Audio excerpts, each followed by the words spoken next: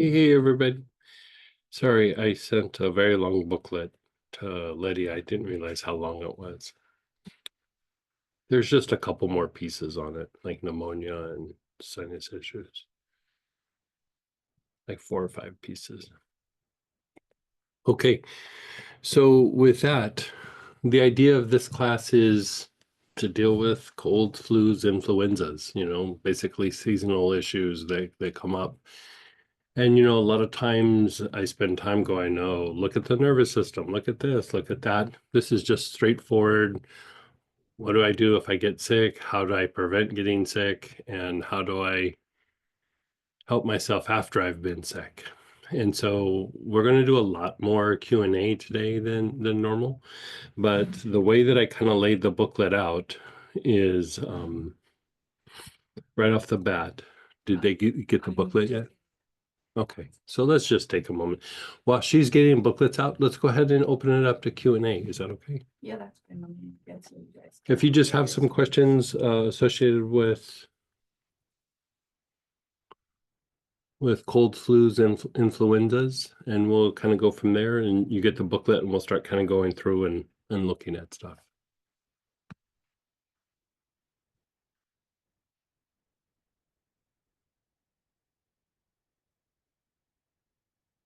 Good morning. Hey. Hi. Sorry I wasn't called. I just jumped in here. That's okay. But I went, I just got through a little thing myself, actually. Okay, And I had gotten the product pack for the cold flu antiviral. sure. And I went through like, I don't know, 15 or so repetitions or more of each one of those. And Uh-huh. it took the symptoms off because I had Yeah, the yeah, the big thing was the skin ache, right? The really achy body kind of thing, not so much respiratory or right. nasal or stuff Like, like so the that. skin was achy. Really, really achy. Yeah. Wow, that's interesting. Like I've heard of that before. Like that was a thing probably like 10, 12 years ago, and like the colds and flus that went around. Um, because that brings up a very good point, is that the immune response is tied to a bunch of different factors. But one thing that we don't really think about is the skin, and the skin being a line of defense. We have immune function in there, we have lymphatic function in there. And in very old, like medical texts, like the early days of what we call, orthodox medicine now, Hmm. they would actually talk about like how when somebody was sick, or even more so, like after, you've kind of kicked the cold and flu part, and you're recovering and you're just not getting strength back. And they would associate that with depleted skin. Like they would go, the skin's just depleted. And, for whatever reason that fell away. But all of those should help with that. But like if the skin still feels a little depleted, or if you want to, like, uh, pep it up a little bit, you can use things like parsley or like spikenard. Like you can take a salt bath, or you could just like rub it on parts of the skin, or body tonic. And if you need to make your own body tonic, just take like a little cup, put like 8, 10 drops in the cup, stir it around. You're putting alcohol of some sort in there, Witch or hazel witch too? hazel. Yeah, Yeah. witch hazel works really good. And it's easier on the skin too. Oh, okay. Like when I make the body tonics, I use vodka and then witch hazel, because it's much easier on the skin than rubbing alcohol. But when you're sick, you just grab Yeah. whatever you got. Yeah. And so the thing about applying alcohol to the skin also, like while you're sick, is a lot of times it will help cut the fever. Like that's another old school thing. When somebody had a really bad fever, like say you're in the hospital, the nurse would take rubbing alcohol and just rub it all over your body, and a lot of times it would cut the fever. And Right. and so the idea of applying like something like parsley or spikenard, even like in that viral pack where you had tea tree and eucalyptus radiata and ravensara and Mhm. aioli, you could put something like that in there in alcohol and then rub it all over the body, and then you get the benefit of um, fortifying the body, fortifying the skin, still keeping off the outside invaders, stimulating your immune response. And if there is some sort of a fever, it would actually help cut the fever. Got that as well. Okay. Yeah.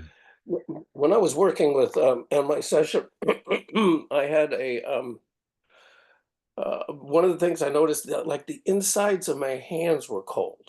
It was like it was weird that it felt like my when I felt it come in, right? It was that took a little while to get in to kind of set hold, Right. but like it was like the inside. I could feel like the insides of my hands, like um, That's probably still like fever oriented. yeah, Even though your body might not have had like a full-blown fever, but like then it's again, right? it's Yeah, it's window shopping for a good fever. Like, you know what I mean? Like it's looking for a good place it's to hang out or something. yeah, it's like, do I do this fever or this fever? Like which fever? Like maybe I could get a combo pack, or you know what I mean? Like Right. it's still like anytime you have like chills or like parts of the body get cold, sometimes with meditation, like my body will, in the old days, I would get really hot, but now I start getting cold, and it always freaks me out a little bit because I'm like, ugh, I might be getting sick. And then it was like, nope, it was just meditation. But Mhm. when you look at a fever from an energetic point of view, it's heavily impacts the basic chakra. And Okay. so, the arms and legs are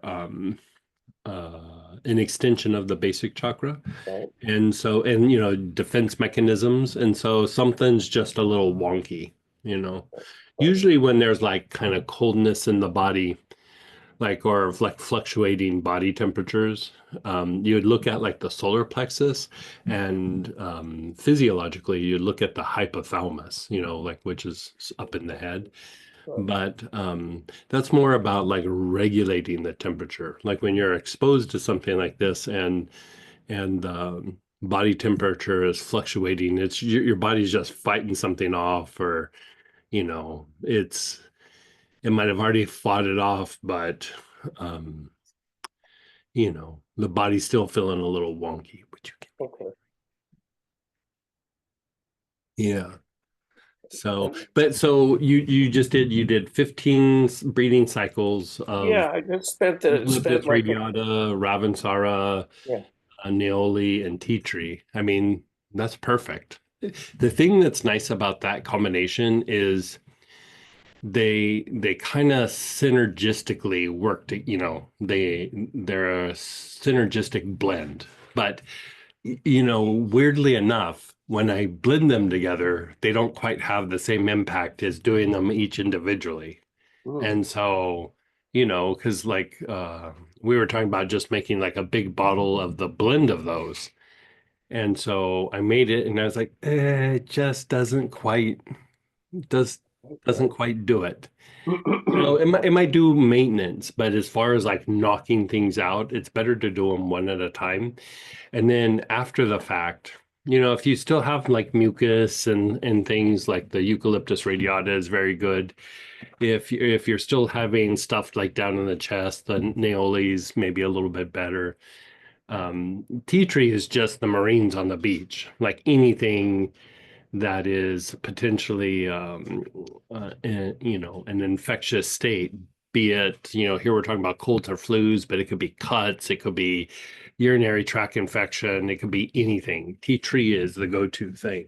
Okay. I mean, it's Okay. just there's not a lot of magic bullets, but that could almost be considered like a magic bullet sometimes for certain conditions. Right. And then the Ravensara, the Ravensara is a good way to tone up parts of the nervous system and increase your energy levels afterwards. So like after you're done Oh, with your that's cold and flu and everything, one of the ways that you could go through and increase energy levels without, like, how like if you drink coffee you get a little wound up.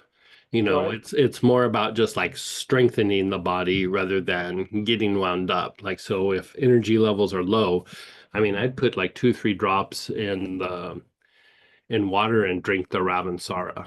You know, Okay.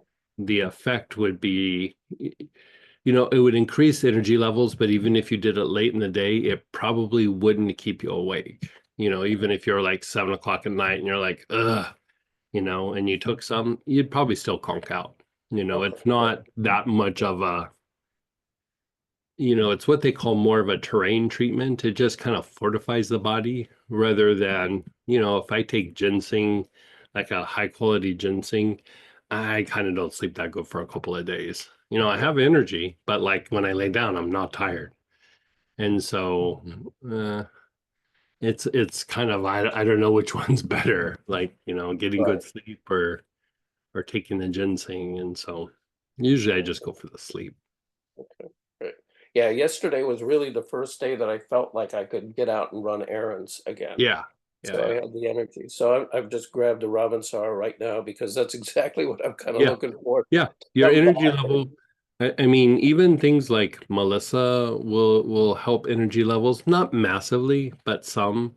But thyme will still do it. Cinnamon will still do it. Um, but Ravensara, like even when back in the day when I was doing healings full time, like Monday through Friday, um, because I would do a whole day of sessions and like really no real break or anything. And so usually about like 3 o'clock, I'd start going, Ugh, I'm starting to get a little tired. Right. Right. And so I would just take 3 or 4 drops of Ravensara and I would keep doing it until my energy levels were up because I still had to do healings into the evening. And so it was a way to fortify the body without being overstimulating. Yeah. Right. Okay. Yeah. Great. And then just one more quick one too. Sure. Oh gosh, no, it just slipped away. Oh gosh. Oh yeah. Is there an etheric component too, like an etheric body component to like getting sick and stuff Yeah. like that, Yeah. where I it mean, condenses or gets thin or stuff like that? yeah, your energy body gets like real depleted. Like the Right. thing that I would probably do for a lot, because I was thinking about like as I was pulling this together, I was like, do we throw in like the colored healers, like green healer or blue healer, violet healer, or something like that? And they're all helpful, but the single oils will probably do a better job of things. They're combinations, but they weren't necessarily made for infectious things. But I mean, if you didn't have anything, they would still work. But if you had one thing where you're like, what could I do from the energetic component? It would be health rays. Okay. Because like Okay. That again, makes sense. like you're looking at depleted skin, it's another way of saying the health rays are congested, entangled, Exactly. shortened, Right. whatever, because Yeah. they are coming out through the pores of your The skin. little pores and And perpendicular in good state. Yeah. if you have somebody who has like a fever, for example, a lot of times if you spend a lot of time opening up the health rays and cleaning the health rays, the fever will break. Oh, really? Before you even project any sort of kind of energy or color, you just keep opening up the health rays. And it doesn't happen every time, but most times it would break the fever, you know? Wow. Yeah. So another option could be just, inhaling the health rays, do the quadrants. And I almost put that in here, but I was just keeping it really straightforward and not going into the energetic stuff. But I mean, Okay. if I was to do energetic stuff, it would be health rays. Perfect. Oh, wow. Yeah. Thanks for the Yeah. tip. All Yeah. right. See you later. And, I'm sorry. here we're talking about like if you're sick, you could also do these things to prevent. Like you're talking about like those oils, like just inhaling them. You sit down 5 or 10 minutes every night and just inhale them. Or, Samantha went to the store the other day and she said, walking through the grocery store, she goes, "There's a bunch of people and everybody's sick." And so she came home and she did one of her vinegar tonics. and she put Monarda in it and, did some other little things like what we're talking about. And, she said everybody was sick, and it was, shoulder to shoulder in there because, Yeah. it was 5 o'clock at the end of one of the days. And so like if you've had exposures like that, start treating as if, because like if you had the exposure, give your body a fighting chance to knock it out. And then, you know, actually what ends up happening is your immunity got a little stronger, and you fought it off and you didn't get sick. And so she ended up not getting sick, but still, this is the season where that stuff happens. You just, Yeah. when we were traveling back to see you guys last weekend, we were just like watching everybody, like who's sick on the plane. And you know you just never know. And so, we took our things, um like for me, I like to use Monarda and Melissa, but I use them a lot anyway. But I stepped it up and just added some time. And because for me, like, I'll forget, like, because I'm like, I'll be so busy and everything. And Mhm. so um I have those same things that you used in that pack, but I'll forget to use them until I'll start to feel a symptom because I'm doing so many different things. And Right. so I was the one, like, biggest bang for the buck, like what can I do? And time is really good for stuff like that. But um depending on the type of time you use, it can be a little bit overheating. And so that's why I'm like, I just do it from times where I'm, really maybe at risk. And I'll take it for a little bit and then just call it good. And so any version of that works. Like all these things are pretty good for colds and flus, but the thing that, that's why we made that viral pack. Um, just doing one of those oils would have been helpful, but there's something about doing all four of them together. Like when you just go bam, bam, bam, bam, bam, and it doesn't matter which one you do first or anything, but it knocks out so many different things that you usually, if you catch it in time, you'll knock out the symptoms or the potential symptoms. And even if you're in the middle of being sick, it will knock the symptoms down enough to where you start recovering pretty quickly after that. Yeah. Yeah. Well, I'm a testament to that, I gotta tell you, 'cause it felt Yeah. like it really took the edge off. I mean, Yeah. Yeah. just the blah that came with everything. Yeah. It's like, Yeah. wow, I actually do feel better. So this is Yeah. awesome. Yeah, thanks. Good. And the thing that's also nice about doing it with like essential oils or herbs or something versus going and getting Theraflu or something, Theraflu will still work as well, or NyQuil or something, but it doesn't really leave your body in a better place. It doesn't leave it in a stronger place. And so using essential oils or plants to go through and treat these things, not only do you knock it out, but your body is in a much stronger place because what you've done is you've strengthened the body's ability to fight off the viruses, bacteria, whatever it might be. And you basically have bumped up your immunity. Where when you use something like NyQuil or Theraflu, which, sometimes we have to use that stuff, like it just is fact of life. But like if you do that, it's suppressing symptoms. And, yes, your body gets over it, but it doesn't come out of it stronger. Your body's in a little bit more of a weakened state when you get to the other side, and your immunity isn't necessarily better. So even if you're in a situation where you go like, I got to do this or that, and I'm going to use NyQuil or Theraflu or something, I would still use the essential oils to keep the body getting stronger through that, because your immune system is adjusting and adapting to the exposures. I mean, it's the whole idea of a vaccine. Sure. And by fighting your way through it, you come out on the other side and you're usually much stronger for it. And when you have your exposures, it doesn't really phase you. Like, it doesn't make you sick or something. Good. Yeah, I totally, I didn't even think of going to the therapy. I have some. I didn't even Yeah. think of going to that. So yeah. Hey, sometimes, you got to get over it. You've been sick too long, whatever. Yeah. um during COVID, I think that was a thing that people turned to quite a bit. And like, I get it. Like, especially Mhm. back then, that was a scary version of the colds and flus and things. Sure. Yeah. Yeah. Sounds good. Thanks. You're so welcome. And then go ahead, Robert, and just so everyone knows, I'll be emailing you and updating in the chat the updated workbook PDF. Hey, Greg. Hey, how are you? I'm doing well, thank you. First off, yesterday I was having slight cold symptoms. So I got out the Minarda, was already out for this class, took a drop, and it was like, oh, what a difference. Yeah. It Again, like was, those antivirals, man, they're just so fortifying to the body. They're just so. yes. So that was really good. I appreciated that and glad I had it around.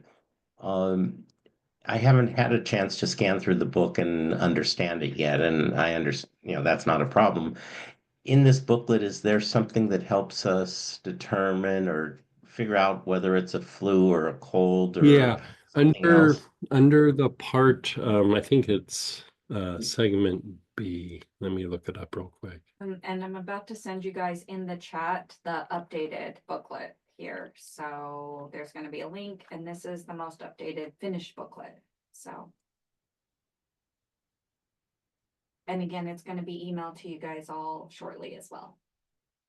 Yeah, under segment 2, there is a section that says common cold, influenza, and then COVID. Okay. And so it has like the symptoms. I mean, the difficulty is they seem very similar, but like I did duration, contagiousness, the symptoms, so you can kind of go through and look at what each one is. And some of the information is going to be similar, but like COVID has more symptoms than a cold, and so the treatment is kind of very similar, but or really you could say it's the same. But still, you want to know, like, am I dealing with a cold or if I'm dealing with COVID? And COVID is mutated so many times now, and everybody's immunity has changed where it's not the issue that it was back during the lockdown. But before COVID, I'd say, I can't remember the numbers, but I want to say it's like 80,000 people would die every year from the flu. That was just a fact of life. If you had pre-existing conditions, or you're really worn down, or your immunity was really compromised. The year before COVID, there was two different flus that were floating around, and one of them was causing like a croup-like symptom in some people, which means your airway was tightening and getting smaller, and people would get so raw in that area of their throat that scabs would form in the throat, but instead of going up and down on the walls of the throat, it would go across. Like, it would go from one side of the throat to the other. So it would reduce the airway even more. And so even when the doctors would look in the mouth, with a tongue depressor, you couldn't see it. You had to drop a scope down the throat to be able to see it. And so I have seen a few cases where that croup thing has come back. And so you kind of want to watch like what symptoms are possibly arising. And then the way that I laid the booklet out is, we talked about, the different, cold, flu, or influenza and COVID. But then I did a bunch of respiratory things with some explanation and everything, and croup being one of them. And so, like, if it starts to be where um, you're having a hard time breathing, but it feels like it's in the throat, I would go right to the croup treatment, and you can always email me. But like croup, you'll also get croup is usually like a little kid thing. Like like when a kid's like under the age of like maybe 6 or 7, they're prone to croup. And then as they get older and their immune system gets more refined, they kind of outgrow it. But with this influenza that went around before COVID, and again, I'm seeing little sprinklings of it in a few individuals. Um, I would take that pretty serious, just because it really reduces the ability to breathe. And the boy, where was I going with that?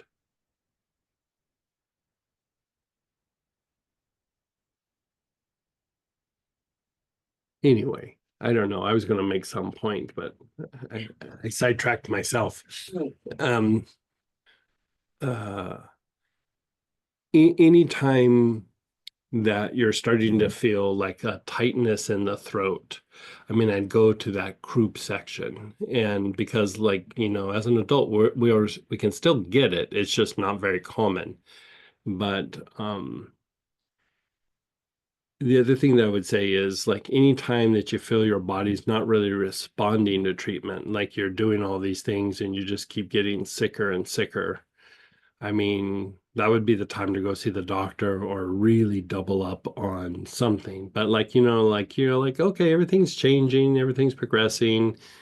And, uh, this year, a lot of times it starts off in the sinuses and then eventually drops down into the chest. And so, you try to go at it pretty hard while it's up in the sinuses before it drops into the chest. But if so, there's like, I have a whole section just on respiratory issues. So, Okay, great. Thank you. yeah, you're so welcome. And how are you feeling? Are you getting better or? I feel better today than yesterday. It's like really early symptoms. Okay. It's And where are you feeling it the most? Like your sinuses and the lungs? today it's more like a post-nasal drip cough kind of thing. And it's Okay, very so mild. do you have Mullen? Yes, I just took some. To take Mullen, like, 3, 4, 5 times a day, Oh, and okay. in that tincture, because the Mullen will reduce the mucus, but it will also diminish the cough.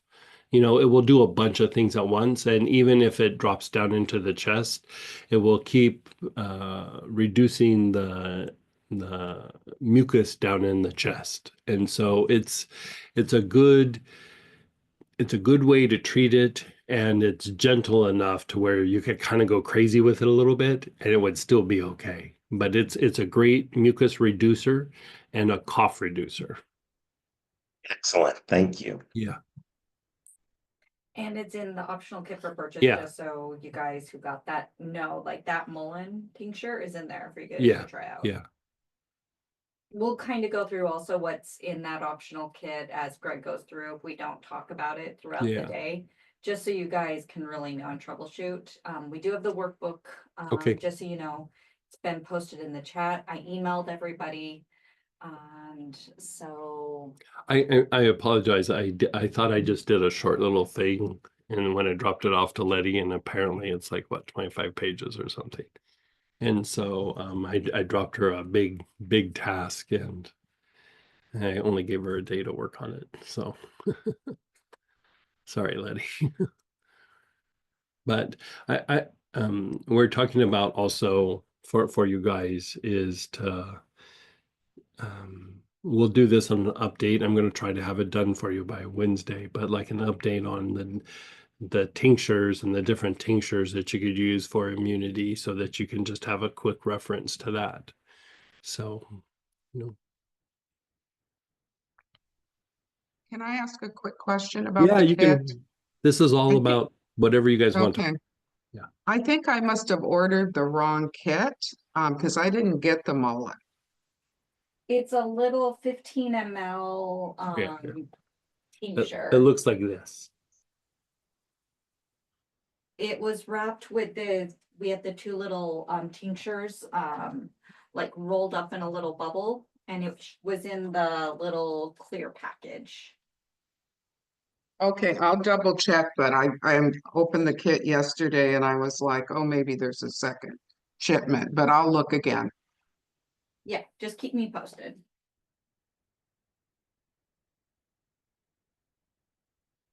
Someone said my colds often start with allergies. What would I add or do different? Yeah.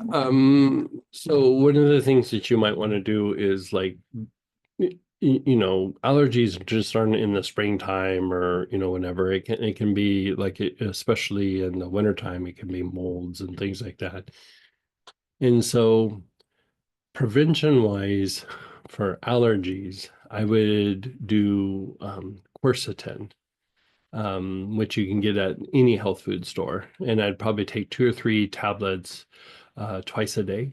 And essential oils that would support that, helichrysum has an impact on allergies. Greenland moss has an impact on allergies.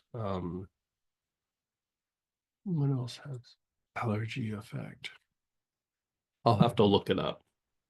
But I would treat the allergies first, but once the mucus is there, I would start treating it, especially during cold and flu season, as cold and flu. But like say it was springtime and you were just getting allergies and there's not really the same potential for getting sick. I mean, one of the things that you can use is mullein to still kind of keep the mucus down and keep it from your throat and in your lungs and all that. So treatment is actually very similar. The thing that I would say about allergies is I tend to like to also treat more of the inflammatory response with allergies. So again, helichrysum is anti-inflammatory, but there's an oil that is very inexpensive that's good for treating inflammation, and it's Eucalyptus citrodora. That works really well. It would be topical. So you just, put some drops on the body or take a salt bath or use a body tonic. Another thing you can use would be black cumin or black seed. Take that internally. And usually by reducing the inflammation, you're diminishing the chances or potentials of it turning into, a cold or flu. I mean, that's the thing, like mucus becomes a breeding ground for bacteria. It's just like, setting the stage. Like if you build it, they will come. Like, so if your nose is super impacted with a bunch of mucus, bacteria is on its way. Like it might not be there right then, but it's on its way. And so use the same things that you would for colds and flus to reduce mucus, and it should reduce the chances of getting sick. Thanks. Go ahead, Denise. Hey, Denise.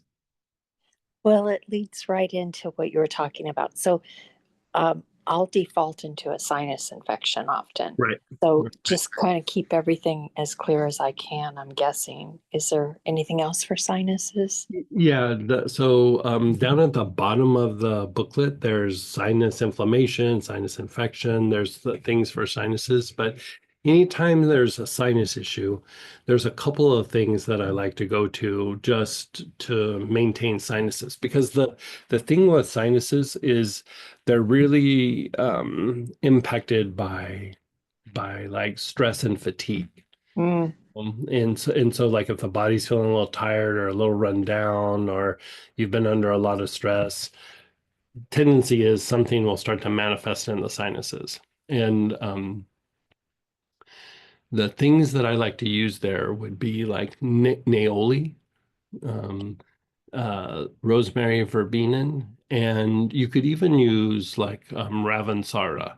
And part of the issue is, how we talk about the nervous system being like we talk a lot about like rest and repair. Like your body needs to go into more rest and repair. You have lost tone in the vagus nerve or vagal tone, and your body's not able to go into repair mode.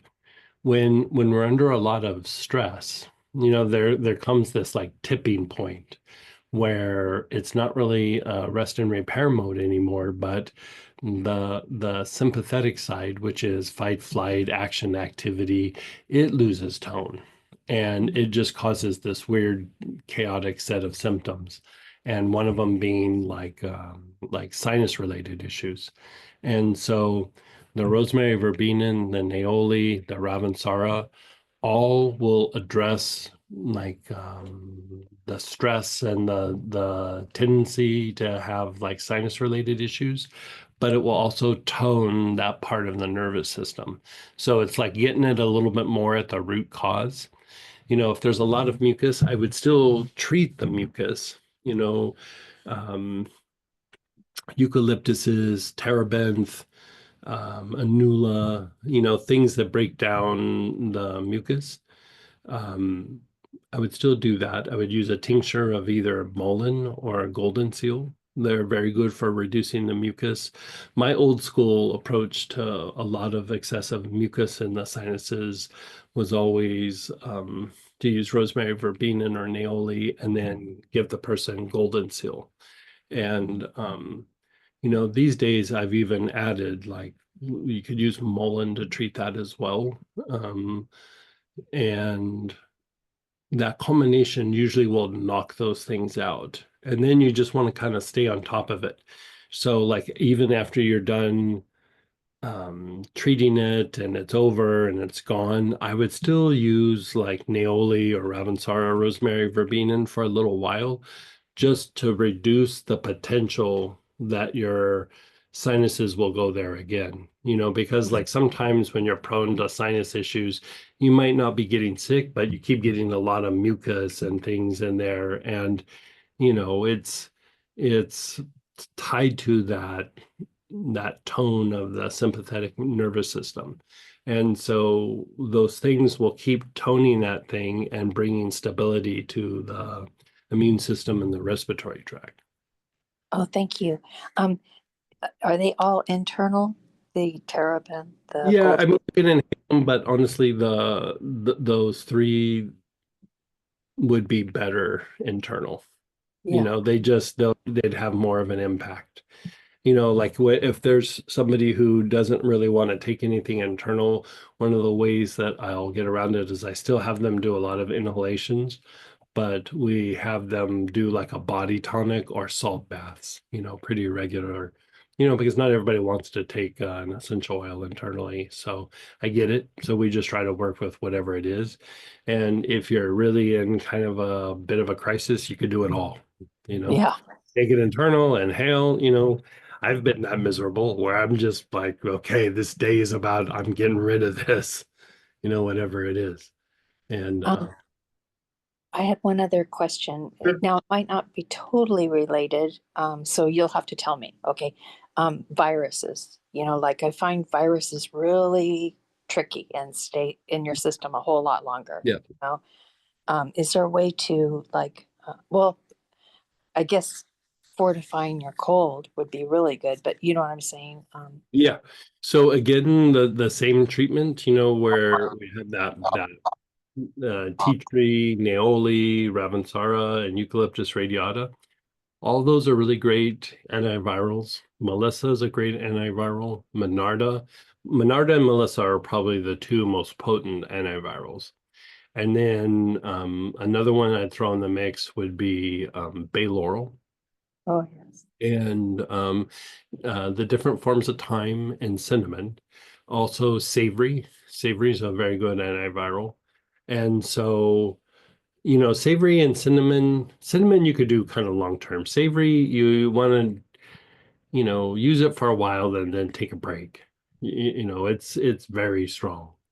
And so you could rotate, or you could just find a couple that really work for you. And, you're right. Like sometimes viruses stay in the body, and there's other kinds of viruses that will stay in the body that are not related to colds and flus, that they would also address those as well. And so I always think that using antivirals, this is my personal thing, but using antivirals, it helps you to get over the cold or the flu or whatever it is, but it also, if you look at the oils, they prevent degeneration in the body, and they're fortifying to the body.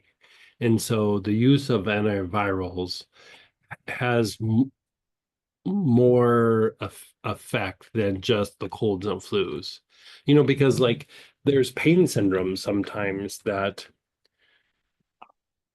as much as you treat the pain, sometimes it's a, a virus is complicating it or even causing it. And, there's been several times where I've treated somebody with a really bad pain syndrome, and they've been to the doctors and the physical therapist and, people like me. And so at some point I go, okay, let's just throw out all the normal approaches because you've tried them all. And we'll go to antivirals, and it usually will knock out the pain. Mm. If you use antivirals for pain management and there's not a virus, it will really have no impact. But if the virus is impacting, usually it's more in the arms. Like I've seen it a couple of times down in the back, but most times it's like in the neck, arms, hands, things like that. The antivirals, if it's a viral issue, will knock it out pretty quickly. But and it will be non-responsive to all other forms of treatment. Like, you put some pain reliever on, feels good for about 15 minutes, and then it goes away. And so viruses can cause like weird things like that. And so again, you go back to the things that are just antiviral and treat it like that. So treating viruses in a preventative way, most of those things that I talked about are things that you could use in prevention. Like savory is one I would use like while you're in the middle of the crisis. I don't know that I would use it too much for prevention just because it's so potent. And it, has a lot of heat, and, it will, if you use savory for a super long period of time, it will knock out a lot of the bacteria in your gut. And, let's just say savory doesn't have a sense of humor. You know what I mean? Oh, It takes its job really, really serious. You know what I mean? Where everybody else, they can laugh and joke a little bit, but not savory, super serious. yeah. And so, just, and I would rotate them, because the different oils also have like slightly different spectrums that they hit, and it's good to kind of keep mixing it up, because your body always has this ability to like adjust and adapt. And sometimes like when you just keep using the same thing over and over again, it gets kind of used to that. And Yeah. your body will then reallocate like energy or efforts or resources to go, well, this virus thing is okay, because, I'm taking this particular substance all the time. And, it has an impact. But like when you keep like mixing and rotating them, I find it to be more effective. Like, you're hitting more aspects, and the body doesn't really quite know what's going on. So it's like, hey, gotta step up my game, but you're still hitting with all these different antivirals. I really like that approach. And doing one thing over and over again. There are some exceptions, and one of them was like during COVID. We were hitting the Monarda pretty hard, and Monarda was really super good for that particular virus and the mutations. And so Wow. there, I was like, let's just hit it hard with Monarda. But now as we come back to like kind of normal colds, flus, influenzas, COVID, there's all different kinds of things. We're not always sure what it is. And I like the broader spectrum of just rotating the different things. And so like for me, I have like a little pile of oils on the coffee table. And every night I just inhale a different one. Like, I'm Mm. for whatever reason, I've been hitting time really hard lately.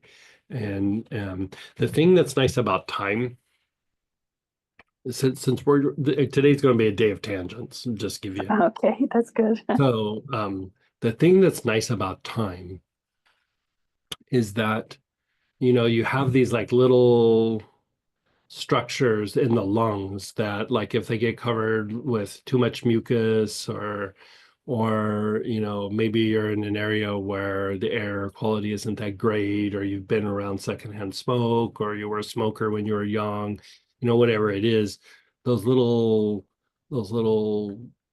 hairs, or whatever you want to call them, in the lungs don't quite function like they should. But when you inhale time, it's not even internal, it's like inhaling it. When you inhale time, it actually makes the inner lining of the lungs function better. Wow. And it helps increase the potential for you to shed and get rid of mucus. And sometimes when you get stuff in the lungs, it's either the mucus has overwhelmed that area, or those little hairs aren't quite working like they should. And it becomes harder for you to get that stuff out. And so time is very helpful with that. I would say eucalyptuses can help there, but I think time works a little bit better. And so for me, I just like to do more like prevention, because I lived for a very long time. Most of my life I lived in the worst air quality in the United States, and then I moved to the second worst air quality in the United States, and I lived there for a very long time. And so I just treat it as if there's some sort of issue there, just because there was so much stuff in the air because of agriculture and smog, and you know uh, you just got to go through and treat that stuff as if, it wasn't something that I was born with, but the environment produced some sort of effect. And, I can remember being young that because of the air quality when I was young, I was really prone to respiratory type illnesses, like croup. Like I know croup well, because like when I was young, I got croup a lot until I was about 6. And eh, any of those things, you want to be able to treat it while it's there. But if you're looking at prevention, all the same things that you would use to treat, you could use to prevent. And I would say, start exploring the different things that make you feel better, because like you think like, oh, the lung thing, it's, I don't know if I'm going to feel it, but you'll notice like you're breathing better, you're breathing deeper, you don't get as fatigued as much, improving the respiratory function. It impacts other things than just fighting off colds and flus. Which time, and this is all The one that topical. I've been using, I've been going back and forth between time Geranol and benchmark time. And benchmark time is just like it's like red and white time. It's like a special version of that, where they planted different plants around the time to, basically a plant will adapt to its environment. And so the idea was to plant different things around it so that it would develop a different kind of chemistry, right? And so in medical aromatherapy, they refer to things as like different chemotypes. Like there's rosemary, and then rosemary verbenin is rosemary chemotype verbenin, and then it has like bornyl acetate or something behind it. And so it's the same plant, but it's adapted because of the environment and produces a different kind of version of it. And so the benchmark time is like a version of that. And even some of the other times, like the linalool and stuff, they're just different chemotypes. And so any time would work, but I'd say benchmark time and time Geranol would be mm, mm, the top of the list. But if you didn't have those, I would just use the time that you have. You know, if you have Okay. red time, if you have white time Thuanol, time linalool, whatever you have, I would use it. And they're inhaling or They're in. inhaling, especially for the lining of the lungs, it's best inhaled. But if you were sick, I would take it internal. You Oh, know, okay. like if you're in the middle of getting sick, I'd pop it in the mouth. And Monarda, can that be taken internally? Oh yeah, yeah, Oh, yeah, very good. yeah. Thank you so much. Monarda is probably the strongest antiviral in all of the essential oils. You know, Melissa being a close second, Bay Laurel is in there, but Monarda is kind of the go-to antiviral. Like when in doubt, hit it with Monarda. Thank you very Yeah, much. you're so This is great information. Thank you. good, good. And then go ahead, Paulina, then Teresa.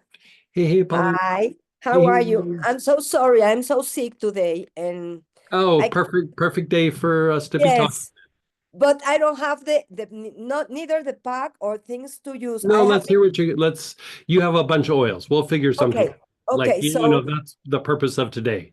I Let's work think with what you got. I think what I had is because I used to be perfect. I never get sick. And Mhm. now in 1 month, I have been twice sick.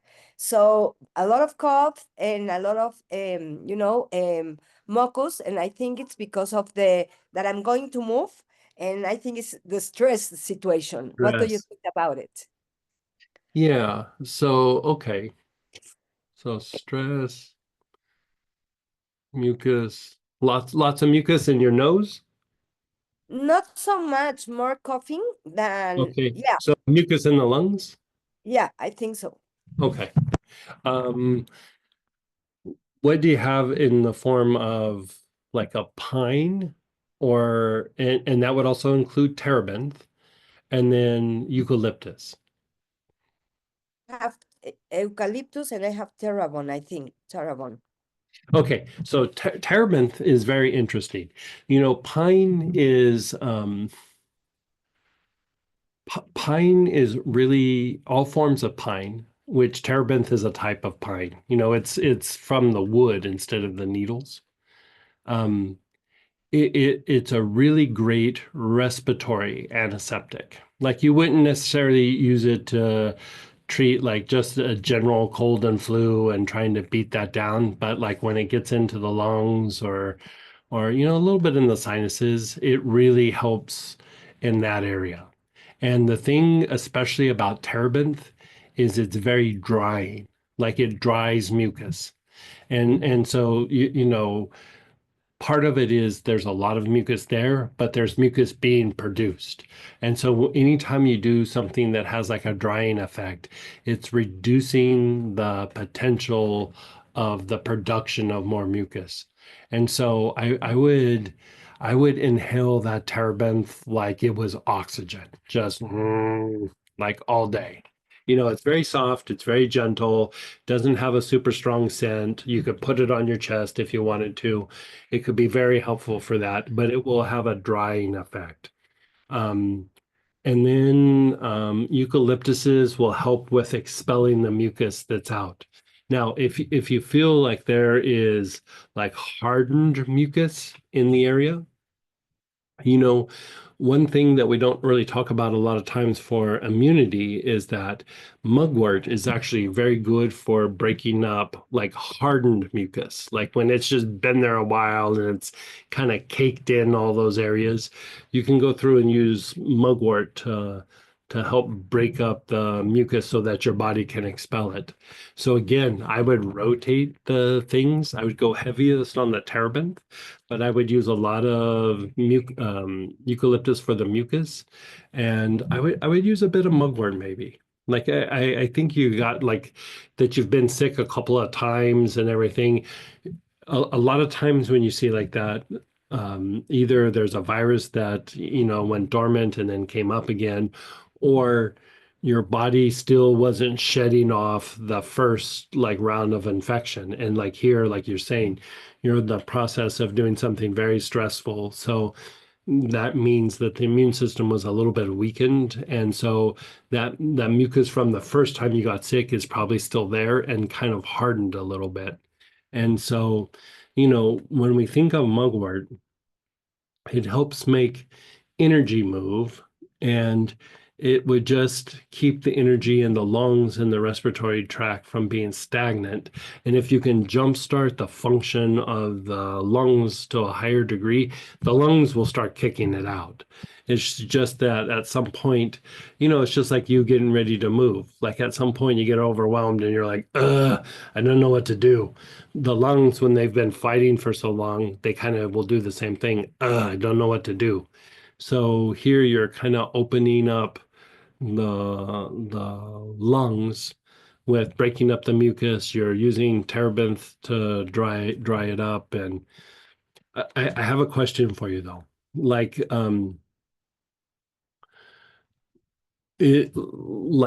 out of the mouth, like sometimes we want to look to make sure that there's no bronchitis or something. Has there been some weird smells that come out of your mouth, or you're smelling in your nose? Not really, Okay. but not Okay. really, thank God. But the only thing is If that that does start to never I happen, get sick, and this time twice in a month. So for me, I can believe it. I'm a healer. yeah, I am healing myself, and I cannot go through. So I don't know what to do yeah. else. So tell me other oils that you have that might be something that would be for the immune system. Well, I don't know. I have a lot. I have a lot of oils that I have been buying from all the kits, but I don't know which one I will see. I'm taking pictures of all the oils you are telling. And I think I have helichrysum, and I Okay. have and I have helichrysum, and I have eucalyptus, and I Do you have have, any form of thyme or cinnamon? yes, cinnamon, yes, I have. Okay, so here's the other thing about cinnamon and thyme. And like I was just going on that little tangent about how thyme can improve the function of the lining of the lungs. But there's another thing that when we get sick, sometimes we have like what we would call respiratory weakness. And it just means like, like I said, like the lungs get a little bit overworked, but like your breath becomes like shallow and not very strong and not very deep. And it's like anything, it gets fatigued. Like your respiratory system can get stressed, just like your emotions or your mind or your body can get stressed. The respiratory tract can get very, very stressed. And so thyme and cinnamon are very strong respiratory stimulants, right? So they make the respiratory system function better, but they make your lungs, they make everything, they make you breathe better. Like they make you take a deeper breath and a deeper exhalation, and it moves the secretions in the lungs a little bit better, and it makes those little hairs in the inside of the lungs work better. And so that you've been sick twice, I'm gonna think that there's some sort of respiratory weakness there where the lungs have gotten overwhelmed and they're not bouncing back like they should. And so lots of inhalations of cinnamon or thyme. That would be really super good for you because it will make your lungs work better. Right. It will have an antiviral effect. It will help fight infection, but part of the infection is it's like a little cheerleader, like, come on, lungs, come on, breathe better, breathe deeper, breathe harder. Like, come on, take a deeper breath. Come on, you can do it. Come on. 2 more times. Okay, now another 2 more times. Like it just keeps pushing your body for the lungs to work better. And then over a period of time, you come out of it stronger and you're less likely to get sick again. Okay, so I do it like the breathing slow, and first I Yeah. take one and then I take the other one, and I Yeah. alternate You the could just oils. do long, slow, deep breaths, but like if you're sick, you're kind of laying there trying to recover. Just keep inhaling oils, give yourself a break, start working them again. You'll find one is really making you feel better. Work that one a little bit more, but keep rotating them. Thank you so much. You're so welcome. Keep us posted. If you're not bouncing back, you let me know. And tell me something. If I buy the kit of which one do you recommend for me? There are 2 kits that you post there. Which one do you think is better for me? So the 2 kits we posted, just so you guys know, I made it available for this optional kit that we had just for this class because it has the big bottles and Oh, yeah. tinctures. And then the other kit that was posted was that Antiviral. yeah, Yeah, the antiviral pack. I would do the one with the tinctures, the one that's for this class. So it's got like big bottles of, I can't even remember. What is that? Lavender, Yeah, eucalyptus. exactly. It's got savory in it. It's got a tincture of mullein. It's got a tincture of golden seal. There's a bunch of good stuff in there. And it's like, if you look at the price of it, it's like more than half the price of like if you were to buy everything individually. Okay, so I will call to Miguel and I will go to the page and ask for the Yeah. kit. Thank you Yeah. so much. You're so welcome. And I think we're just going to leave that up. It's such a good little kit there that Yeah, so right now, just because I don't have the previous class up, any previous classes, we put those optional kits Okay. for purchase. There you But for now, I made it just a regular product, Okay, so perfect. people can purchase. And I also want to give Robert a heads up on that because I just posted it and I just made it like 30 minutes ago. Right. So and then So in that kit, like for the ones that got it, like I have to go back and look at what's in it. I did a few bottles, like there is a 30 mil of eucalyptus globulus and a 30 mil of lavender. I also did that so in case you wanted to diffuse things, like you have a diffuser and you're like, I'm so tired and sick, I don't even want to sit and inhale oils a whole bunch. I just want to lay there and, get in the fetal position and conk out. You can put it in a diffuser and then just let the room fill with the scent. And that can even be part of your therapeutic strategy. So I tried to make it so you guys could go crazy with however you wanted to treat it. But diffusers are a good way to augment the treatment for something like this. Both eucalyptus and lavender would reduce mucus. Eucalyptus would be a little bit more, but lavender is a little bit more fortifying. I like the lavender a little bit more for like as you're recovering and you're getting over it. It just helps the body to calm down, reduce agitation, get better sleep. It helps you recover more. But great, thanks. And go ahead, Teresa, and then we'll keep going with the chat. And if you guys have more questions. Hey, Greg. hey, how are you? Good. How are you today? Doing good. Great. 2 more technical questions about different oils. What pines are essential oils are made from the needles? What types of pine? Yeah. You want botanical names or just the different kinds of? Just the different kinds, please. Yeah, so there's Sylvester pine. I have a couple different Sylvester pine.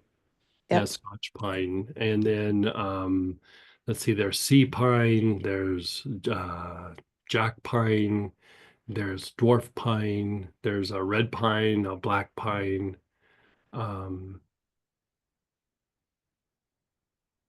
Boy, there's a couple others. Let me look it up real quick. Okay. And then terebinth is made from the wood. Yeah, that's what I heard you say. Feels like I have a couple more pints, but there might be things I don't put out. Jack, red, sea, Sylvester. Oh yeah, see, I don't even have everything on there. There's a Mhm. black pine. Um, there's a oh no dwarfs on there. Okay. Um, but I'll dig through my pines. Okay. I have a bunch of like I'm a oil geek, so I have a bunch of weird. Well, I'm I gonna have ask. probably 6 different kinds of Sylvester pine. Like I'm not, Okay. might even be 7. And Hmm. just because I'm like, well, what's this one from this region do? And what's, so Yeah. you know, I Can try to, I look at them, I energetic evaluate them, but a lot of times I still will reach out and buy, even if it's, just 4 ounces or something. I'm like, I want to see what this does and what it smells Mhm. like and how effective it is, because every once in a while, a plant from a very particular region is more of a rock star than the other ones. And so, like, I will go through and investigate to see which one's the rock star. And then that's the one that I'll go with. Yeah, I understand that. Yeah. Can you talk a little bit about jack pine? Yeah, Jack Pine, I'm gonna have to see where that came from. It's a little bit of a softer pine, if I remember right.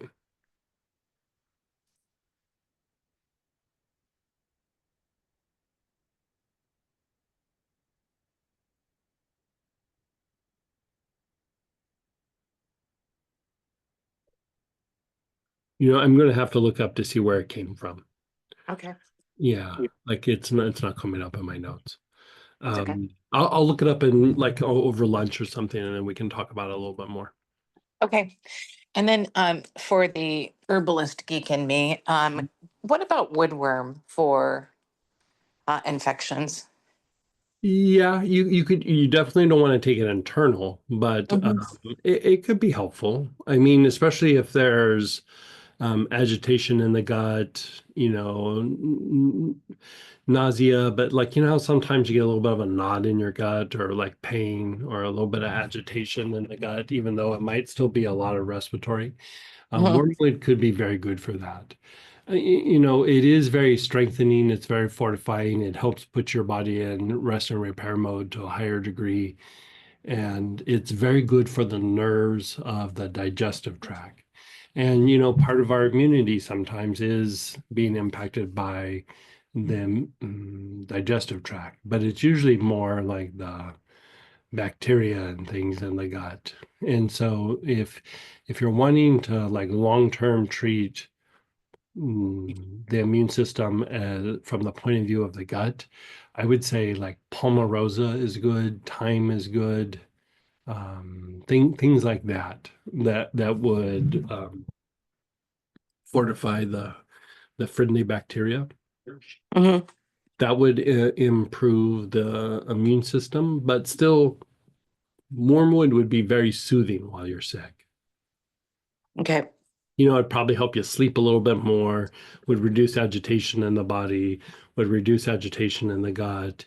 It would, sleeping more when you're sick allows your body to go into like deeper rest and repair. So you're have a greater potential of fighting off whatever it is. But how we did those classes in November and a little bit in December about regeneration, like cultivating the regenerative state and then healing inflammation. All of those contribute to better immune function.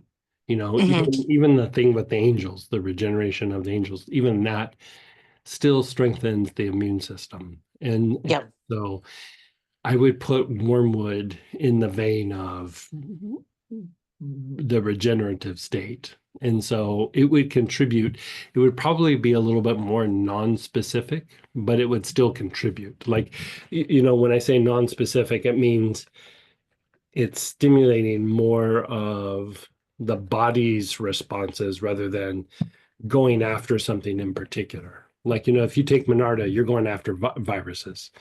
If you're taking Melissa, I mean, it does a bunch of things, but you're also going after viruses.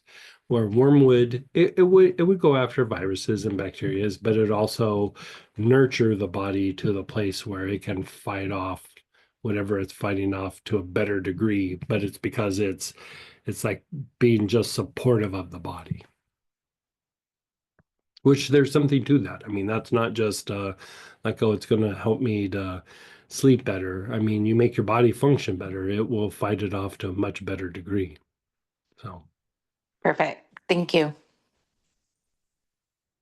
And then we have a handful of questions in chat still too, Sure, to sure. keep us rolling. And also some of these are gonna be like clarifying to questions to some things, so. Okay, I don't know where that one went, but we'll start with this one then. How do you use Monarda complex instead of Monarda? you would use it the same way. Monarda complex also has melissa in it, and so you would either use sustained inhalation, a whole bunch. You don't even have to direct it to parts of your body, just inhale it a bunch, or take a few drops, 2-3 drops in water 1 to 2 times a day, and that has a very strong antiviral effect. Yeah. How old do you need to be to use Monarda and other antivirals? So I would say above the age of 8, you could reduce the dosage and use the same things you would on an adult. And at about age 12 or 13, you could even start getting closer to an adult dosage. For children under 8, time and melissa are probably your two best bets. The thing that's interesting though, like most eucalyptuses are too strong for a child or an infant, but Eucalyptus radiata, just radiata is is strong but gentle.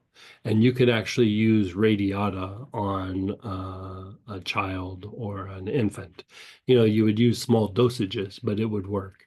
Where like Eucalyptus globulus is very strong to where you don't even really want, unless it's like a crisis situation, you don't even want to put it on the chest of an adult because it's so strong that it actually will make you breathe more shallow because it's so overpowering. So you put it lower, or you put it like between the shoulder blades, or you rub it on your feet or something like that, or you diffuse it in the air. But like having it really close might be a little much. And so things like that you want to keep away from the child because it will be too overwhelming to their system, too overstimulating. But radiata, it has a lot of the same characteristics, but it's not too strong. It's not too overstimulating. So even something like that, like an infant, I would put like a drop or two of radiata in some lotion and then rub their arms and legs, and then a little bit on their abdomen and a little bit on the chest. And you could do that a few times a day. You could do the same with time-linalol. The time-linalol, you could also put a drop in some water and stir it up, and then just give them a little spoonful of the water throughout the day. Because you don't want to give them a super big dosage, but you could just give them little tiny dosages like that. But that's usually what I use to treat children. Even the time-linalol is what I would use to treat liver issues in an infant. I've gotten rid of several cases of jaundice in newborns by little spoonfuls of that time-linalol water. Yeah.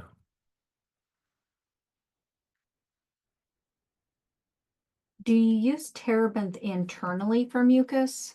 No, you just inhale it. Yeah, inhale it, and I'd put a bunch of it like on your chest and abdomen. Like wearing it or inhaling it is how you would use that the most. What is better, Monarda complex or Monarda?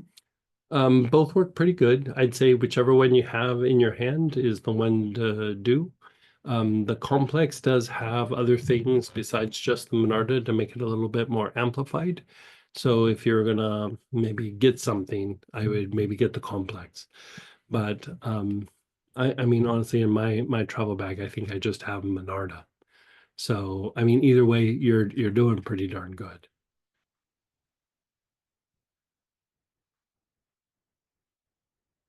Which time or times does Greg recommend? It depends on what you're trying to treat, but like time Thuanol, time Geranol, benchmark time, they're a little bit softer. They don't quite have the heat. Time Linalool would be in there as well. Um, regular red time or white time are a little bit more like the Marines hitting the beach. And so I would use those, but I wouldn't use those for long periods of time. But the other ones, like the Thuanol, the Geranol, the Linalool, the benchmark time, you could use for very long-term periods of time. Would Moroccan time work? Moroccan time, it would have an impact, but Moroccan time is usually used for like low-grade infections or if you have an autoimmune issue. And so if you have an autoimmune issue, you could still get away with using a little bit of the times. But if you're wanting to go pretty strong at something, I would do Moroccan time with an autoimmune issue. But usually Moroccan time is used for low-grade infections that have been there for a very long time, which is a different variation of what we're talking about.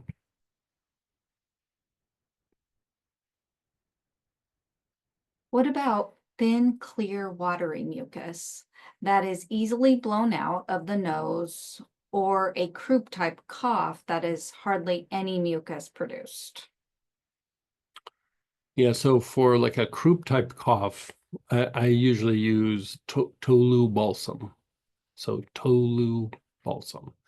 That's very good for that area. I would still probably use mullein tincture. Um, I would do that. Another thing you can use is angelica root or seed or angelica tincture to slow down the production of that mucus. It's like sometimes the nose will just like be like a water faucet and it's not all stuffy, but it's like somebody turned on a fire hydrant and it's just pouring stuff out, right? And so I usually use mullein to help dry that out. You could probably even try terebinth, but what I use a lot of times is angelica. Yeah.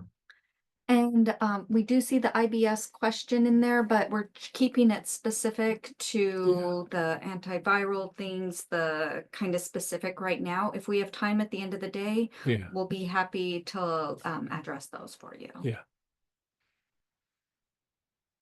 Okay.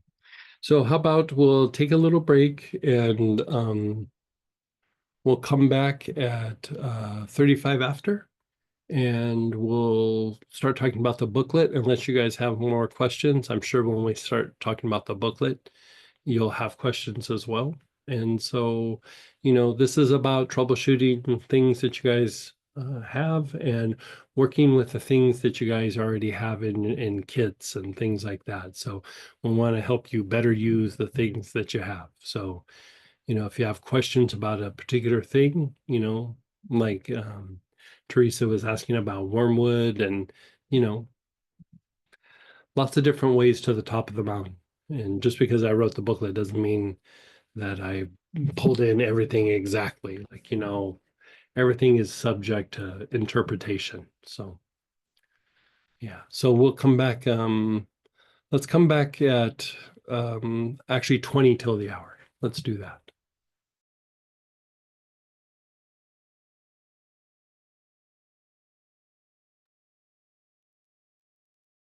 Hey, everybody, let's go ahead and come on back. And we had a share, I forgot to share. Mhm.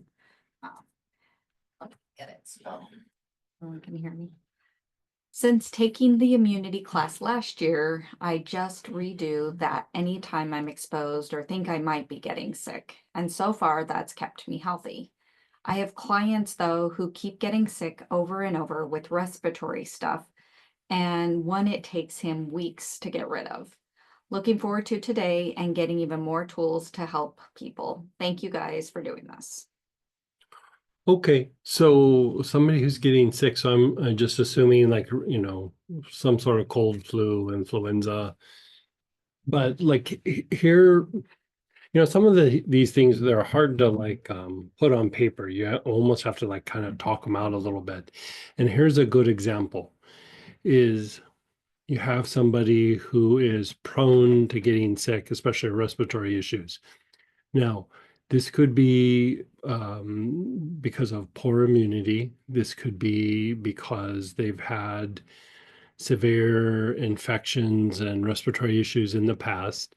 But sometimes this is also can be the environment. If you live in an area where um, there's a lot of snow, a lot of rain, a lot of big trees that stay wet and moist, a higher potential for like molds and things like that. So certain areas, certain regions, you're going to have different issues. Like when I lived in Santa Fe, I was at high altitude and it was very dry.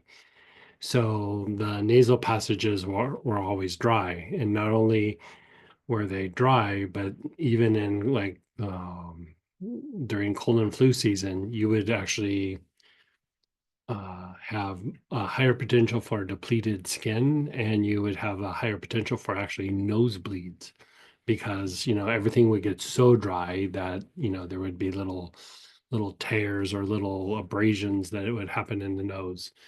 But if you go to like New England, that's not an issue. Like, you know what I mean? So different things can cause some of these issues. And when you see somebody having respiratory issues and they're prone to it maybe through the whole season, or um, they get sick, they get better, they get sick, they get better, they get sick, they get better, right? So one of the things there is I would go back to using cinnamon or thyme. And I gave the explanation of like how you're treating respiratory weakness, that you're helping the lungs to function better. The lungs are able to breathe better. You're helping the lining of the lungs to function better. All of that is true. And then they're also they're very antiviral, antibacterial. They hit all the marks, right? But an extra thing in this particular case is when you see somebody getting just sick over and over again or having a hard time kicking it, is that sometimes the body um, is not functioning like at its optimum. So basically you have to use things that are like stimulating to all the processes of the body, right? Like you're jump starting the body system. And when I say stimulate, it makes everything function better. It's not like it's a stimulant, like how caffeine would be a stimulant.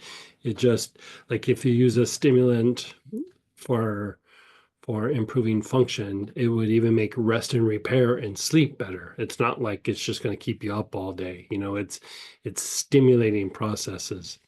And again, I would go to, in this particular case, of using cinnamon or thyme, and I would probably choose cinnamon, but thyme would work as well. And inhaling, diffusing, and taking internal. And the idea being that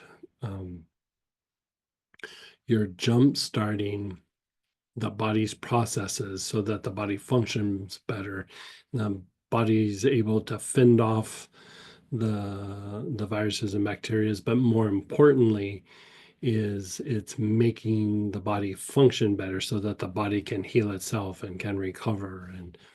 And so I would do 2 or 3 drops of cinnamon like twice a day, once in the morning and once in like maybe early afternoon, mid-afternoon. And you could have the person like diffuse it or inhale it through the day. Like just keep a little bottle in your pocket and just pull it out and just inhale it a whole bunch. And there was this French physician. A lot of the medical aromatherapists in the old days were physicians. And he said that if people knew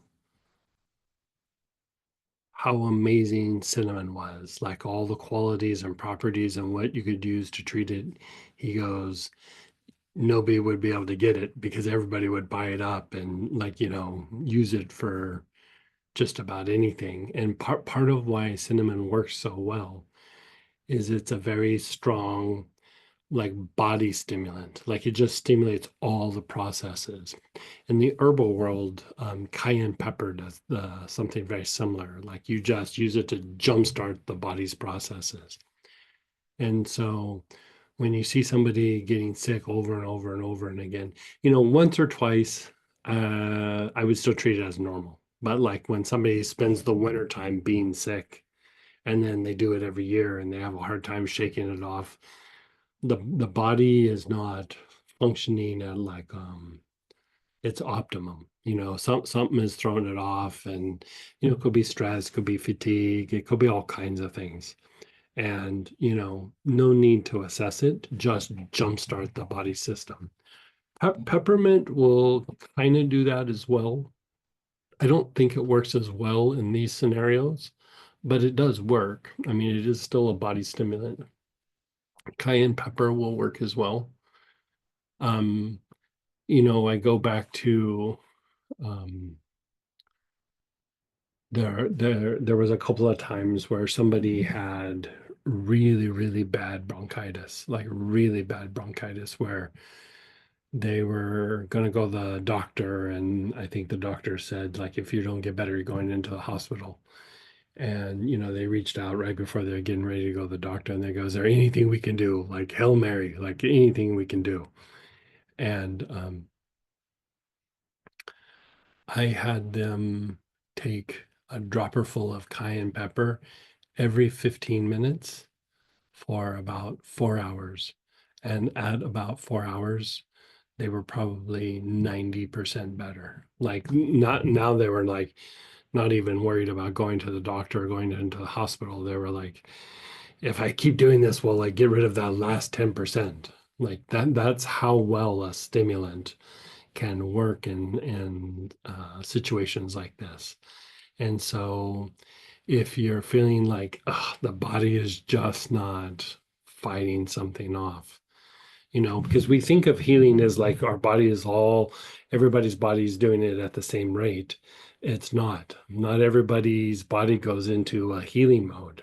And so, even with healing, you'll hit thresholds. Like, I'll heal, but to this much, or I heal and maybe I'll break that and go a little bit deeper.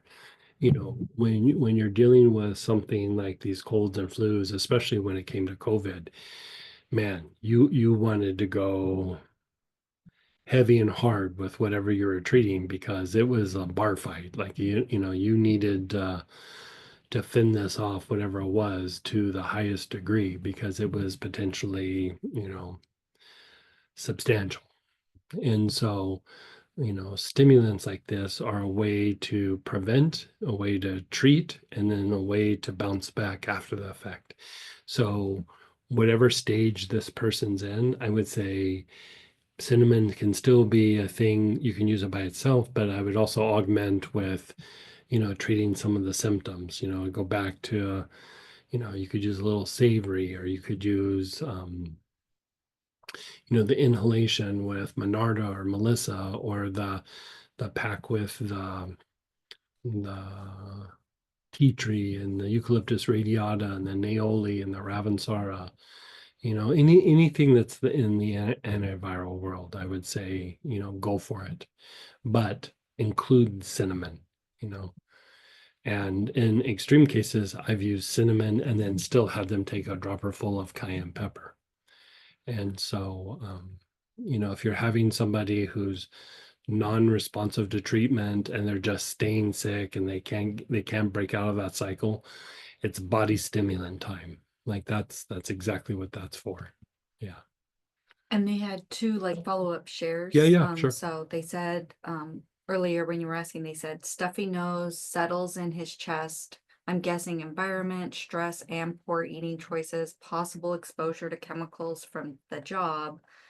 And then the other part they said was, I will include cinnamon interesting when Greg was discussing it earlier, I was actually thinking about getting some for him. So Yeah, thank yeah. you. And I'm curious if you don't mind sharing, what industry does he work in? I'm just curious.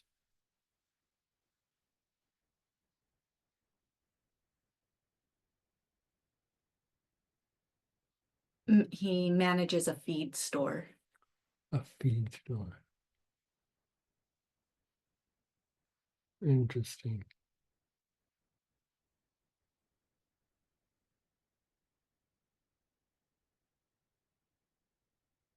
And is around hay as well.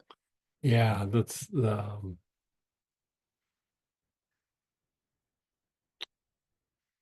so a lot of times,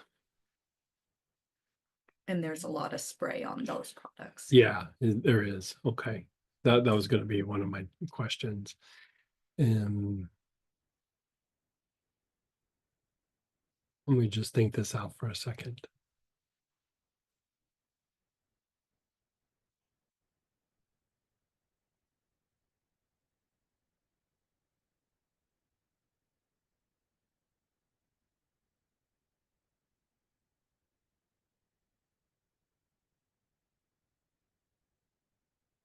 So I would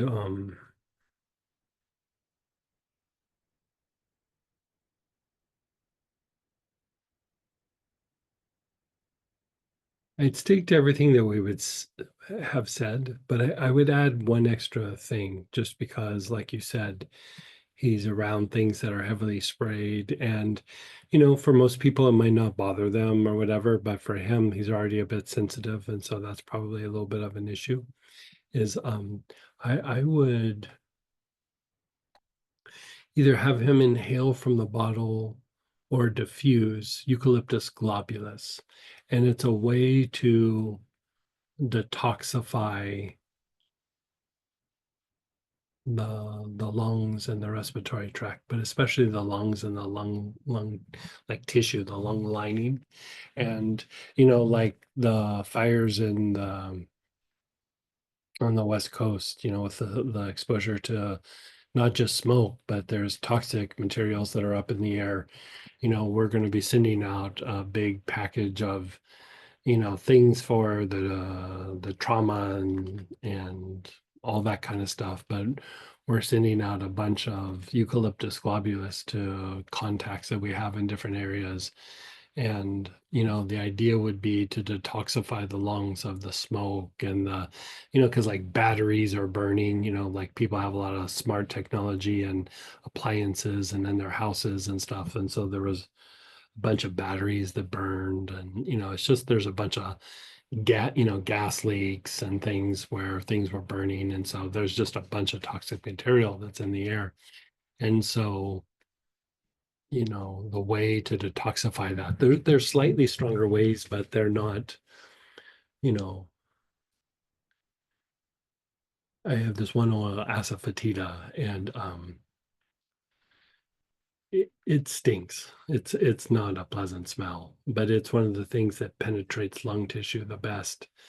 But most people have a hard time smelling it. But like in really extreme cases, that's what I'll use. But up until the point where we switch over to asafoetida, we usually just use eucalyptus globulus. And it's the standard eucalyptus. It's a way to detoxify the lungs, and I would actually use that. And for some reason, with this person that we're talking about that works at the feed store and everything, even as I'm talking, I keep getting that tea tree. I think there's a little bit of an overgrowth of like fungus, like a fungal overgrowth in the body. And I think that's also making him a little bit more predisposed, and most likely it's probably something that he got exposed to or is constantly exposed to, but I'm not sure. But like when I'm talking about this person, cinnamon will knock out the fungal stuff as well, but a little bit of tea tree, either inhaled, I would actually take it internal, like a couple of drops, like maybe just once or twice a day. I think that those combinations would really help that person get better, specific to that person. Yeah. And they even said it is Central Oregon and we have had a lot of fires last year as well. So Oh. there's. Yeah. So yeah. So so you've had a lot of fires. You have a lot of moisture. You have a lot of big trees. That's why the fungal thing makes more sense now. Even it could even just be moisture and trees and there starts to be like molds and things in the air. And so it's probably a bit of that. And so And they said last time I covered him in the eucalyptus smitty with lotion head to toe. oh, So, nice. Yeah, that's another good one. Yeah. thank you so much. Yeah. So keep me posted. And like if you do these treatments like within 2 weeks, we would want to see like some sort of substantial improvement. And if he's not improving, let me know and we'll come up with even a little bit more aggressive thing to do for him. Because like there's things that we do, like there's protocols and everything, but sometimes we have to fine tune it to the person. And that's kind of why like a class like today is, if we need to fine tune it to people or to individuals, this is the time to do it. And you guys can always email me and everything like that, but having the interaction and be able to answer questions and go back and forth makes it easier to fine tune it for whoever is sick or prone to being sick or whatever. So, and we all can kind of learn from every little situation that gets discussed. So, They said will do. yeah. And then because we have so much being shared today, I am going to try to throw in the like specific questions that are relevant to what you were just talking about in the time so we don't Sure. lose track. Okay. So someone's asking, is the use of cinnamon contraindicated for people who have cancer, active or in remission, or any other contraindications? No, like if very good question, by the way. If they're actively like being treated for cancer, like the cancer is growing, I probably wouldn't use it then. Like I don't think it would cause an issue, because in theory it's stimulating the body's ability to fight off the cancer. But I would still probably use other things instead, just in case.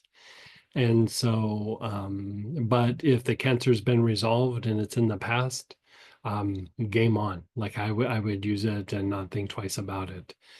Because again, it's going to help the body fight off whatever caused the cancers, and there's all kinds of theories about what causes cancer and everything. And setting that aside, anytime you make the body work better is always helpful.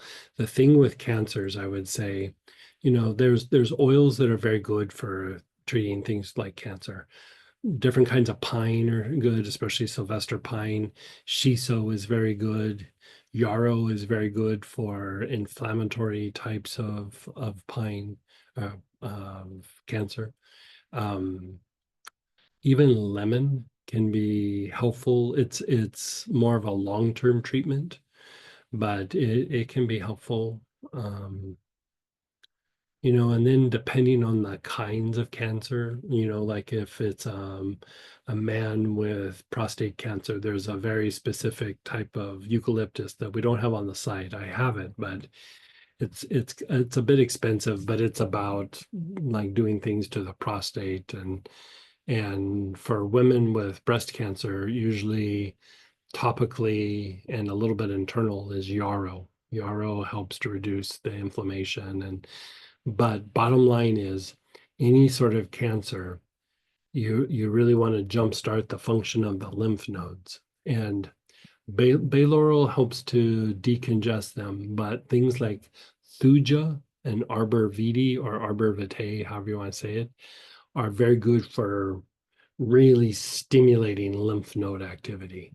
And so in situations like that, I even, will use something like that it's kind of like what the person was saying before.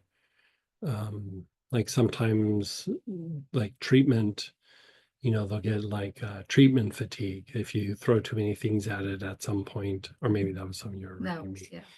Um, they'll get like a kind of treatment fatigue where if you give them too much, they'll just like and they'll stop. So you want to kind of do the most bang for your buck and not just shotgun a whole bunch of things at somebody. But at the same time, when we're talking about more serious things, it usually is a multifaceted approach. And so usually when I'm treating cancers, I kind of go after one or two things because they're already fatigued, they're already doing a bunch of other medical things, and like I don't want to overwhelm them. So I go for like a one or two things that are going to be just a lot of bang for their effort.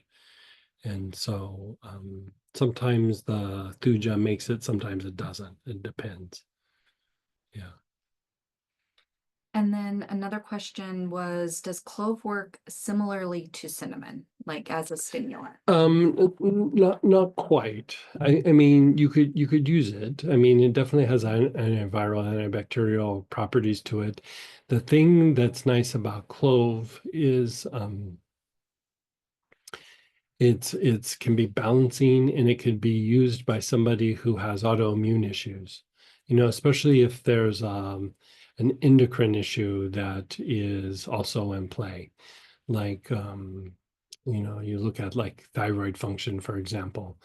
It might not be the cause of it, but if there's issues with the endocrine system, it does make it harder for your body to fight things off. And so clove could be used for something like that. Clove is also good for like if something has hit the gut, like you're starting to have diarrhea or cramping, things like that. Cinnamon and clove are also very good for that. There's a blend that it's a very old school blend. Um, I make it, it's called Liberation, but it actually came from a French physician that was a medical aromatherapist, and he had just developed it over a period of time. And it's cinnamon, clove, savory, and lemon, all kind of blended together in a certain ratio.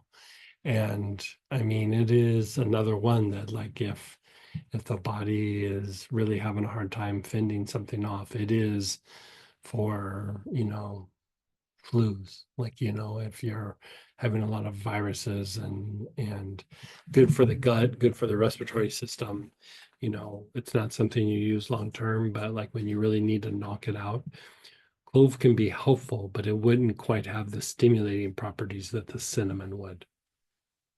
It does, like I always think of clove as a little bit more, it can be stimulating, but it's also a bit more balancing. And so I would lean more towards that. So when you're trying to jumpstart everything, I'd go cinnamon. But like if after you're done and you're starting to kind of come out of it, especially if there was digestive components to it, I would use the clove. Thank you.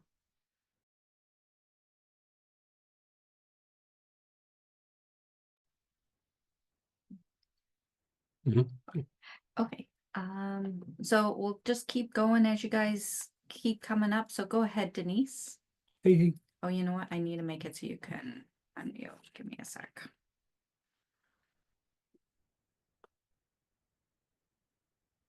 There you go. We should be able to unmute now. Thank you. hey. Hi, I have a friend that she's had autoimmune, or probably when she was in college.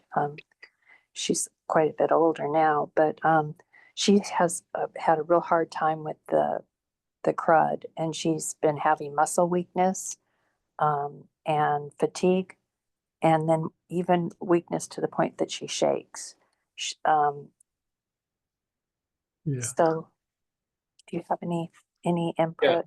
So I mean that brings up a very good potential because like autoimmune issues kind of can be a little bit of their own animal, and it's not always as straightforward as like take this for this virus and take that for this virus. Like sometimes you got to evaluate.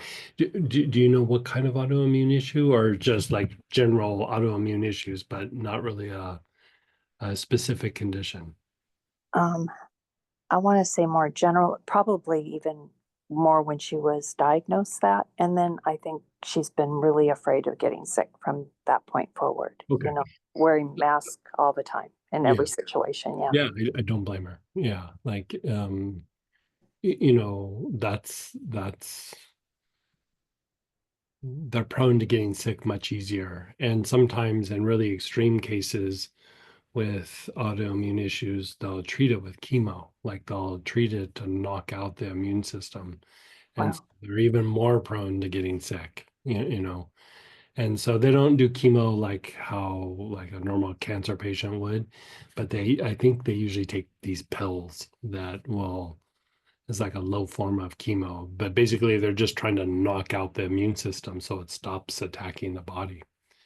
And so this is what I would do.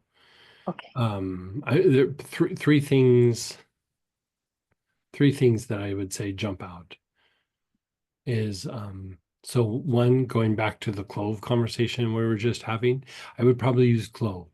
You know, because even with autoimmune, you could use cinnamon, you would just have to do smaller dosages more often throughout the day rather than having a big dosage. But I would say maybe at first, let's just try to stabilize the body while improving immune function. So a couple drops of clove internally in water. That would balance out some of the autoimmune issues and still improve immunity. Um, I would use Moroccan thyme, and even though Moroccan thyme is more for like low-grade infections, here it's more about the effect of the Moroccan thyme regulating the thymus, right, which is this gland, you know, behind the breastbone. And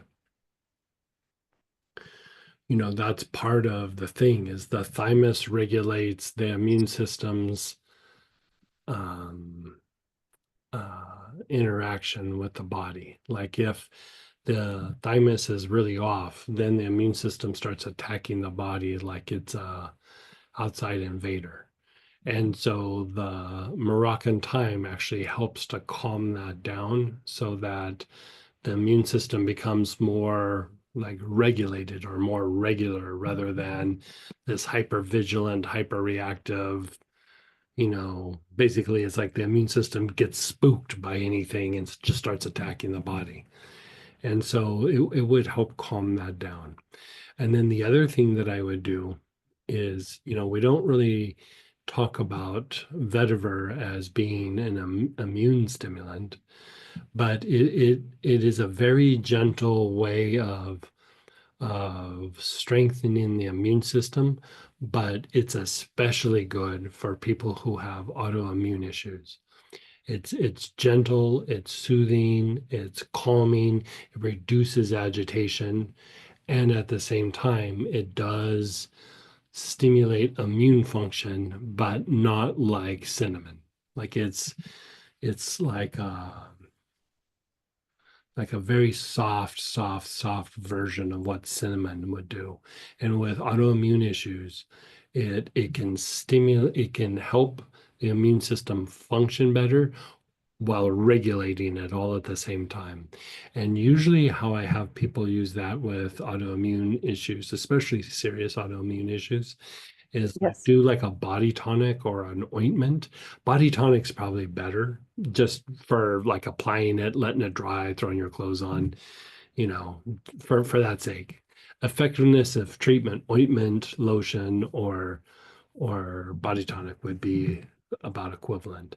But I would put it on the body, especially the torso, and for whatever part of the spine that she could reach. Like, you know, kind of rubbing it in along the spine, you know, where she could reach here, and then when she reaches around, whatever she could hit on the hips, and you know, torso mainly. But if she has a hard time reaching all that, or if she wants to increase it, then do the arms and legs. but that combination should help to regulate the autoimmune response and gently increase the potency of the immune system so that her body can fight things off or potentially prevent something. Well, that feels really good as you speak because she's It's, kind of like a fairy, you know, her yeah, energy. it's very gentle. And like you said, like she's a little bit fairy, is she a little bit ungrounded? Um, I think it's fear. I think it's a lot Yeah. of because she got so Yeah. sick, and at that time they didn't recognize, you know, Yeah. autoimmune, Like right? like the thing with you know, like calming and soothing, it's also the vetiver is a little grounding. And Oh, so you know, like if she's living with a lot of fear or a lot of anxiety, it won't do it immediately, but eventually it should reduce some of that because really that fear or that anxiety is more agitation of like, this is unstable, this is that. And, you know, it just helps you, like it calms down the agitation, but it helps you be in your body a little bit more. Where, like, when we're getting anxiety or fear, it's like we're kind of outside of ourselves a little bit. And, you know, every time I have some sort of issue like that and I use vetiver, I'm like, why am I not using this all the time? Well, I forget. And then I use it and I was like, God, I forget how amazing vetiver is. And for somebody like that, you know, like another way of saying autoimmune issue is like hyper vigilant and hyper reactive. It's just a matter of time before the emotions and the mind become hyper vigilant and hyper reactive, you know, because the body's doing it. Eventually, the emotions will do it, and then eventually the mind will do it. And so, you know, some people will say it's the other way around, but the body being gross, you know, you have physical matter here. It usually is overpowering to the emotions and the mind. And so the more that you kind of calm the body down, usually the emotions and the mind will follow. The mind sometimes takes a little bit more effort. Just because it gets something in there, it will maintain it for a while. Where the emotions can shift, but the mind, you know. So I would start with that, and then later, if there's still a little bit of fear-based stuff, we can go through and treat that. But even then, it'll be easier to treat if the body's all calm down, the immune system's all calm down. so for the Vetiver, would it be better to order the essential oil or and then, you know, be able to use like make it into where you put like olive oil and then vetiver If on? she wants, like either way, like whatever works for her, like you know, the idea of like the body tonics and the ointments and everything is that it's just turnkey, so they don't have to like worry about like how to do it. But if they're okay with doing it, like that would work too. Like, you know, And if she's sensitive to scents, would it bother her that way at all? Or it's a pretty heavy scent. Like it's not like a big overpowering scent, like that's all in your face. And so I would say that it would probably be okay. You know, to do um, a body tonic? Maybe I'll yeah, just make yeah, some up for her, make yeah, one for her. yeah, Maybe me too. So that, no, that sounds great. I'll order 2 body tonics yeah, with the Vetiver, and we'll just start there. How's that with the yeah. other, the That's cream? perfect. Thank you. You're Thank you so so welcome. much. And keep me posted if we need to make adjustments. Oh, I would love to. I think it would really be a game changer for her. You know, when you are not really seen or taken seriously, you know, Yeah. um, you would see that, you know, you would see that would Yeah. be a total game changer, you know, communicating and dealing with you then And really. autoimmune issues are taking a bit more serious now, but they're still not taken as like, I don't know. People don't address them quite like everything else. Like, you know what I mean? But like 20 years ago, like unless you had like some crazy health issue, people just blew that stuff off like it was nothing. And you know, it's better now, but it's not like if you have a cold, people know like, oh, this is what you do. Now it's just like, oh, it's just an autoimmune thing or da da da da. And people really just kind of blow it off. Yeah, Thank you, Greg. Thanks so Yeah, you're much. so welcome. Are any of the kit oils good for treating eye twitching from respiratory issues? From respiratory issues, like from sinuses or You can type into specify, or you can unmute yourself. Greg, it's Valerie. Hey, I'm assuming it's from sinus, because that's the only thing I could see being it's not for me, it's my sister that she notices that when she gets like feels like so she's getting a cold or something, and then her then sinuses your eyes start start dripping. twitching. Yeah, then her So eyes start I would say twitching. that's probably more a neck thing than the muscles in the neck, especially like at the towards the base of the skull, like C1 and C2, like if there's a lot of tension in that area, it will cause the eye twitching. So I would use something that is antispasmodic at the base of the skull. Like so marjoram, uh, vetiver, spikenard, something that reduces some spasm, but like just, it's not quite on the base of the skull, but like that first upper third of the vertebrae, like kind of rub it all in there and then maybe along the base of the skull a little bit. Okay, It should knock it out in theory, but it's usually those muscles around the C1, C2 like tighten up and it puts pressure on the nerve and then it causes the eye twitch. Yeah.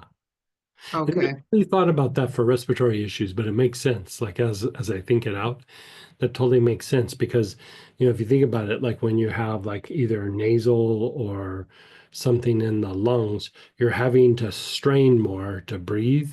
And so you're working the neck muscles to a much higher degree.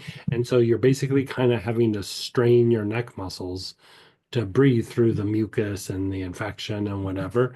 And so that it produces eye twitches. Like I never thought about that, but that could be a real thing. And again, I would say she could even treat the whole neck, but the hot spot is going to be that first third of the vertebrae and then along the skull just a little bit. okay, that great. Yeah. I thought maybe I didn't see the connection, and that's why I thought I would mention Well, it even to for me, her. I had to like think that out for a minute. I was like, boy, that because eye twitching, people will usually associate it with stress, but even stress, it's that little section of that upper vertebrae. But when I start thinking out, like, because these muscles help to elevate the ribs. And so if there's mucus in the lungs, it's harder to elevate the ribs. But if your sinuses are blocked, you're having to breathe harder to elevate the ribs, to be able to breathe. And so it actually totally makes sense. I just never thought about that. Yeah. Okay, yeah, Which because I thought which maybe. Mhm. probably means she's already a little predisposed with some neck stuff. So I'd say even when it feels better, I'd still like treat the neck a little bit. Okay, yeah, because I thought maybe it was because she was sleeping uncomfortably that was causing it, but that would also affect that Yeah. area as Like if well. she sleeps, especially like if she's a stomach sleeper, the tendency is to turn your head a lot to lay on your stomach. And so usually what I have people do is prop pillows up so that you still sleep on your stomach, but your head's not so twisted to the side. Like you kind of lay the pillow at the side so the head can stay almost kind of straight. And Gotcha. that would reduce the strain. Or if you're laying on your side, too far down or too far up would also cause more of a strain in the neck and could exaggerate that issue. So, I mean, you might be onto something even with the sleep. Gotcha. Yeah. Okay, thank you. You're so welcome. So even in the vein of that, like if the breathing is causing it or the sinus and that's tightening, it would like deepening the breath also help to Yeah. relax that. Yeah. So like any time that, most of the oils that are antiviral will impact the breath, but deepening the breath, opening up the chest, things like hyssop, frankincense, spruce or Sitka, um, German chamomile can even open up the chest a bit. Anula works especially well, but it's a little bit pricey. Ami Visnaga, um, I'm sure I'm leaving things out, but anything Tolu balsam will help open up the chest. Even like fir balsam will help open up the chest. Anything balsam on the chest is very soothing, um, for like when the lungs get agitated. Like sometimes you're just like, I just don't feel good, and you put something that is a balsam on the chest, and all of a sudden it's like your body just goes, like, it kind of relaxes and it makes it easier to breathe. You know, um, that's what the old school balsams were for, or one of the things I should say. Now, just kind of looking at the kit, we don't have any of those. Would something like a myrtle even? I don't Yeah, know. myrtle is another one that deepens the breath, relaxes the chest, opens that up. Myrtle is actually very good for that. Myrtle's another one that I forget about until I use it, and then I'm like, God, this is amazing. Myrtle, I would say, is like in the vein of eucalyptus, but like softer, and it's a little bit more effective deepening the breath. Like it does relax the diaphragm and relaxes the neck a little bit.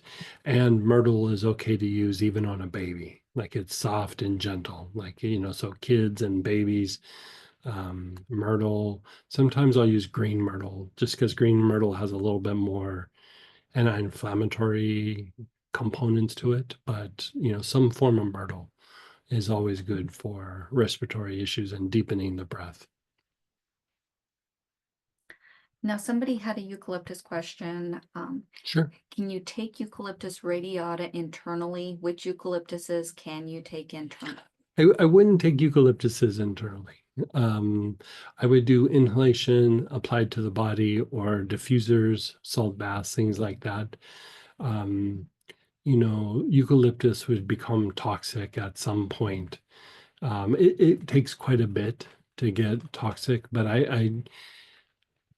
there's not a big enough therapeutic benefit to take a few drops,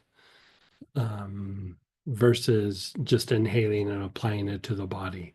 There's some things where just applying it to the body is kind of what it does best. Like larch. Larch is great inhaled, but like when I put larch on my chest, oh man, it just relaxes my whole body. Eucalyptus does its version of that, where it improves lung function just through topical application or sustained inhalation. You'd get more benefit like taking something like bay laurel or ravensara, Naoli, tea tree.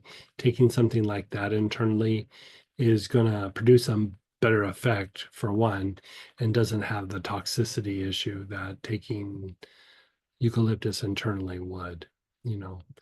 It it takes quite a bit for it to be toxic, but there have been some cases where the eucalyptus was toxic, but I mean, it was like people taking 50 or 60 drops or something. It was some crazy, but you wouldn't take that much of anything. But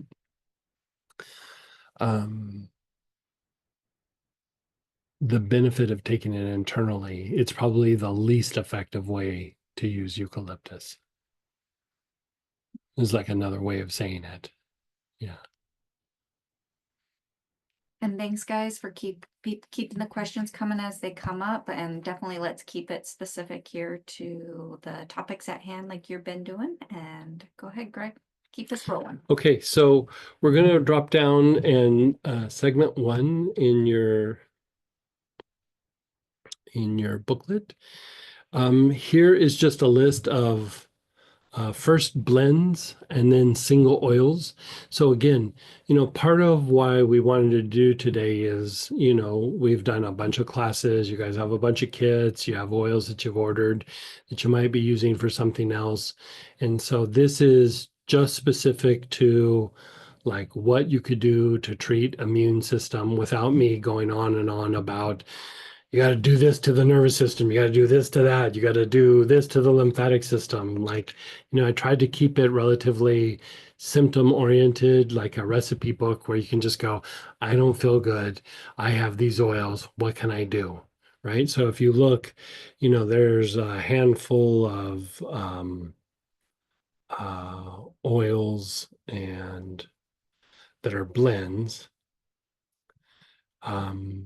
Things that really stand out here are immune support, one of the strongest antivirals that you could use. And the great thing about that, again, it's more topical or applied to the skin. Usually we do it in a roller ball or a spray, or we put it in a body tonic with some other things.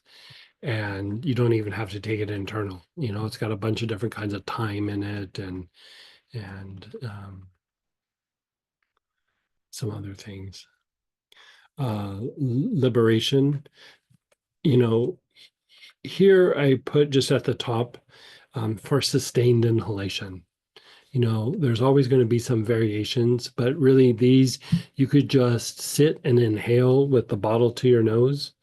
You're holding the bottle up like so, and you're just inhaling through the nose, exhaling through the mouth, inhaling through the nose, exhaling through the mouth. And you're not even having to direct it to parts of your body. You're just trying to get, when you inhale like that, you're getting the oils into the lung tissue and that is eventually getting it into the bloodstream. So that's all you're trying to do. You're just trying to get it into the blood, but not through taking it internal. Right. So there's a bunch of choices here. Immune support is a big standout. Liberation is a big standout. Panacea is a standout. Respiratory support was made. I made that. I want to say I made that in like 2005 or 2006 for the early versions of COVID. The COVID that we had was COVID-19, where we had the lockdown and everything, but COVID's been around for quite a while. And so that is an early treatment for COVID. And Three Wise Men, it has an impact on the immune system, not a super strong one, but if the glands are depleted or the glands aren't functioning well, you're more prone to get sick, right? And so the Three Wise Men is meant to jumpstart the glands and the hypothalamus and help improve the endocrine system, which will also eventually make your immune system function better. So if you're having gland related issues or you're not sure, I was having this conversation with one of the patients that I do sessions on from time to time, and she's like she said something to the effect when I take the Three Wise Men or the frankincense and myrrh. Actually, frankincense and myrrh could be also just added to Three Wise Men. She goes, I just feel better overall. I think better. I think clearer. My body feels good. I feel better. I sleep better. And it's because it regulates the glands. Like that's why it does all those things. And so I take frankincense and myrrh. Three Wise Men is like the fancy version of that. It has a bunch of different types of frankincense, and then it has a couple different types of myrrh. And frankincense and myrrh is just standard frankincense, standard myrrh. And it's a bit cheaper. So if you are going that route, you can do just the frank and myrrh, and it will work well. And then here, this is a body tonic, herbal thieves and immune support. So you're taking the benefits of the immune support, which is one of the most potent forms of an antiviral effect that I've seen on the market. It's like if I go through and look and measure, it's stronger than anything else that I've seen. But then we took the reason why it's called herbal thieves is, now people call different products thieves, but the original thieves was back in the day when these four thieves would rub this concoction on their body, and they'd go into areas where people had died from the plague, and they would loot their houses, and they would rub this concoction on, and they wouldn't get sick. And so that concoction, which is, there's several of the plants that are not essential oils, like you can't make it with essential oils. So that formula is still on record in that area that they did all those shenanigans. And so I made the herbal formula specific to the original formula, not all, because through the years people have tweaked it and did this and did that. And, now some of the versions don't even have things that were in the original thieves. Like it's just like a name. And so, it's still good for the immune system, but it's just a name. And I went back to the old school, like this is the formula that those guys that were doing the shenanigans used to not get sick. So I made it herbally, and then I added the antiviral to a body tonic. So like if you're looking for just one thing for prevention, this could be the thing. Like you just kind of rub it on your throat and chest a little bit. I mean, sometimes when we're traveling, I'll rub it all over the body, but usually the torso is all you need. And, you just do it like once a day. And we just got through traveling, and we saw a lot of sick people on the plane. And, luckily the person sitting next to us, both directions, wasn't sick. It was actually the same person, which was funny. But everybody around us, there was a lot of coughing, sneezing. It was obvious people were sick and flying. And so, we had exposures and nothing happened, but the body tonic on and just call it good. I still was taking some things internal. And so the herbal thieves is a good way to do general maintenance and treatment.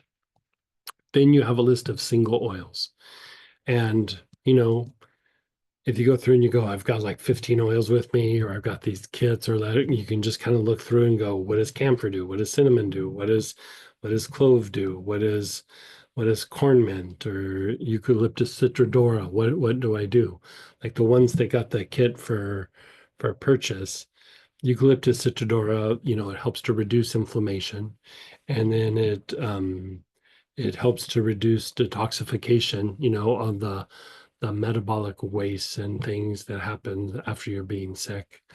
The thing that I like to do with eucalyptus citrodora, by the way, like after the fact, like, okay, you've been sick and now you're getting better, but now there's a crime scene. You were sick for a while. And so I like to put the eucalyptus citrodora either on the body or take salt baths with it, and then take German chamomile internally.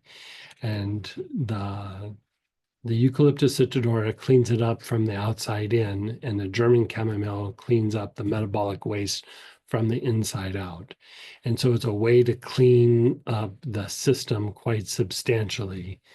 And then the body recovers faster, And so it's kind of a good 1-2 punch. But, if it's just a mild cold or flu, you could probably just get away with throwing some eucalyptus citrodora on a couple of times.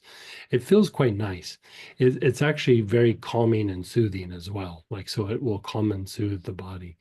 But I don't know. For me, I was thinking how much I underutilize eucalyptus citrodora because of its anti-inflammatory properties. It's good, it's cheap, it's easy to use. You could go crazy with it. I mean, there's been times where I've put like 30 or 40 drops on a hot spot of my body and just rubbed it in, and, it made it feel better.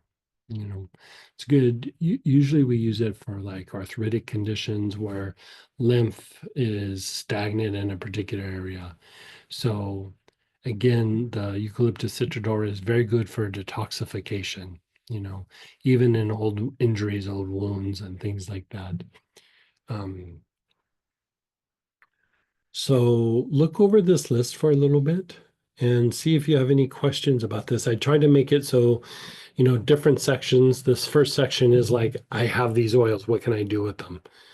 Right. And then next, we're going to talk about conditions and like how to treat them. But like, this is almost like the reverse way. I have a handful of oils. What can I do with these oils? Right. So let's maybe just look over what is listed. And then if you have any oil questions, let's go ahead and fire away and ask the oil questions. A little bit later, I have to go through and do an inventory of the tinctures that we have, but I'm going to do this also with tinctures, and we'll just add it to this book and resend it to you. But that one was going to be a little bit more involved because we have a bunch of tinctures that I haven't put out to you guys yet. So we have people already raising their hands. Go ahead, Teresa, go ahead, and then Sandra. Hey, Teresa. Hey, Greg. A time back, I had like this persistent sinus infection. This is a couple years ago. And what was discovered was black mold in my apartment that was keeping everything stuck. Yeah. So just listening to the conversations today, if I just wanted to do like a clean sweep, like years later, if there's any still residual, would that be like a tea tree and a thyme? Tea tree and thyme, or I'd probably go tea tree and cinnamon. Tea tree and cinnamon. Okay. Yeah, and I don't know that I'd even do it for a super long time, but like I'd say maybe a couple weeks of just going through and cleaning things up.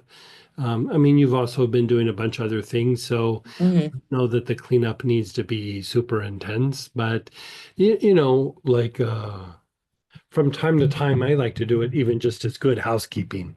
Okay. Like from time to time, you're in the middle of winter, you're coming out of winter, and you're just like, ugh, I survived it okay, but still, ugh, you know. Those two would be very good for those exposures, especially if there's starting to be any sort of overgrowth of candida or any sort of fungal issue. Are you Mhm. having any like fungal, because sometimes rashes can be like fungal as well. Are you having any like rash issues or anything? No, I mean, we're talking, this was probably 3 years ago. Okay. Yeah, Everything, you're ev- probably well out of but still it's good to just clean it up just because you had the exposure. You know what exactly. Yeah. I mean, I never had exposure to black I mean? mold, and I had a really good naturopath. She's like, get your carpets clean. And that's when everything was discovered.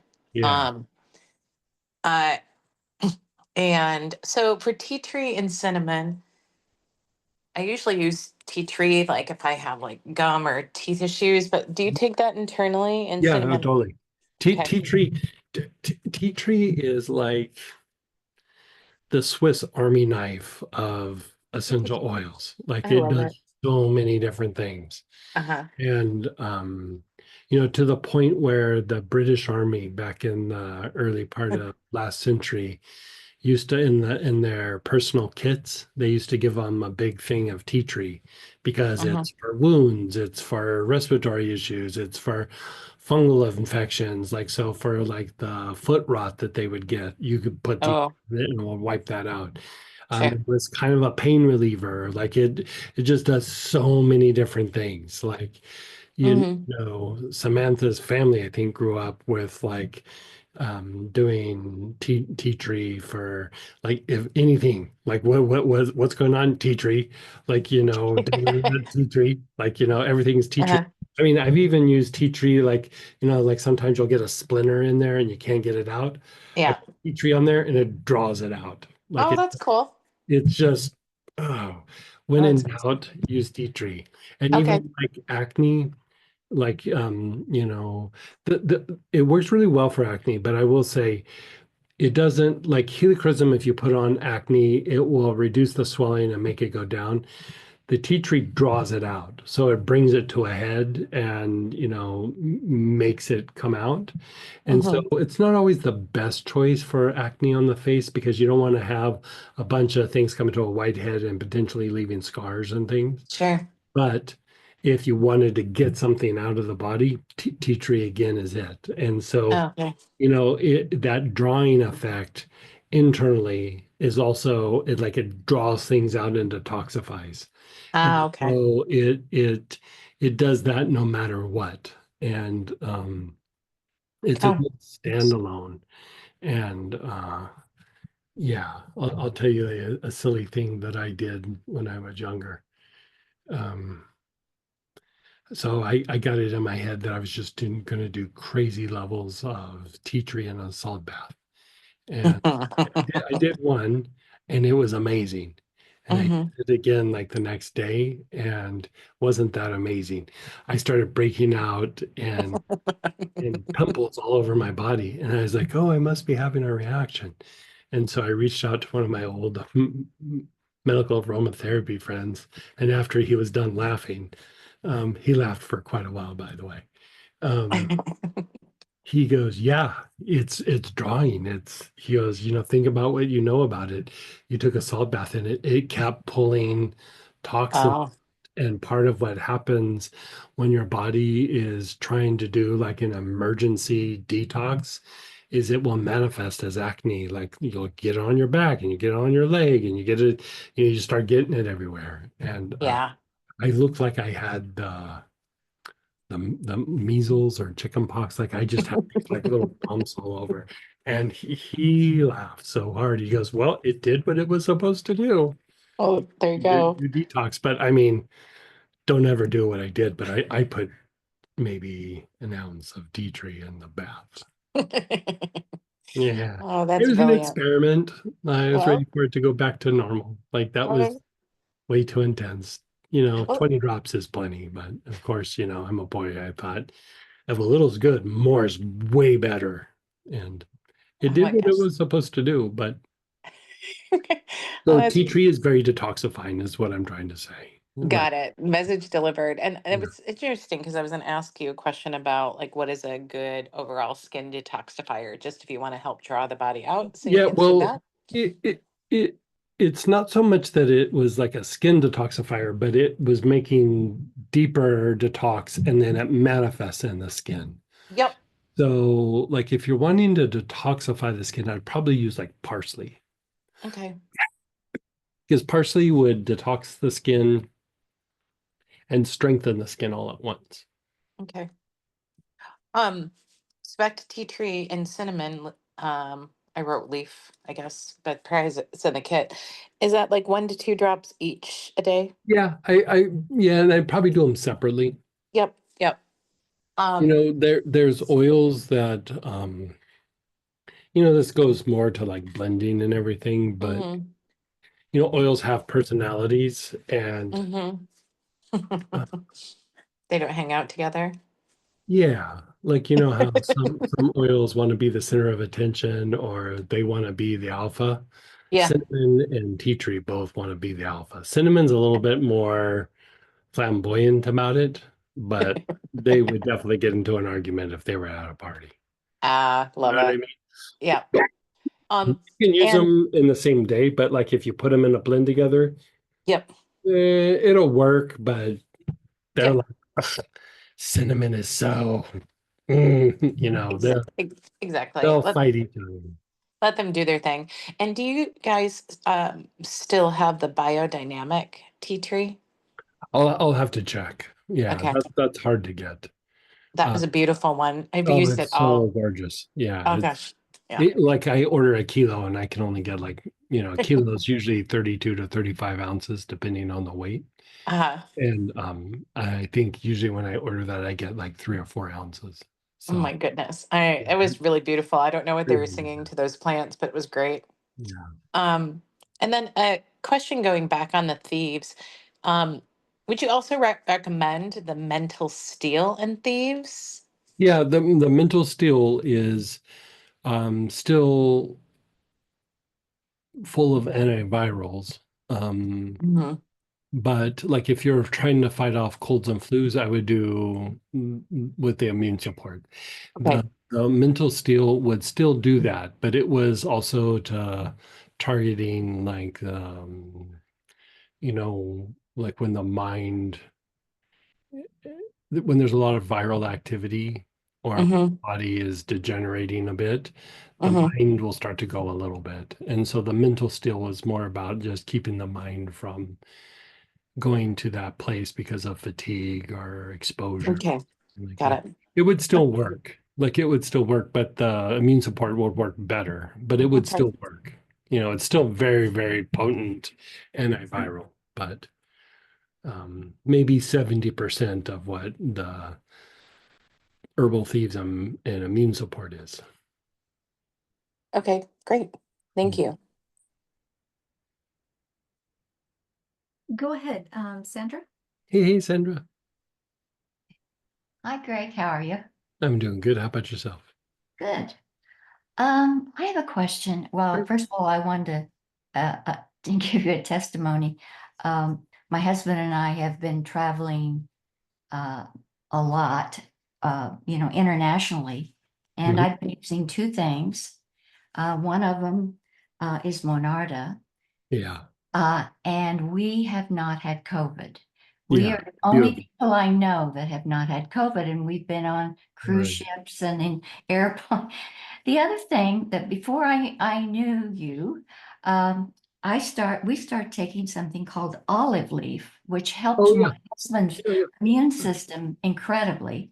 Yeah. And my question is there an olive leaf essential oil?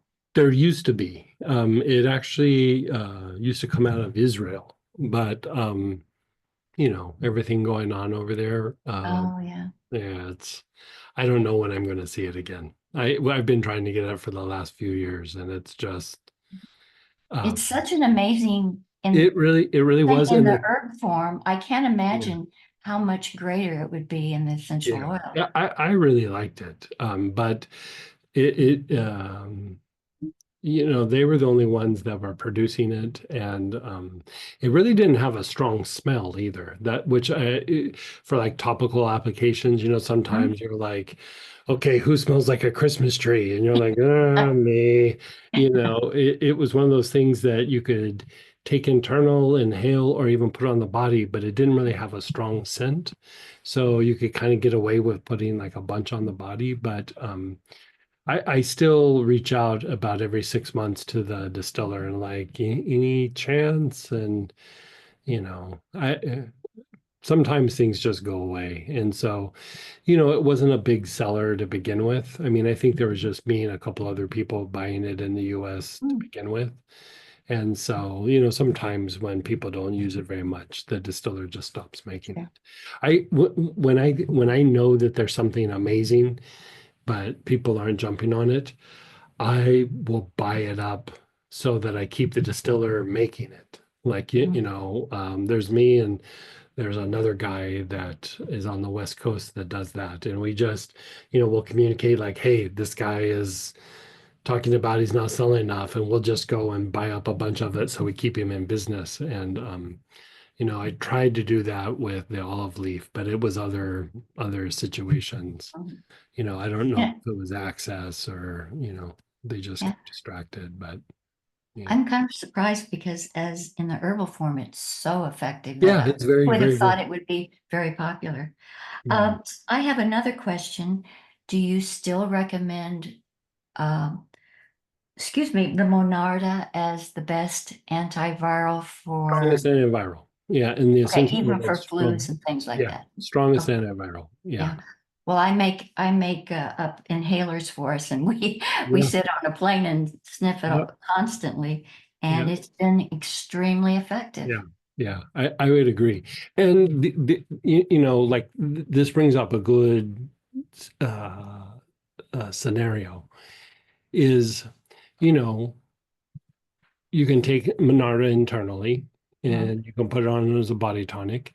But especially in those situations, in those scenarios where you're on a plane and you're on in a cruise ship or you're in a group where there's a bunch of people, there's something to be said to be inhaling it because those molecules are also getting in the respiratory tract and in the nasal Exactly. passages. And so if there is an exposure, especially if it's airborne, and Mhm. it hits the respiratory tract and the nasal cavity, you've kind of got little Marines in there that are like, knocking. Exactly. Because that's how So you there get, is something to that's be how you said get, about, yeah, excuse me, that's how you get COVID by yeah, inhaling it. So if you've got the, as you say, you've already brought the Marines in. yeah. Yeah. Now that was my thinking too. So yeah, The, but the it's the been other thing wonderfully effective. with the transmission of like things like COVID, and it's like something we never think about is that's why they had people wash their hands a lot. It's the eyes. Like if you Mhm. touch and Uh-huh. say you get some on your hands and then you touch it. Exactly. Yeah. So if you inhale it and then try not to touch your eyes very much, Mhm. you wash your hands if you want or not, but if you just don't touch your eyes very often, you have a lot less likely potential for contracting the condition. And all through COVID, we didn't get COVID. We tested positive one time, but we had no symptoms, and Mm, we had been doing the Monarda and everything. And mm, for the reason, like we had symptom or no symptoms, but the test came back positive, and so we did the thing where we isolated and all that, but we were like, we don't feel sick, we don't feel yeah. anything. But, we even thought, well, maybe it's a test anomaly. So we tried different companies, the testing Mm. little devices, and it did come back positive, but we were never sick. Like, Yeah. so Yeah. for Some whatever people aren't. reason, yeah, we And got you, virus, but we had no manifestation of symptoms. well, you keep yourself in really good Yeah. shape too, so that helps. It was lots of Monarda though. Like that's what it was. We had done a trip and right as we were leaving or right when we got back, somebody told us they had gotten, had been at the event and had been sick and had COVID. And so we were like, well, we were testing every time we came back just because, we have employees and stuff. Sure. Um, we tested positive, but we had no symptoms. And some of the other people that were at the same event, everybody got sick, but we tested positive, but didn't ever have a symptom. It's good. Yeah. That was So our only anyway, it's been a real game changer for us yeah, because it's yeah, allowed us to travel safely. So, yeah, exactly. Yeah. so And, now we don't quite have the COVID thing that we did, several years ago, but still, who wants to get sick? And it's still, you can be sick for 2 or 3 weeks sometimes. And like, you're traveling, you're doing all those things. And of course, we want to stay healthy and well, but, you know, who knows if there's going to be another mutation at some point. And so sure. the longer you just keep the antivirals up when you're traveling and do some of these other things, you should be okay. Do you think it's as effective for some of the other viruses around, like RSV, and Yeah, there's a certain kind of, I guess, pneumonia virus out there, right. which is people are catching. So, Yeah. so you still think Monarda is the best one? Yeah. Yeah. The only cases, because I've been treating some people with pneumonia, and the only cases where the people were not bouncing back very well from the pneumonia is when they wouldn't use the essential oils. Mhm. Like they would, do healing and they would do things with their doctor, which I mean, they should still do the things with their doctor, but the ones that use the essential oils, they get over the pneumonia much quicker. And, Mhm. in treating the pneumonia, the usually it was somebody who wasn't using oils in the first place. And so I would get them using the oils like while they were sick and they would bounce back much faster.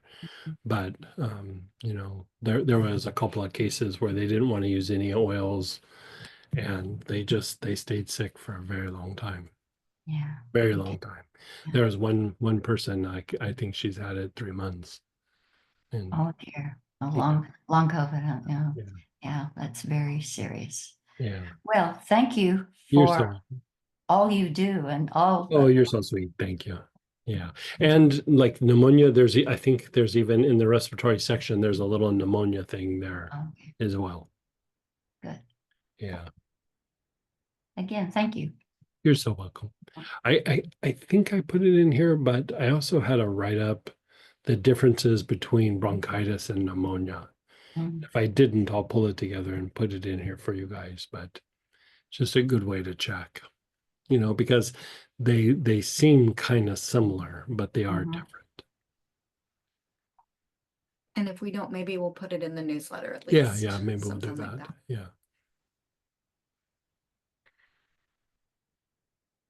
All right. And go ahead, Sonia. Hey, Sonia. Is it unmuted? Uh-huh. I want to use in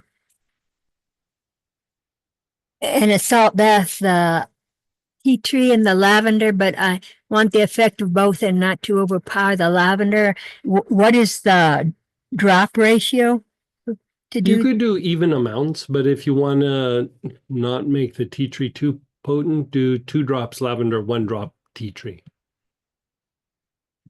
2 drops lavender and how many tea tree? 1. 1 tea tree. Yeah. Okay. Um. Okay. As for the COVID virus, it makes like at least 200 new variants a day. So what they're watching for is the ones that are virulent or stronger. Right. So did Yeah, you viruses mutate. They mutate pretty crazy pace. I'd never heard numbers, but yeah, they definitely mutate quite a bit. yeah, the US government had a commission that put out a study and report. It's 5,000 pages, I think. Have you seen that one yet? I'm only on page 2. No, I haven't seen it at all. Well, it just came out and a week or so ago, and it's saying that the vaccine did not stop people from getting the virus. It or stop it from spreading. And they determined it was from that lab in China because of the part of it that was um, lab made, and so they put internationally they put bans on them, and they got their punishment.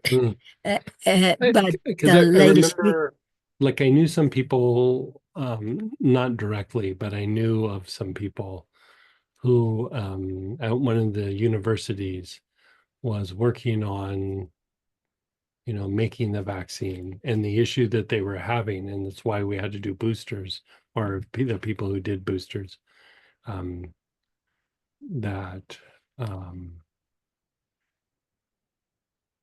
usually you're trying to stimulate the immune system's ability to fight it off. But the most that they could get it going in the early days was the vaccine would only last for 6 weeks.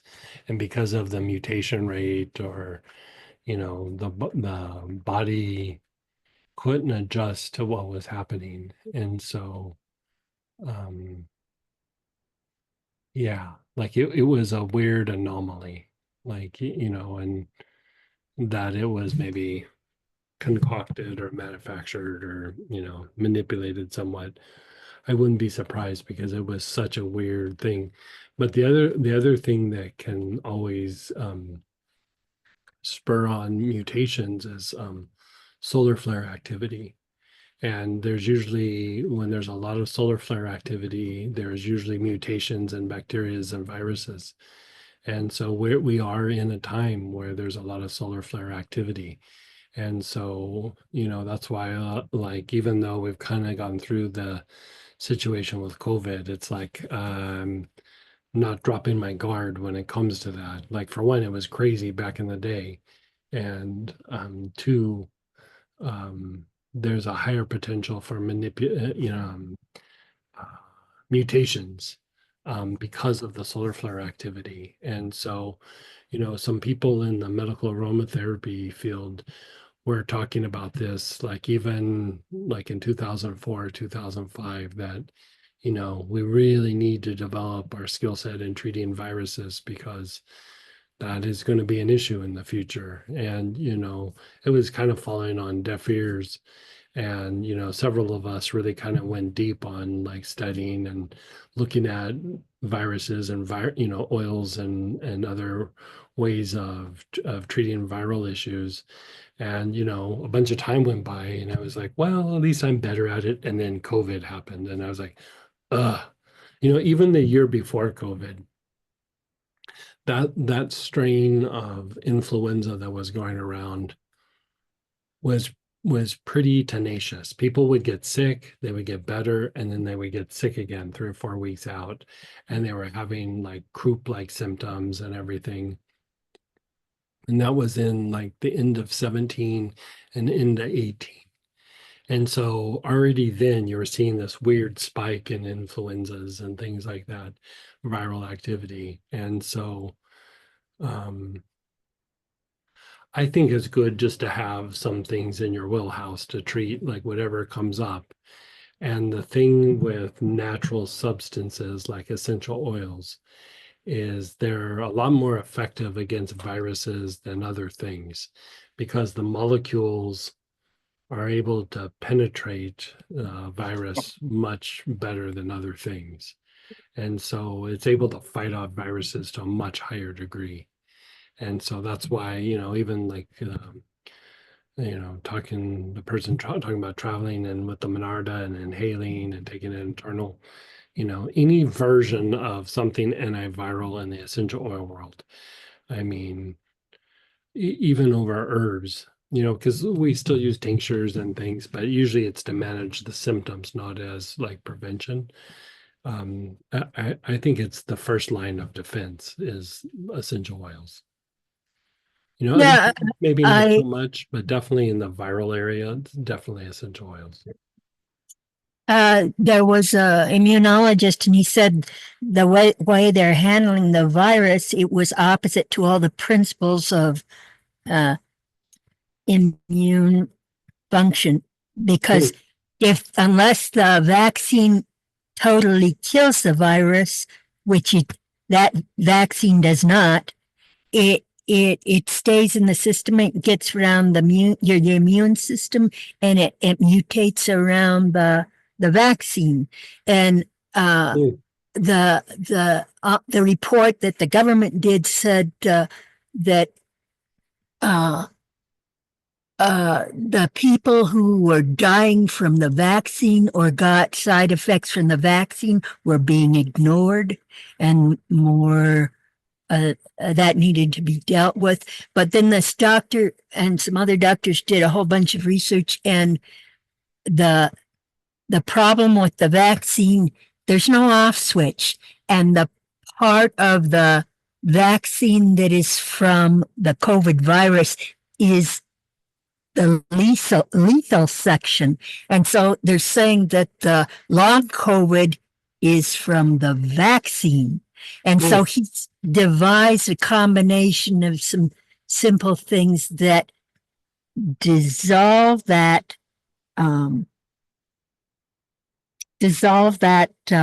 lethal part. I can send it to you, but they were concerned that if women were pregnant, that it's causing genetic defects in the child. 1 to 4. Yeah. 1 out of 4. I'm not too up on vaccines and like the effects. And it's causing heart problems because of inflammation. I mean, some of the hearts are just deteriorated totally from the inflammation, and they don't know how long that effect will have, but it's they're saying it's from the vaccine. So now they're Yeah. saying it's the vaccine that is continuing the propagation of the virus. In 2022, the World Health Organization said the vaccine should be thrown out and discontinued. And people just, everything just continued. Yeah. I'll go through and I'll read it. Yeah. I can send you a bunch of Yeah. new Go ahead and send, research. send me the link. Yeah. That'd be Okay. great. And we have more oil specific questions as well in the chat as well. Where do you put the immune support roller ball? Like usually on the chest or like low throat. Is German chamomile antiviral? Yeah. Yeah. Plus it elevates white blood cells and the immune response and helps to clean up all the metabolic waste that happens when one's sick.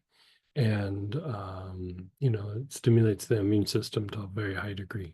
Yeah. German chamomile, another magic bullet. Yeah, by far. Yeah. Is immune spray good to spray in mask? Immune spray. Like the immune support spray? Oh, to spray in the mask? yeah. Yeah, you could do that. I think when we were on the planes and we were having to wear masks, we would put a drop or two of oil. I think I was mostly doing hyssop or Monarda, if I remember right. Time limit, I think a couple of times, and then I would wear it. So some version of that. But if you just kind of spray your face and put the mask on, that's probably just as good. Is helichrysum anti-inflammatory? Yeah, helichrysum is very, very anti-inflammatory. Yeah, it's a lymphatic stimulant. It's has an effect on allergies. Yeah. The Armor Rollerball was in a previous kit. How best to use it? Again, like on the chest. Is Monarda also protective against tick-borne viruses? I've had several tick bites and no symptoms. Had a brain infection from a tick bite a decade ago. Hmm.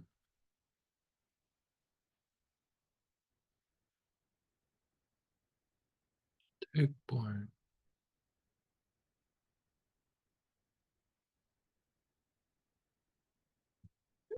It would still be very potent. I would say in that area, Melissa would probably be a little stronger, and thyme.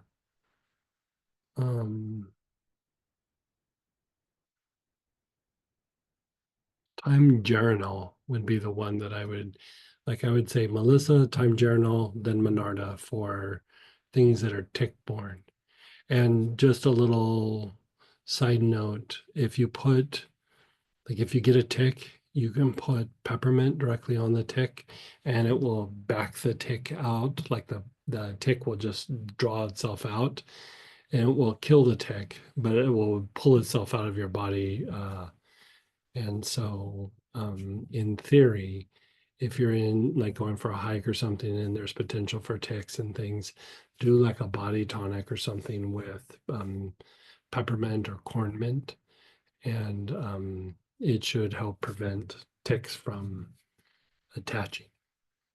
And as far as application with the Melissa Time Journal, Internal, like 2 or 3 drops internally daily. can the tea tree help if you have lots of allergies? Yeah. I mean, it's not necessarily going to treat the allergy. I mean, it might help the allergies a little bit, but if you have lots of allergies, there's oils that are helpful, but I would say the more effective treatment of allergies is quercetin, which you can get in any health food store. And it's a crude form of vitamin C, which is a very strong antihistamine. And so I would take like 2 to 3 tablets twice a day. And if you're really in crisis, 3 times a day. And I would do that for at least like probably 60 days. And then you could start tapering down after that. But I would take that for a while. And even if you have like asthma or something, it will usually knock out the asthma. I mean, it will knock out anything allergy related. I cannot smell since my COVID. Mhm. Is there an oil that can bring my smell back? Potentially basil is helpful for that. Like basil inhaled. I mean, you could try internal, but a few people I even had had them inhale it and then do a gargle, because part of it um, is if you stimulate the roof of your mouth, you're stimulating some lymphatic function and potentially can help revive like taste buds and sense of smell. And so that could work. And then also like cypress, if you put a couple drops of cypress and then just kind of rub it on the top of your mouth. It was a weird thing with the COVID or the time during COVID. Um, a lot more mouth inflammations in that time, especially like the roof of the mouth. And when the roof of the mouth gets really inflamed, it can impact sinuses, but it can also make it like so that you gag like much easier. Like you have a much stronger gag reflex. And so people would say that they would start to gag when they were even just brushing their teeth or something. And so again, the treatment would be the cypress on the roof of the mouth. And, that would affect taste and that would affect smell. And so I suspect that some of the effects of losing the sense of smell and taste were actually inflammations in the mouth and the roof of the mouth. Yeah, we've had a lot of success with the basil and Yeah, things like that. yeah. Could Greg speak more about the different eucalyptuses and their impact on viruses, colds, flus? I'm looking at the website and I'm a bit overwhelmed by all the varieties. Yeah, there's a lot of varieties. They're not all necessarily a thing that you would use for viruses.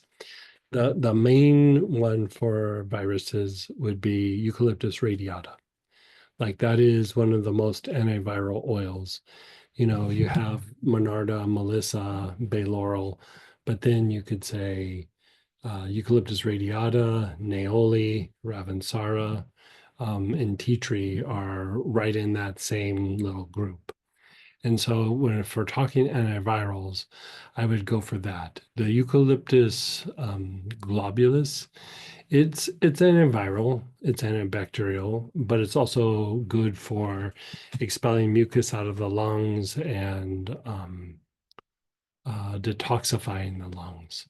Polybroct is also antiviral, not quite as much as the radiata, but polybroct is usually what you use to treat like sinus infections, excess mucus in the sinuses, because it's soft, it's gentle, it can be inhaled quite substantially and not be overwhelming scent-wise, and so that can be helpful.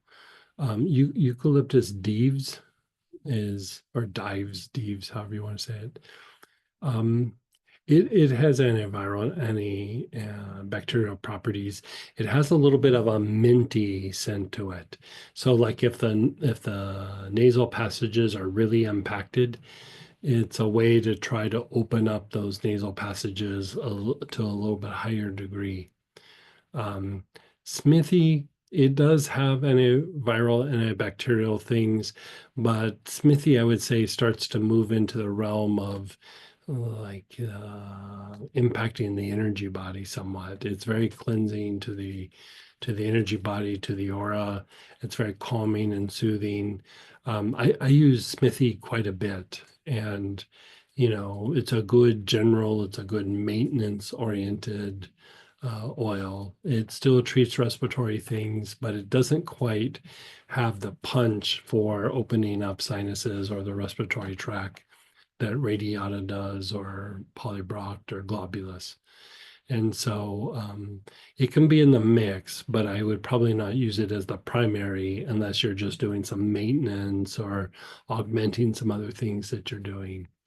Then when you start to get into like Eucalyptus citrodora, not so much that it's a super antiviral, but it's very anti-inflammatory and it's very detoxifying. And so, it has its benefits there.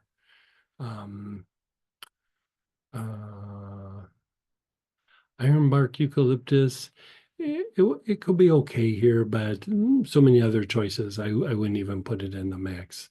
And some of the other ones, same thing. I wouldn't even put them in the mix of.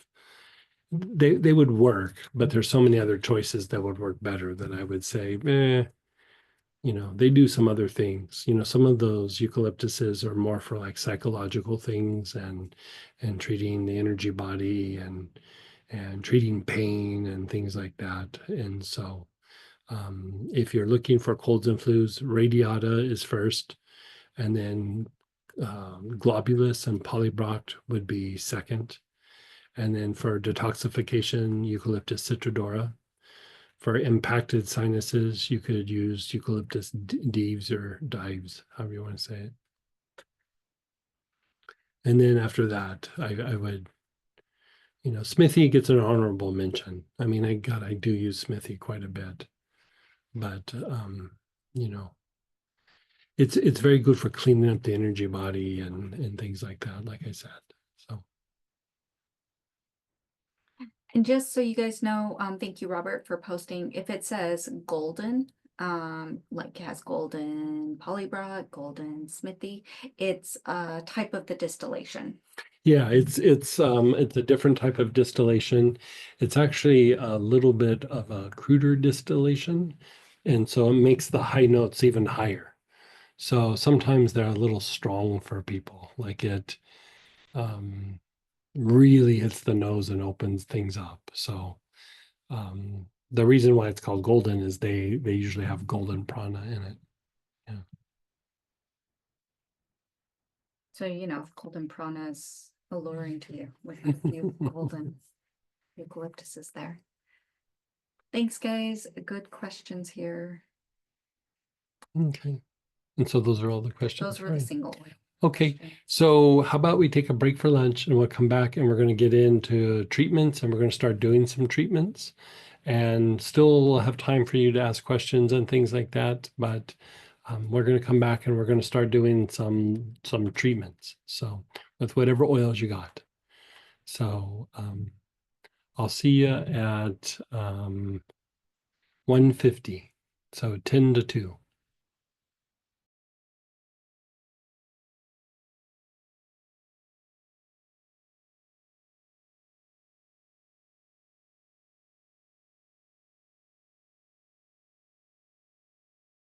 Hey, everybody.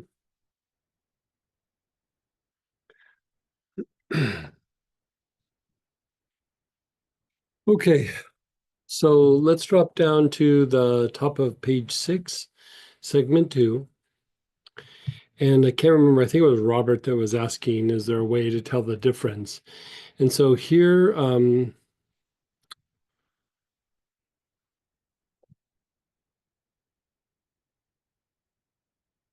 looking at what I wrote here again.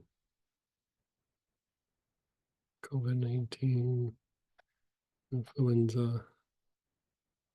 So actually towards the top of page 5, my apologies. So here we have 3 things that kind of look similar but are different. One, the common cold. And it lists the symptoms, duration, and contagiousness. And then on the top of page 6, influenza, which is basically the flu. For some reason, they're calling the flus influenza this year. I mean, it's always been influenza, but people usually just would say the flu. But now they're saying influenza, probably to differentiate between COVID and just the regular flu. But again, here's the list of symptoms, duration, and contagiousness, and then COVID-19.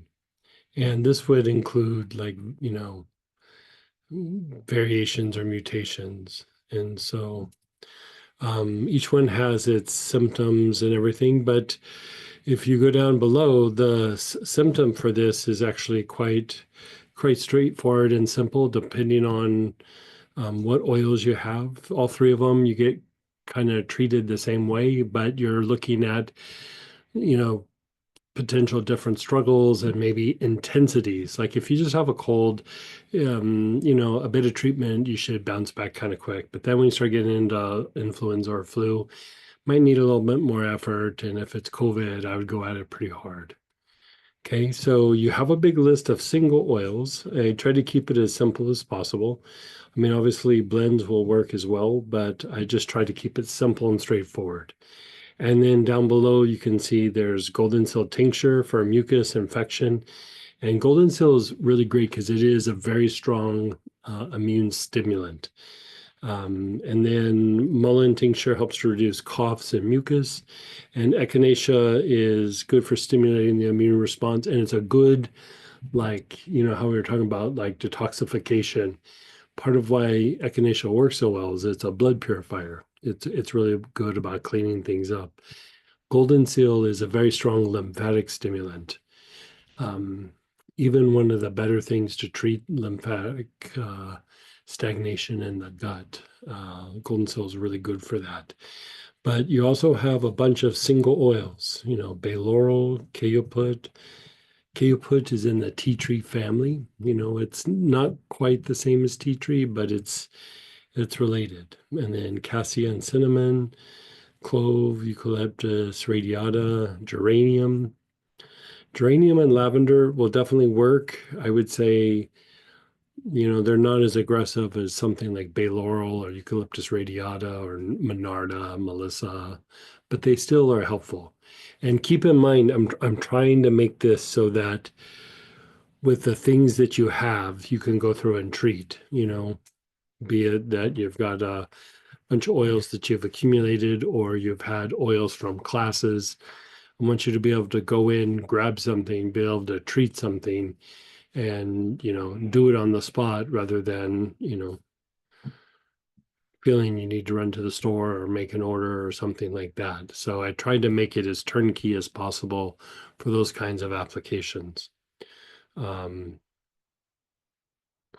So there's a big list of single oils and suggest looking at that. We're going to do inhalation, but you can see there's a 3 little asterisks where cinnamon, lemongrass, melissa, monarda, bay laurel, neoli, ravensara, or thyme can be one of the things that you use internally. You know, 2 or 3 drops taken internally. You know, I even left out tea tree. You could do tea tree as well. I would do that on top of the inhalation, but with these kinds of conditions, just sustained inhalation with no real pattern is highly effective, really super highly effective. And I think Dan is the one that started off where he was feeling a bit sick. He went through and did a combination of oils and knocked out the symptoms kind of quickly. And, you know, that's the thing that I propose with this right now is not just to go to one oil and go, oh, you know, like Monarda. Monarda is a great example, works really well. But still, I would make it a little bit more of a broader spectrum where you rotate through some oils and, you know, you just keep a little pile of whatever you have and just kind of keep rotating through them because they're all going to hit different aspects and different parts of your physiology. And so that's what we're going to do right now. Whether if you're in the middle of being sick or just recovering, this will help. But even if you're not sick, I would do this. You know, you wouldn't have to do it every day, but for prevention, I'd do it at least 3 times a week. You know, I don't spend very much time, maybe 5 minutes, but I usually do one of these at least once a day. You know, when we're home, we're not really exposed to a lot of different people. I mean, we have employees and the delivery people, you know, bringing packages and picking up packages and everything. But, you know, other than that, we're not really exposed to a lot of people. But when we travel, you know, that's when we really double down. And so I usually try to start, you know, at least 3 days before we travel, but maybe more like a week, you know, just keep bumping up the immune system. You know that we have a potential of getting sick in the wintertime. So I would treat it as if, that you're going to be exposed, whether you're aware of it or not, and just keep the immune system strong through the whole winter time. And then when the weather starts to warm up, let it go. Then you can start worrying about allergies.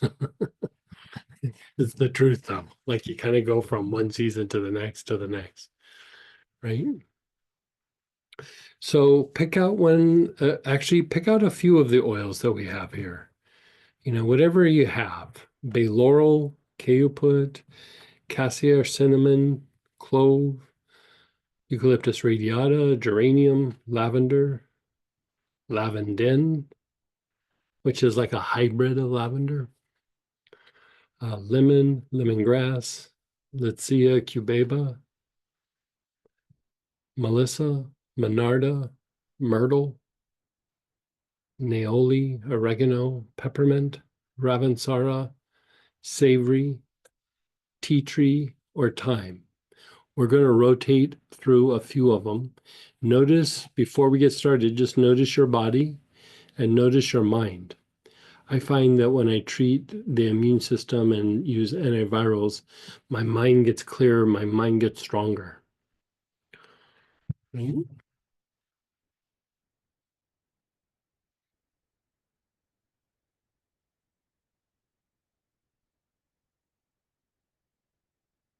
Okay, so you're just going to start by doing inhalation. You're going to hold the bottle up to the nose. You're going to inhale through the nose, exhale through the mouth. Inhale through the nose, exhale through the mouth. You're just going to keep doing that process, taking nice, long, slow, deep breaths.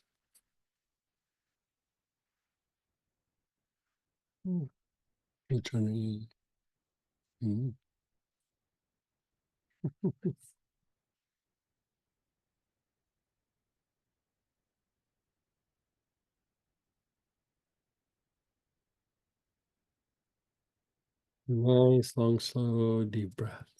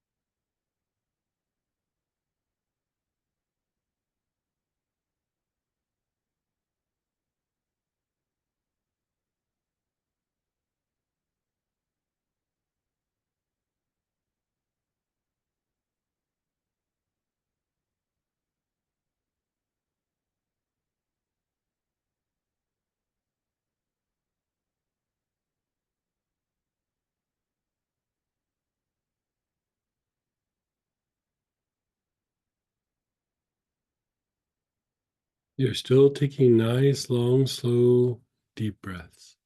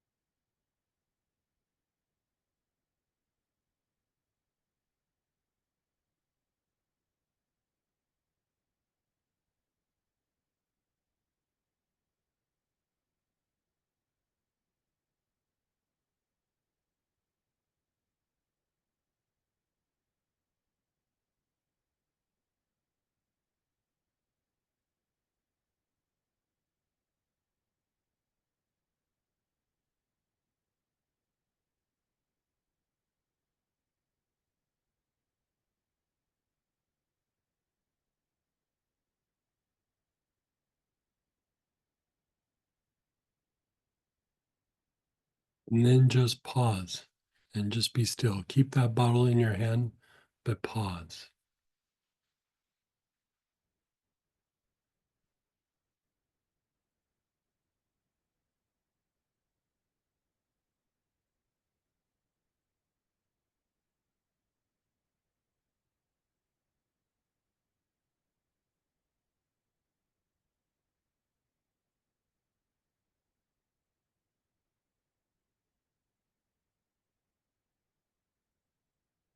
And then again, nice, long, slow, deep breaths.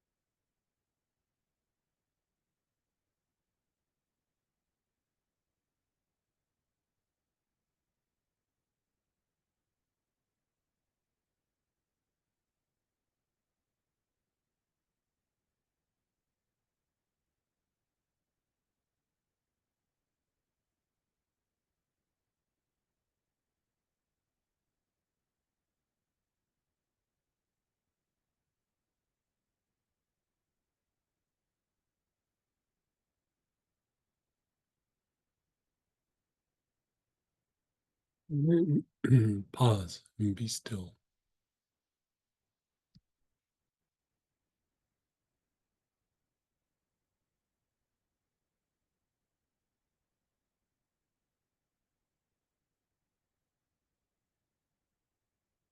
Now, after doing a couple of times with, 2 or 3 times with a particular oil, I'd rotate. So let's find a different oil. For those of you that bought the kit for purchase, I'd like you to try savory. It's got a little bit of a oregano kind of smell and vibe, but I would say for applications of influenza and things like that, it's more potent than even oregano.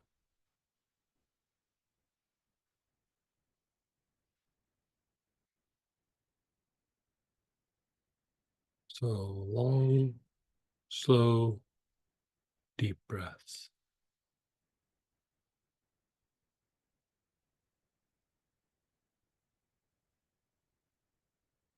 How's that one feel? Savory. Oh, no, which one are you doing?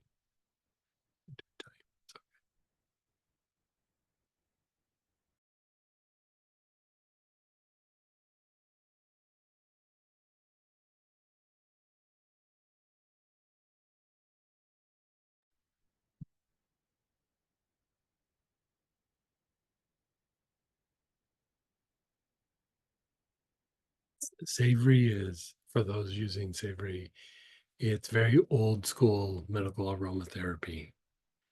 Like, you know, not just what we do, but like, in the field of aromatherapy, marjoram doesn't get much talk, like hyssop doesn't get much talk, savory doesn't get much talk. But in the old days, when I was young and getting trained, these were like go-to things, even mugwort, go-to things. You don't really see those things too much on the market, but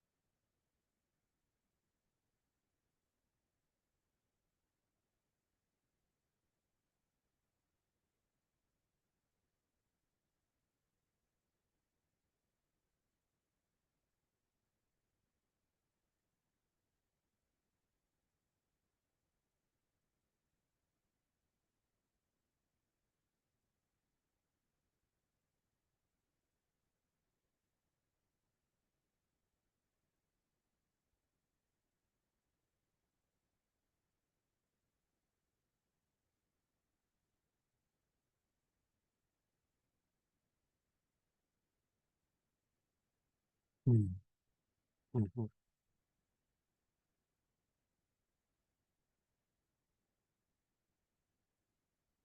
And then just pause for a moment.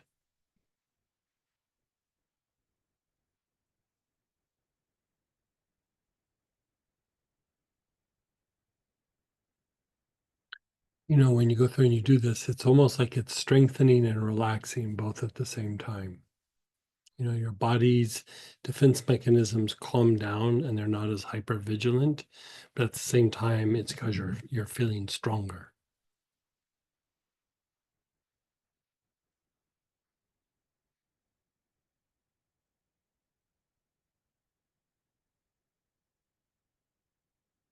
Again, begin inhaling.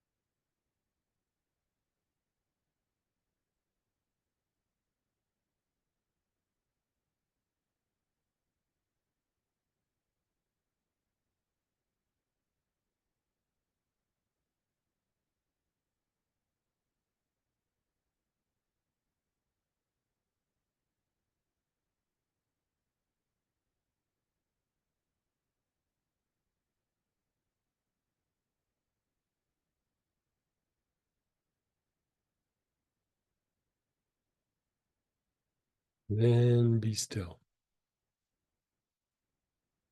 How's that make it? Yeah.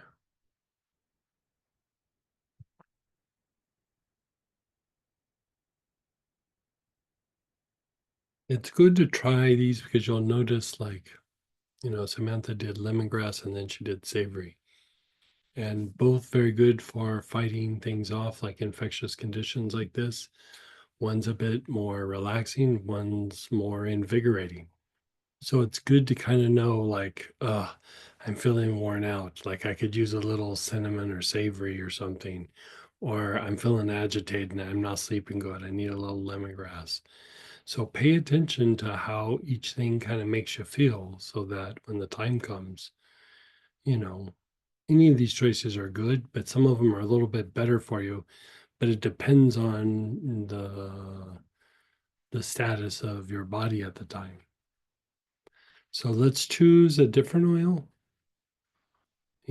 whatever you have. If you haven't tried cinnamon and you have cinnamon, why don't you do that? Eucalyptus radiata,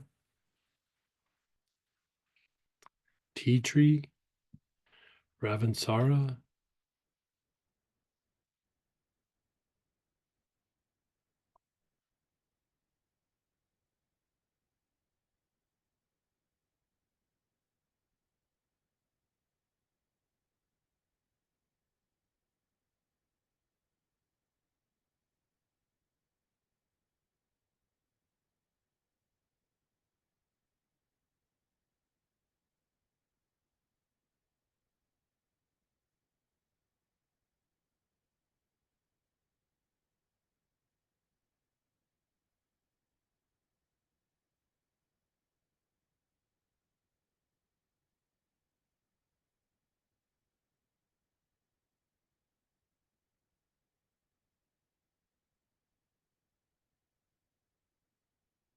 nice, long, slow, deep breaths.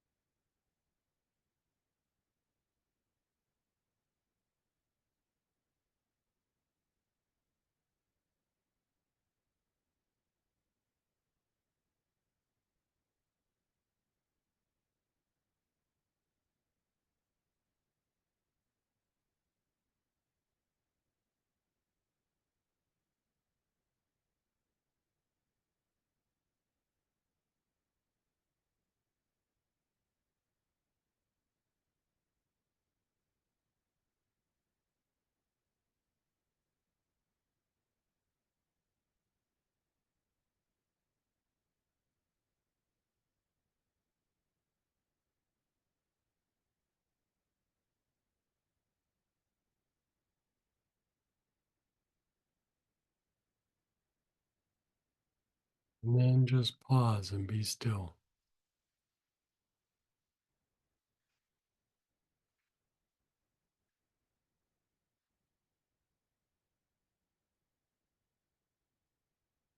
Language. Yeah.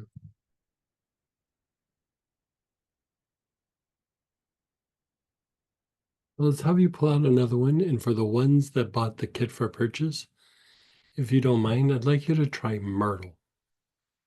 Because we're looking at infectious conditions, but we're also wanting to focus a little bit more on things that are respiratory oriented.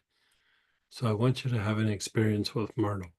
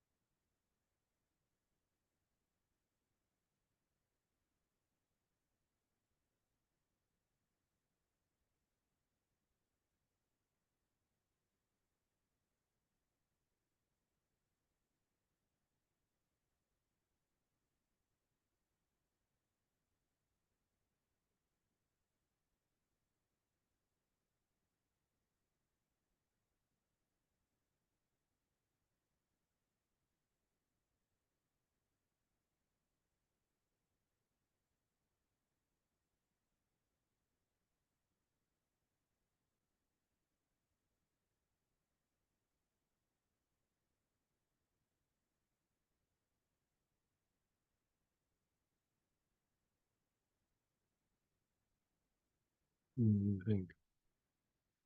So nice. Yeah.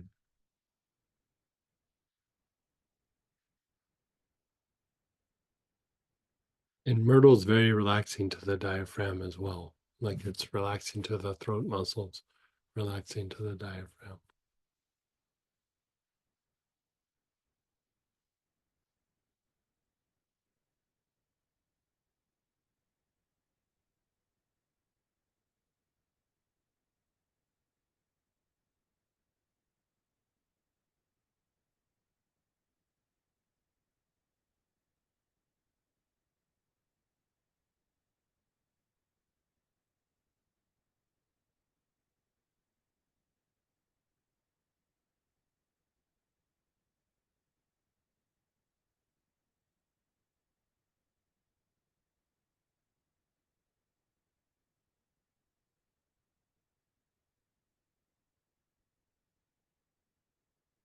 Hmm. We'll find another one for that. You can figure it out.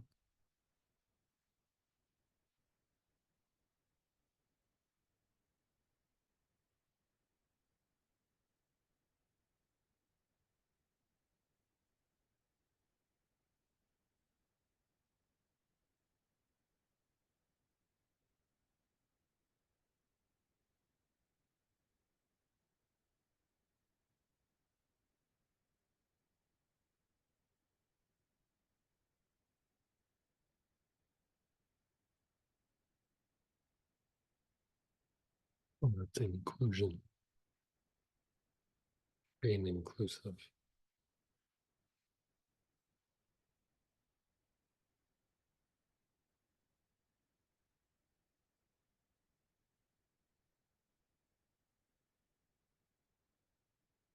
And then just pause and be still.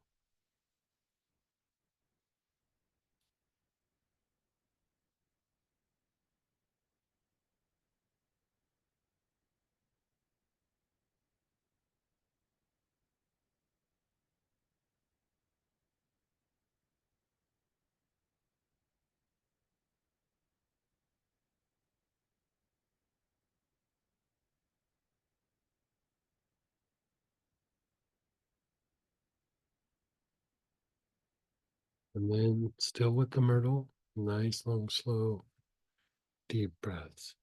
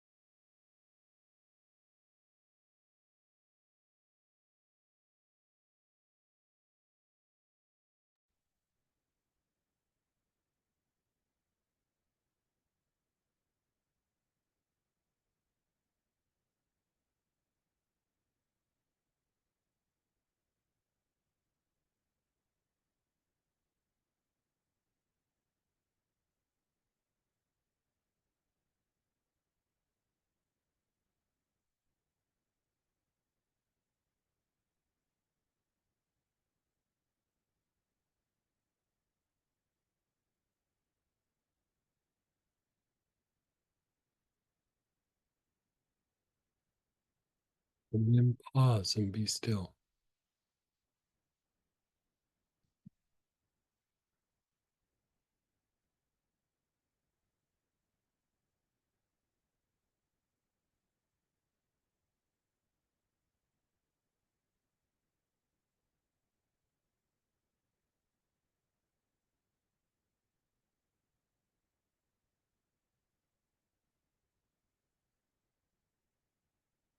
Now, let's do another one. So choose something different out of that list. And this isn't one on a list, but for the people who got the kit for purchase, let's pull out terebinth. And it's about kind of drying up mucus and it's still an antiseptic for the respiratory tract. So it's very good for prevention. So just take some nice, long, slow, deep breaths. If you have a pine, you can use a pine as well.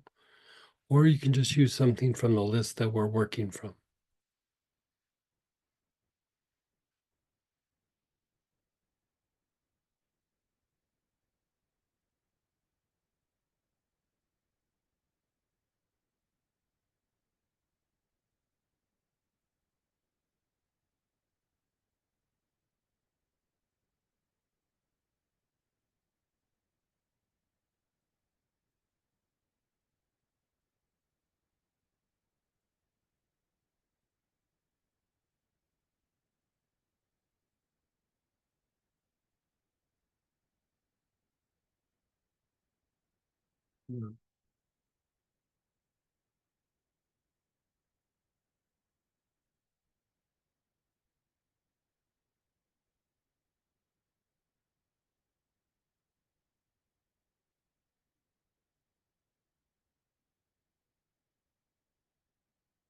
We're taking nice, long, slow, deep breaths.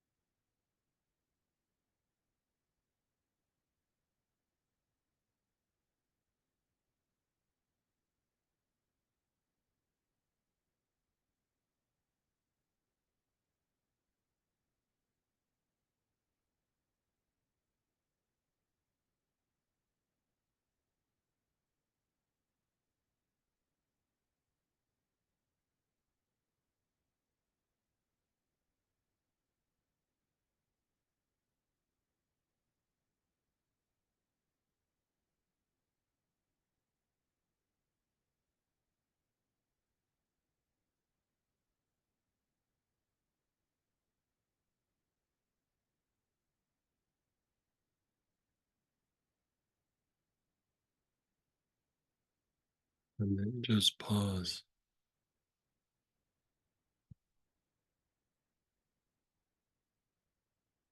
Well, those different ones, how do you feel? A little sleepy. Yeah. Did it really? Hmm.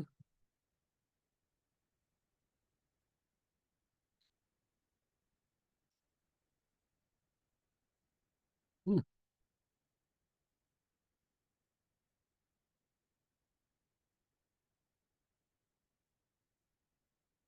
So we're going to kind of go through and talk about some of the different aspects, but before we move on, do you have any questions about oils or how to go through and do it? I mean, it's kind of nice and simple. I highlighted some things for you to take internally if you'd like. But other than that, it's just sustained inhalation, no real pattern. It's very, very simple. You know, all of these could be diffused as well. So unmute yourself, type in, share experience, ask questions, and then we'll move on to some other pieces. Someone's asking, should we add myrtle under respiratory on the page 8 as well? And where, page 8? Yeah.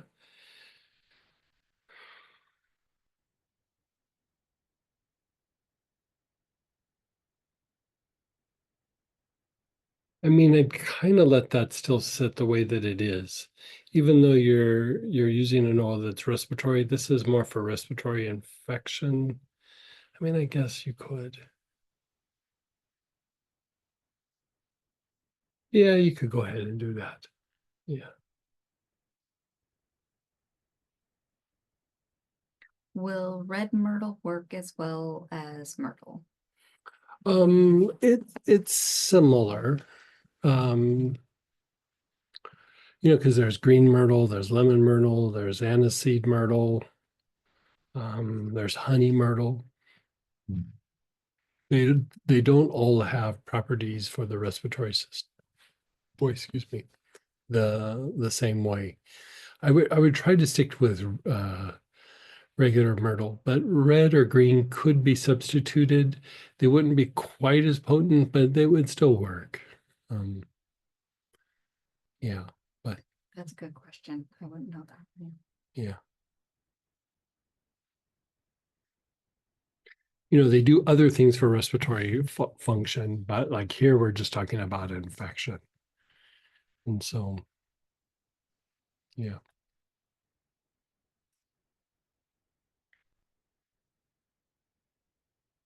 What does thuja do? Thuja, we're not really using that here, but you know, it does several things. But if it was used in this kind of situation, jump starting lymph nodes. But yeah, for these kinds of things, thuja is really not a choice. Yeah.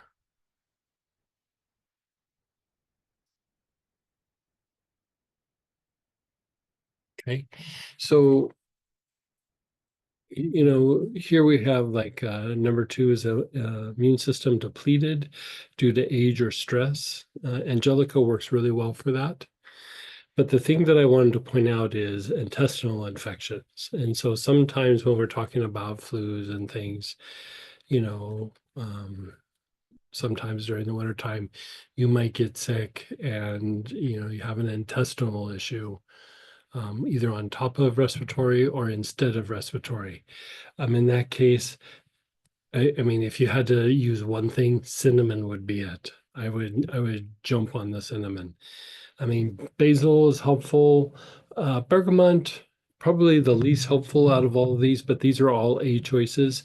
Thyme is pretty solid, but the thing with cinnamon is it knocks out infection, it stimulates the whole body, and if there's diarrhea, it will actually be the thing that would help stop the diarrhea. So, like, kind of your go-to thing would be cinnamon. And then another one that I'd like to point out is number 6, depleted skin. And, you know, this can be while you're sick, but you know how sometimes you've gotten over the feelings of the cold, the flu, the nausea, but you're just like, I'm just not getting better. I'm not shaking that last 20, 30%. I'm tired. A lot of times it's depleted skin. And so Sylvester pine and spikenard work well for this, but parsley is the rock star. You know, it could be salt baths, it could be a body tonic, it could be a lotion, it could be a massage oil. It could even be drops just put all over the body and kind of rubbed in. I would probably do a body tonic or a salt bath, but you know, I think we have several people who buy, I make the TheraLotion and I do a real strong version of whatever the oil is in the lotion. And there's several people who buy parsley. And so again, really super good for that. Now, sore throats. There is an energetic pattern here with, the throat minor, jaw minor, back throat. I would say probably the most effective way to treat it is bay laurel internally, like just a couple of drops of bay laurel in water. You could also use it as a gargle. Sometimes I'll even take a little bit of the bay laurel and swab it on the back of the tongue, but any version of that. But the in water internally is probably your best bet, but it will help with a sore throat. Think of sore throat as just impacted lymph nodes. Your lymph nodes are just impacted and they need to be cleared out.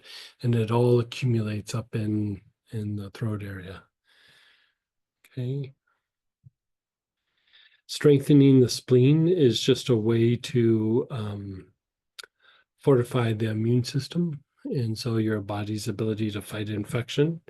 Same with the thymus.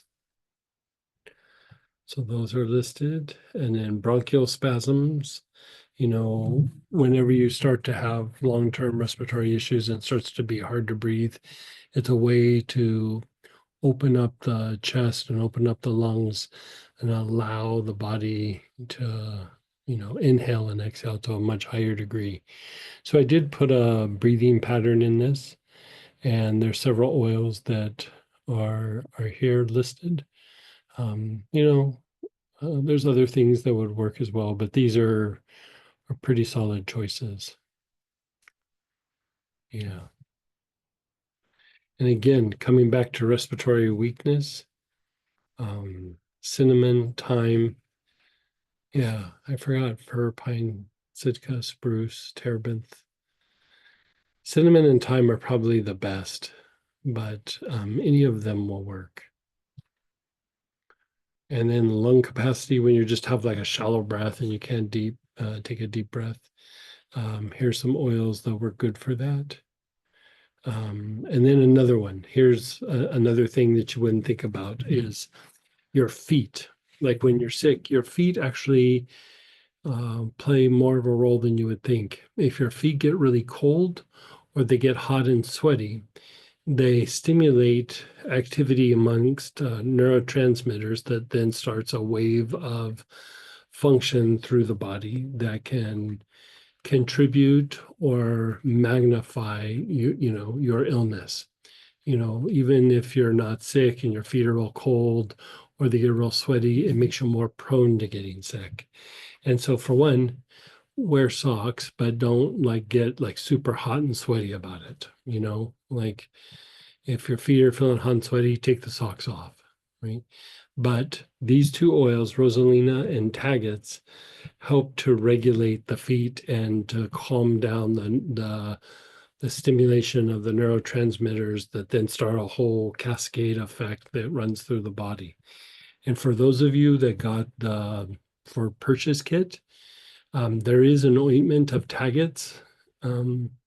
If you don't have that, I'm going to have you rub that on your feet right now. And so shake it up and rub it all over your feet, top, bottom, heel, between the toes. Rosalina, we've had that for a long time.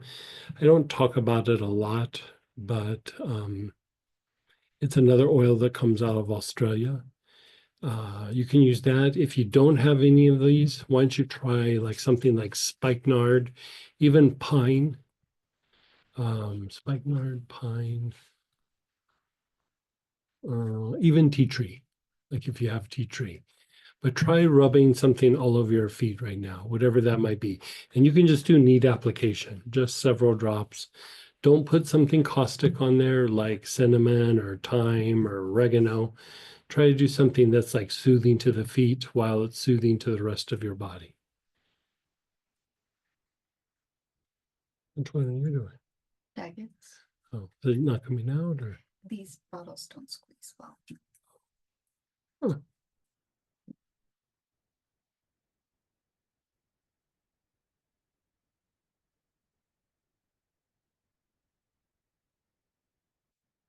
Mhm. This is a thing that you could do for maintenance, or even as you're getting sick. You know, on that note, there's a tincture that it's not listed here, but on the onset of like starting to feel something coming on, it's a very old school remedy that was before there was pharmaceuticals, the way we know pharmaceuticals now. And if you felt something coming on, you would use this thing called composition tincture. And it was just a way to knock out a cold or flu right on the onset. Like if you're in full blown, you know, viral infection, it's already too late for that particular tincture. But if you want to use it right as it's starting, it can knock it out. Would that be like a tickle in the throat, starting to get Yeah, stuck? anything where you know how you just start to go, I got exposed to something, or I might start feeling like I'm coming down with something, you know. But if you're in the middle of the mucus and it's in your lungs, you need to move on and use other things that we've already been talking about. But composition tincture can be a thing that you use right on the onset. Oh, we could put that in the little tincture list. Mm. Yeah. Mhm.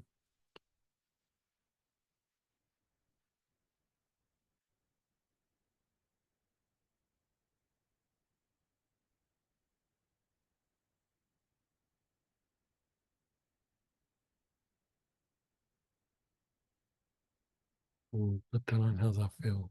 Oh my gosh. Feels so good. Yeah. Like it feels like my feet are waking up even, like Mhm. something's like it's pulsing. Yeah. The Taggets is really good for circulation in the feet without generating heat. It detoxes the feet and takes some of the stress out of the feet. It's very relaxing and soothing. It's a great way to end the day, like just rub Taggets on your feet and then go to bed.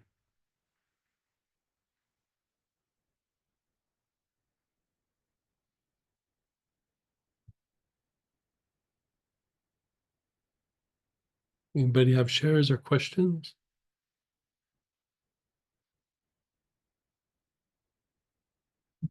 How long do the tinctures last? Years and years and years. Like, 10, 15 years at least. Maybe 2 months if I use it because I go through them so fast. Yeah, but a long time. Yeah. I mean, that's one of the reasons to put it in alcohol is it will keep the potency of the herb for much longer than if you just had the herb sitting on the shelf by itself. Because the herb by itself, over a period of time, within a year or so, starts to get less effective because it's getting old, and so like sometimes when you buy like herbal teas or teas to kind of treat things, they use the really old herbs that haven't sold. And so you're getting a very weak form of the tea or of the herb in the tea. And so putting things in like a tincture or in honey or in the Ayurvedic tradition, they'll put it in ghee, is you maintain the potency and you vastly increase the shelf life. Like it will last for a very long time after that without losing potency. So I started with just one foot and my other foot is going, huh? Me too. yeah, the Taggets is really nice on the feet. Really, really nice. Should we add myrtle under lung capacity? Um, that's not necessarily diaphragm. That's more of like expanding the lung tissue itself. And so I'd let that stand the way that it is. Yeah. Does it work on swollen ankles? Myrtle? No, the Taggets. Oh, Taggets. Swollen ankles is still a little bit more of stimulating the kidneys and having a bit of a diuretic effect. So probably not. I mean, it might a little bit, but you need to go to things like parsley or lovage, juniper, things like that to reduce the puffiness or the um, fluid retention in that area. So, okay, how about we'll take a little break and we're going to come back and talk about respiratory stuff when we come back. What time are we back? 3:15. Okay.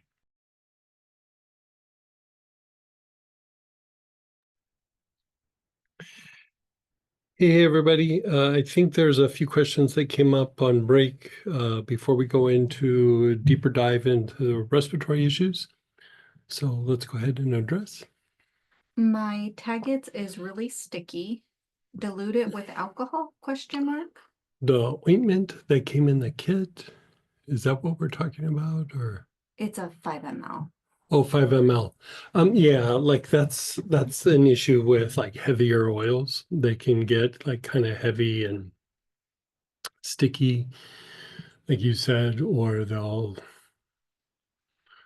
over a period of time even harden up a little bit. And usually the way to handle that is to heat up like a cup of water, like you're making it for tea, and make sure the cap is on real tight, and then set the bottle inside the hot water for, like a minute or two, and then pull it out, and it should be pretty fluid again.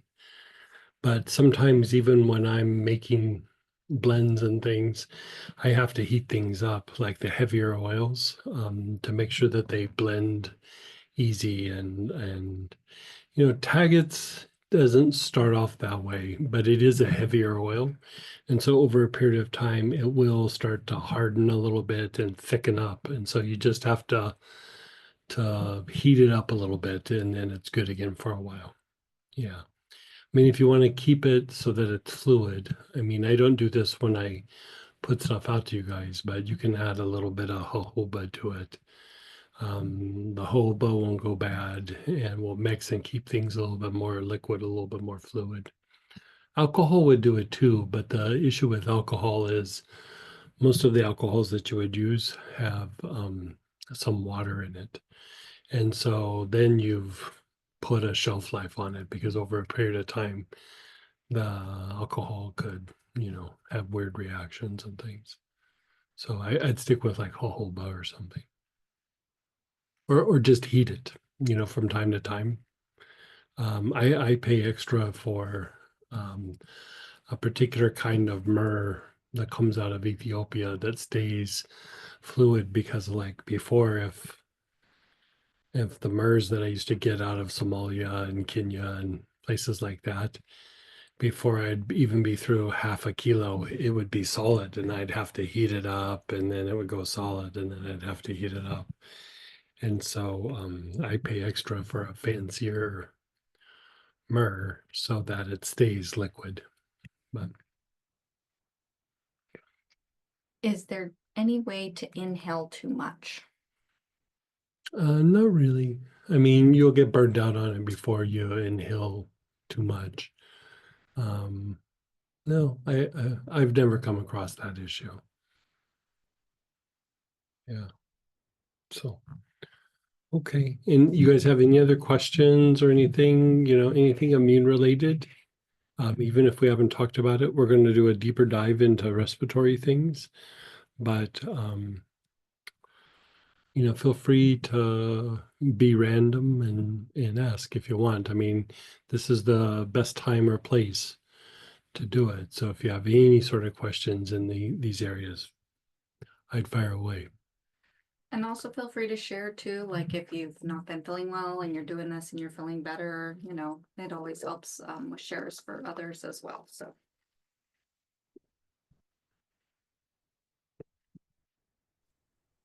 Everybody's good? I have a question, Greg. This is Yes, Denise. yes. Hey. Hey, the dermatologist scraped a real thickening on my hip, and it is taking forever to heal. I've been on my hip, right above, like right between my hip and waist. So it's in an odd place anyways. It's really hard. It is the most painful thing. I can't tell you. So I've been using even some golden seal on it. And I thought maybe sea salt and water might be good. I would put helichrysum on it. Helichrysum, okay. Thank you, because it's hard to bandage and keep a bandage on it. And Sure. it's just been really hard to get it to heal. So thank you. I appreciate any feedback you have on that. Sure. Anybody else? Okay. So we're doing bronchitis. Like we're just kind of looking at, I gave you a list of an explanation, acute and chronic, and then the symptoms, and then treatment. And down here, you can say any of these would have an impact. There are a couple of things that I would say are good for bronchitis. So one, there's the list, there's the explanation. There can be wheezing and shortness of breath, things like this. But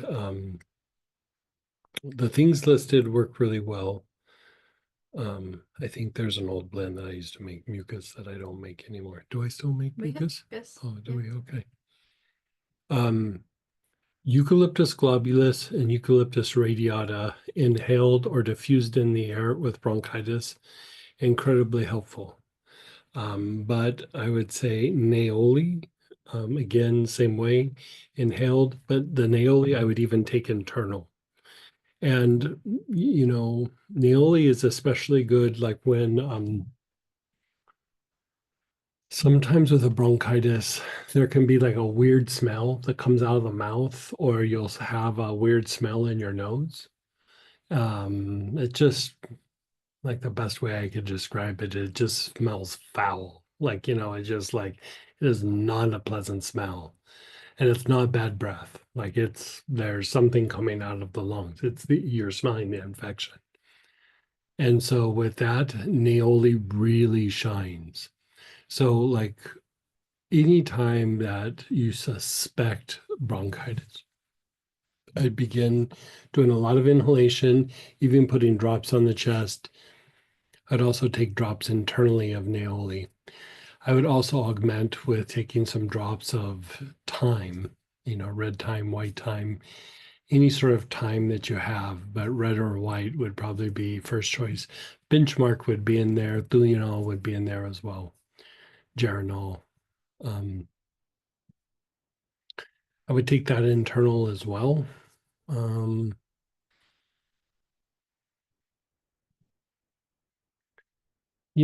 Sometimes cinnamon will work for bronchitis and sometimes it doesn't. And so usually I, would put cinnamon kind of on this list, but I've had it not work enough to where I left it off.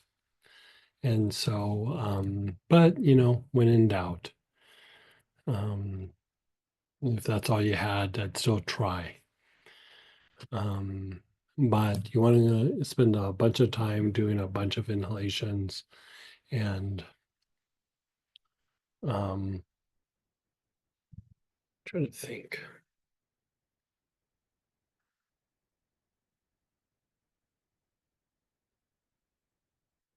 Let's do a little, like, I know we just did a little bit of a treatment. Let's do a little bit of a treatment, like how we would go through and treat bronchitis, because I think that it's a good one. So you see the list up there. But if you have Neoli and if you have a thyme, I'd pull that out. Eucalyptus globulus or Eucalyptus radiata, I'd pull that out. For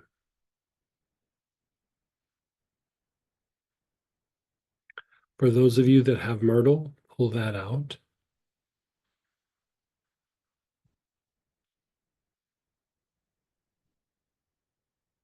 And let's do like a little mock treatment for bronchitis. So pull out the things that you have. And first off,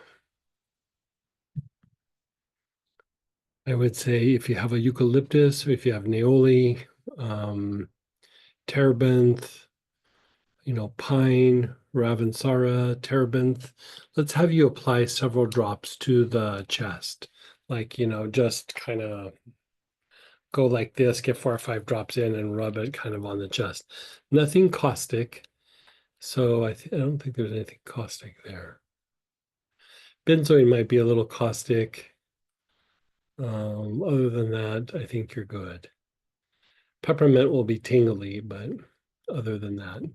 So rub some on the chest. And just one. Yeah, you're just choosing one.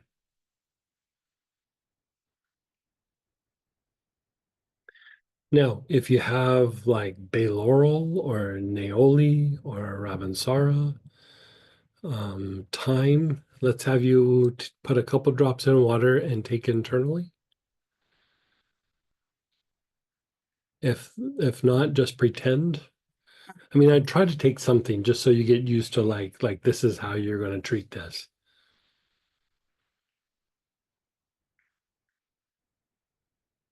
Okay. And then if you have neoli, eucalyptus, radiata, or globulus, pull those out. If you don't have that, then something from the list. And then start taking nice, long, slow, deep breaths.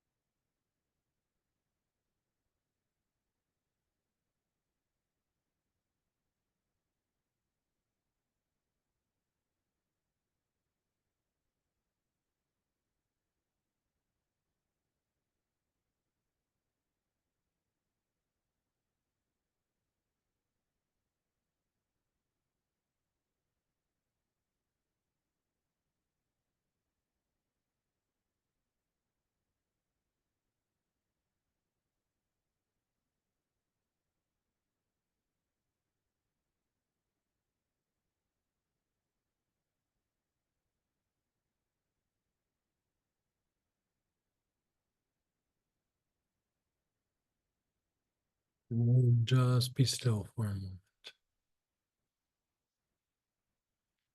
Now, sometimes with bronchitis, I don't know if I've talked about this or not.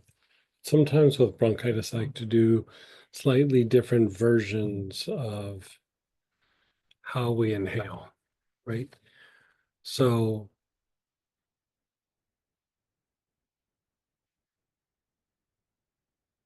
one of the things I like to do is you inhale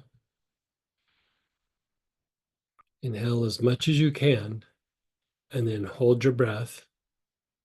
You hold your breath for about maybe 5 or 10 seconds, and then try to forcefully blow your air out, right? So you go, and you're not doing the pursed lip breathing. You're just going, and then see, like even that, I got a little bit of, like you're getting stuff out, right? So hold your breath, and then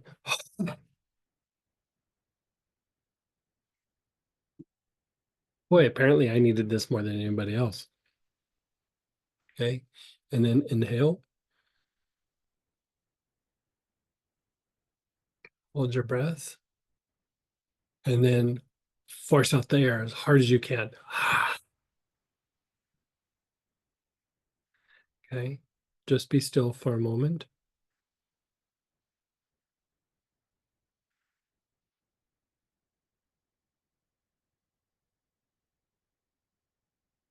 Now you're going to do the same thing, but a slight variation. You're going to inhale, hold your breath,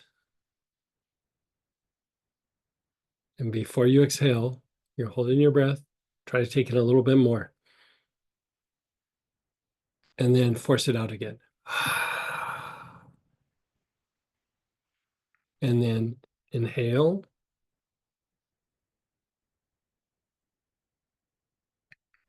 Hold your breath. Inhale a little bit more.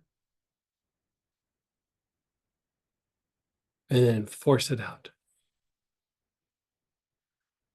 And then just be still for a moment. How's that make? Kind of what that makes, opens up your chest a little bit. Also makes me realize, oh, I'm feeling good. Right, right. Yeah, there's something like at the bottom of my lungs when I exhale. There's a little mucus or stagnation or some sort. Now, you're going to do the same thing again. You're going to take a long, slow, deep breath. Hold your breath. Take it a little bit more. And then while your breath's still being held, just kind of go like side to side. Like side to side. And then forcibly exhale. Okay. Just, you don't want to get too lightheaded. So let your body just have that for a minute.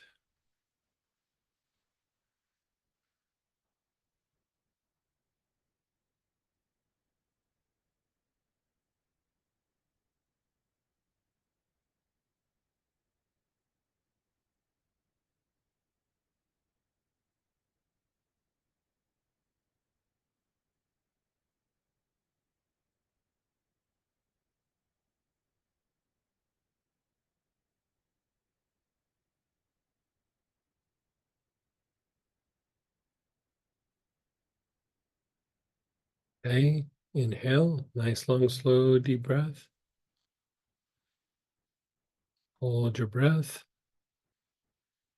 Inhale a little bit more. Side to side. And then forcibly exhale again. And then just be still for a moment. Yeah. So Samantha's saying like by now she's able to expel or exhale much more, like much more volume is coming out than before. That's what you're shooting for. Like you're wanting a lot more air to come out. You want to open up your chest a bit.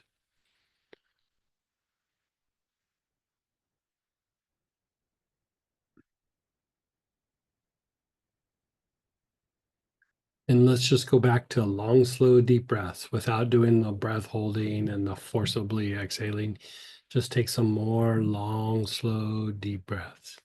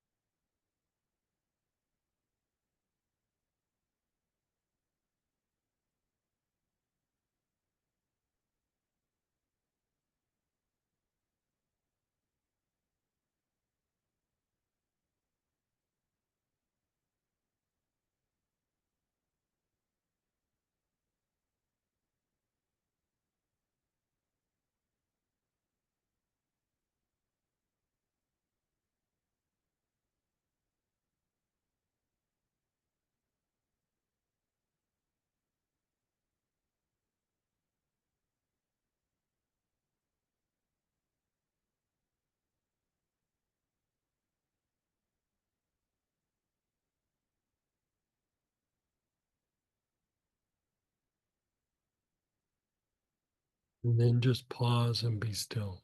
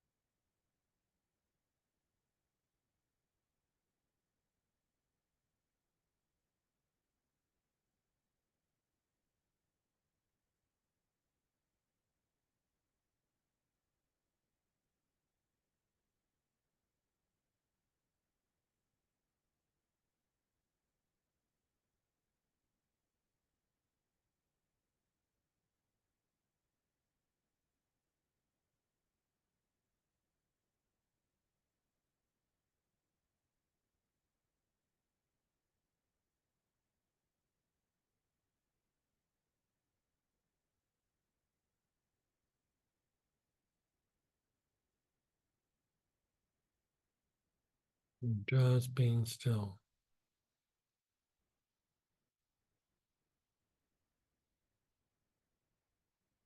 Notice your body kind of goes into a recovery mode. How does that feel to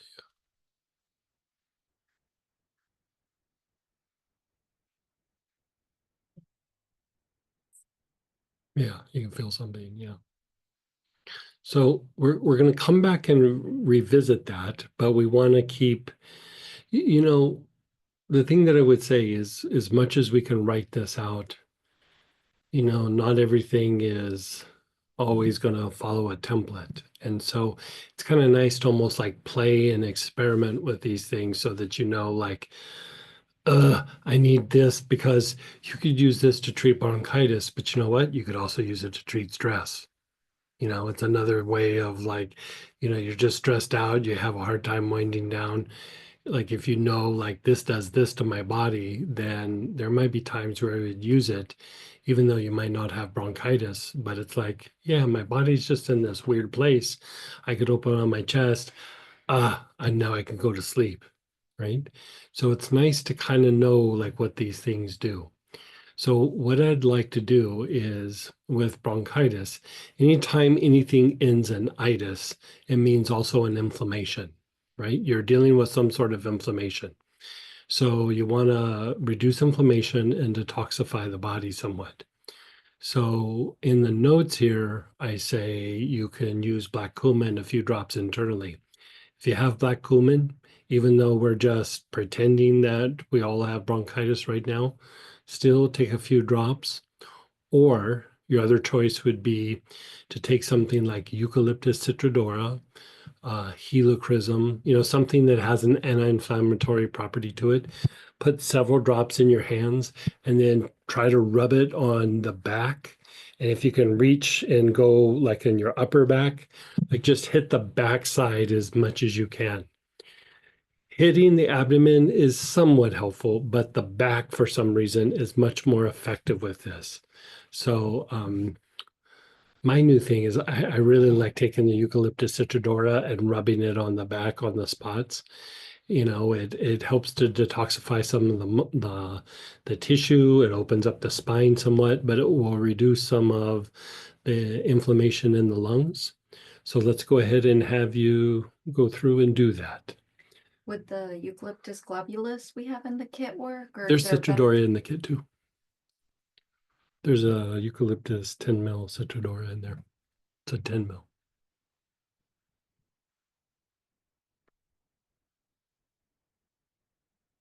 Black cumin, eucalyptus citrodora. What's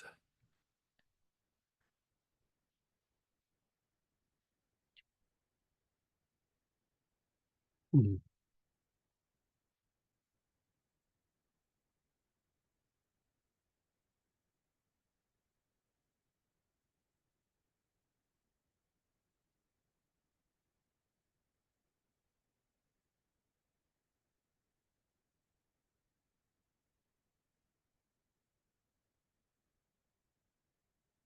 Are you sure? It's not in there? 10 mil?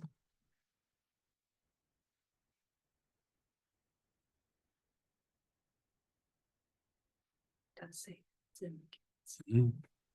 I have, Yeah.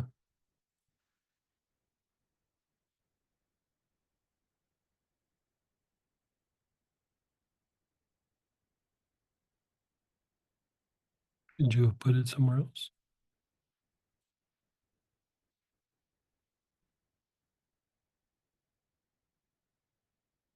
Okay, well, try one of those. And if you don't have those, even lavender would kind of work. It wouldn't be the first choice, but it would still work. And so, It was wrapped separately, not in the bag. Somebody was telling me.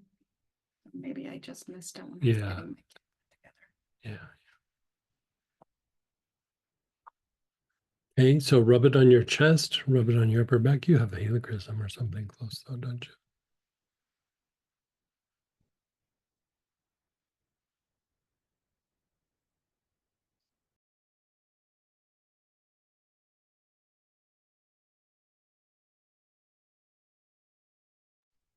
Why don't you go grab some eucalyptus? So you're rubbing it and even give it a little bit of an inhalation, even if it's black cumin, a little bit of an inhalation as well.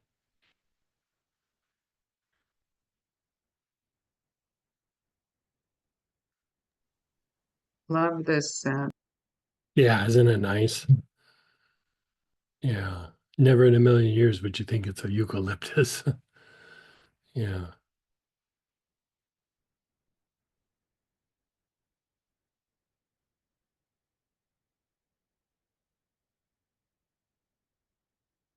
Yeah, in my head, I use it so much to treat deposits in arthritis that how like your mind just starts to pigeonhole things. And I just got it into my head. That's what it's for, tendonitis and arthritis. And I've been busting it out using it on so many other things. I'm like, oh, God, another one that I just am underutilizing. So you're taking nice, long, slow, deep breaths.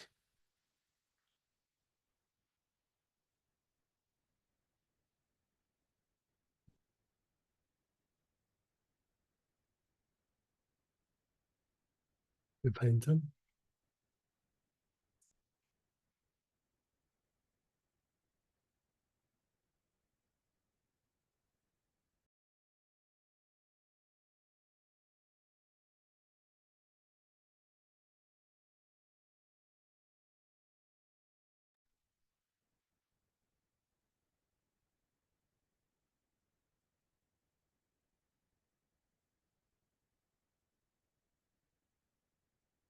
And this has nothing to do with respiratory issues, but if you put it in on your heels, like the bottoms and sides of your heels, it might become your favorite oil. I'm just saying.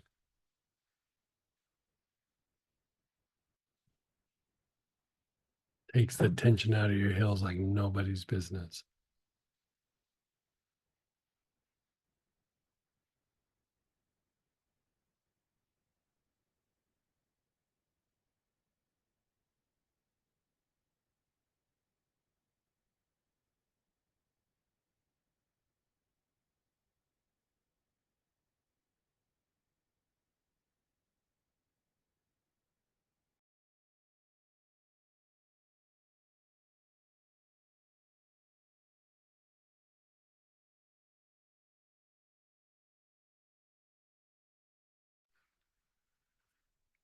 You're still taking some nice, long, slow, deep breaths with something anti-inflammatory.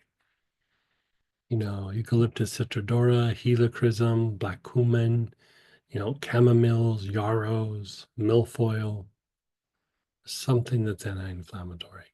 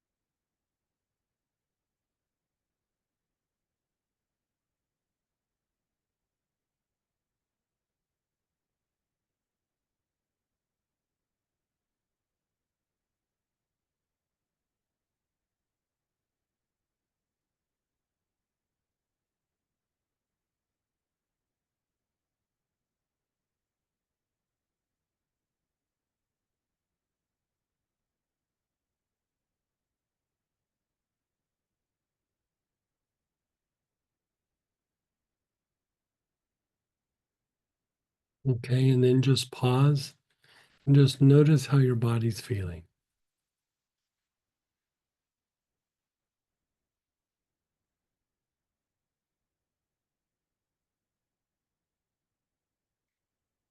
So the best that you can, like I'd say terebinth, anula, pine, some sort of pine. Let's see if you have something like that. And we just want to like dry up mucus. And so something in that nature. Terebinth, anula, pine.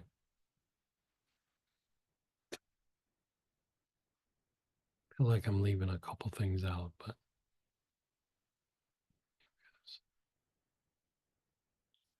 myrrh would work. Was mugwort one of the ones that did it? Or was Yeah, there something mugwort. different? Actually, that's a good point. Mugwort is for like when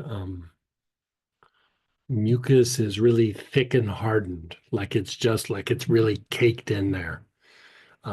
Mugwort could be another one. So choose something from that. And again, you're taking nice, long, slow, deep breaths.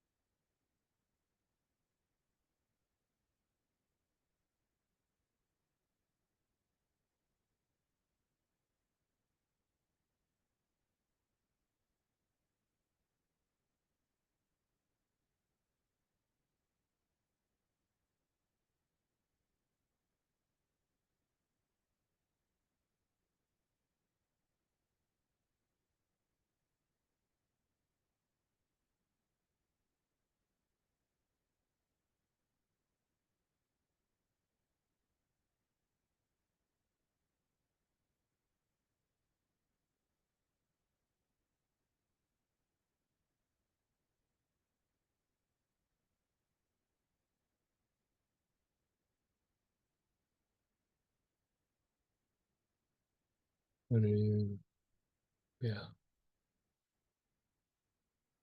I loved her.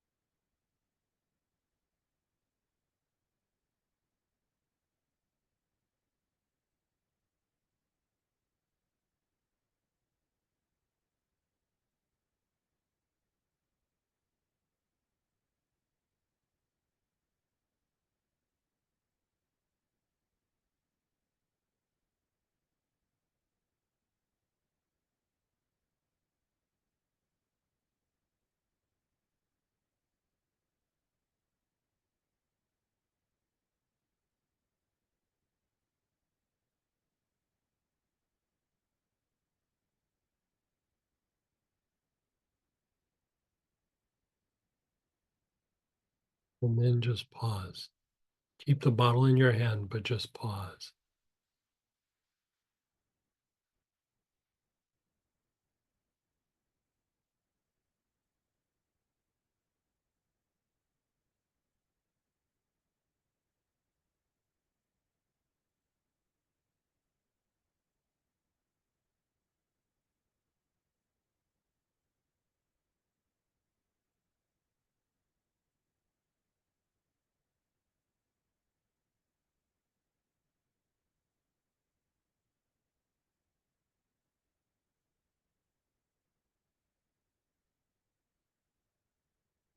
Again, nice, long, slow, deep breaths.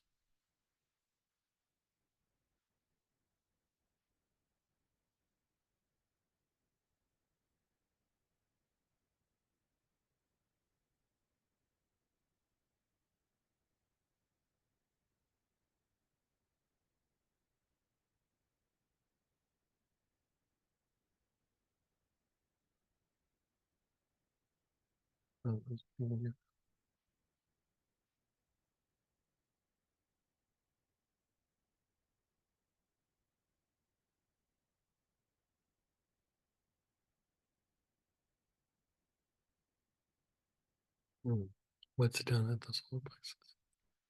Like, what do you feel there? Yeah. Sometimes if you're real sensitive, you'll feel your solar plexus is expelling.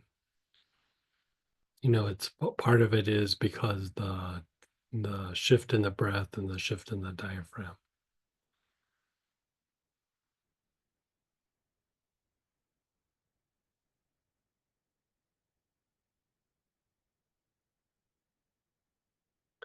The other thing that I would say is, when we look at pharmaceuticals, we take something and we expect like a certain kind of result.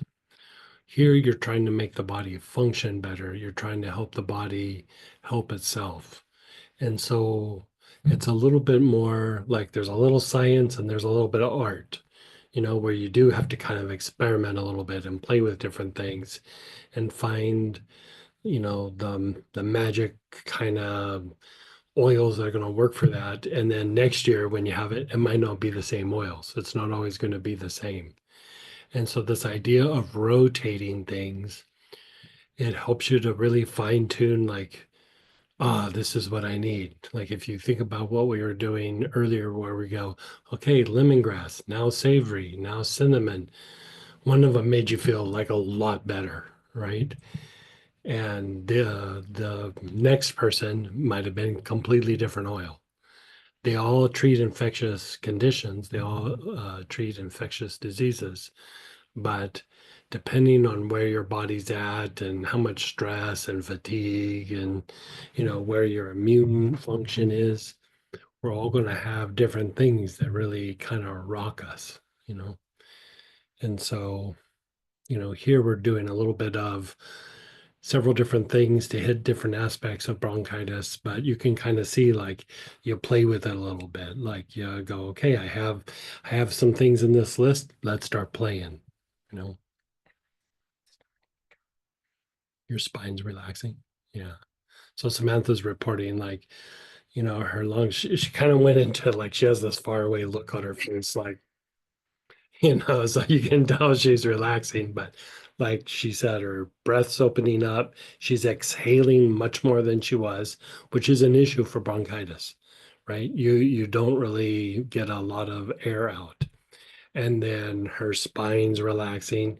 You're helping the body to go into that state where it's repairing itself, but it's functioning better. The more you do that, the more the body is going to repair itself.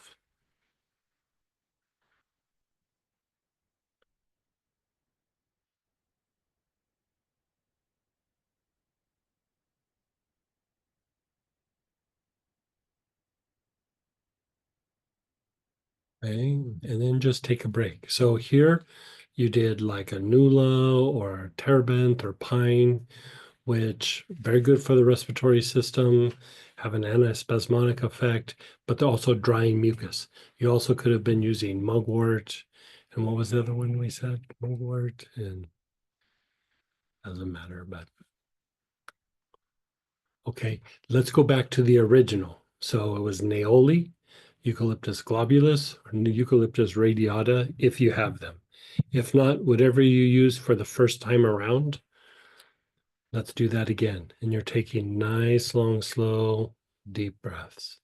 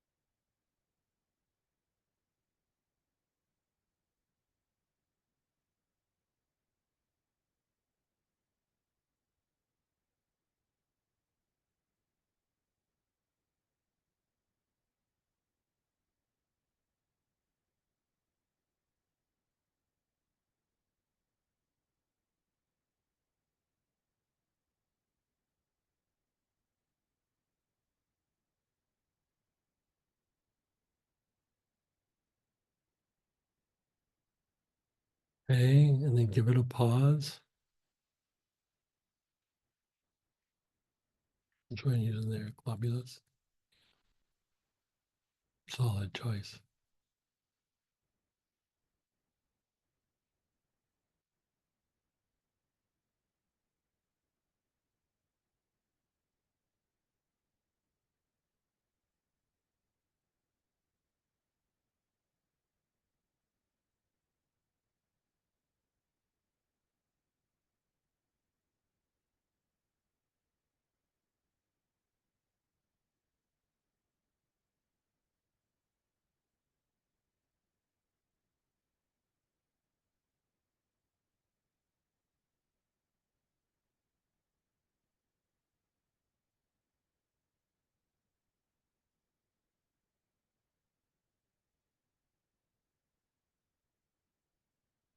Okay, we're going to do that thing again where you inhale, hold your breath, and then forcibly exhale.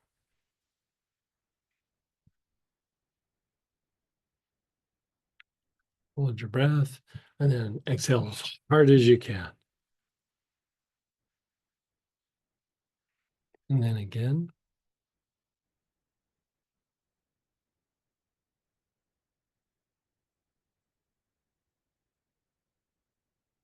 And then exhale as hard as you can. So you know how last time we go, okay, inhale, and then you hold your breath, and then you exhale a little bit more. Okay, then you forcibly exhale to the point where you have like no air, and then you hold that for just a second, and then try to force out a little bit more, right? So inhale, hold your breath, inhale a little bit more, and then forcibly exhale, hold it, and then try to exhale just a little bit more. Okay. And then just let yourself breathe normally for a moment because you'll get lightheaded really super fast.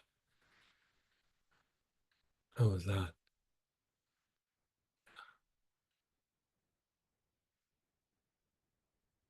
By the way, these are old cycling tricks. Like you do this to make your breath better for being in altitude.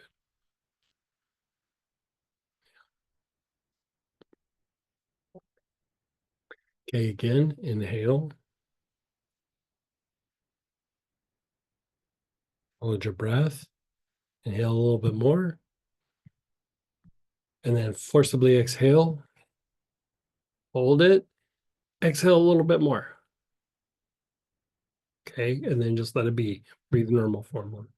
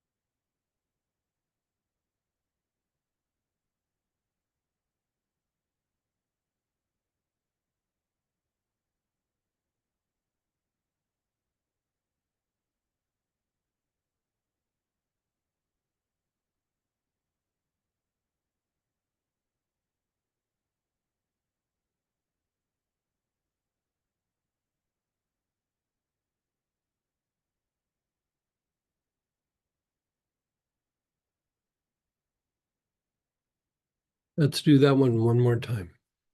Long, slow, deep breath. Hold your breath. Inhale a little bit more. And then exhale as hard as you can. Hold your breath. Exhale a little bit more. And then just let yourself breathe normal. But you can inhale a little bit of the oil now if you want. Just normally.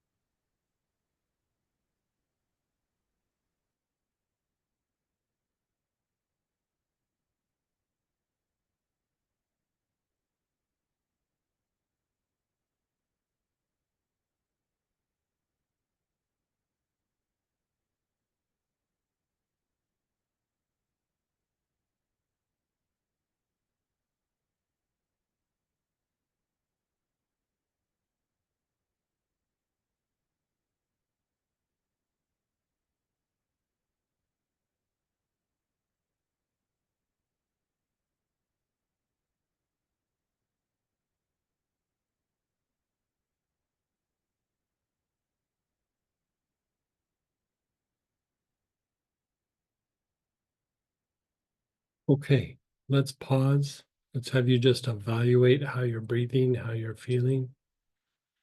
How do you feel? Breathing deeper.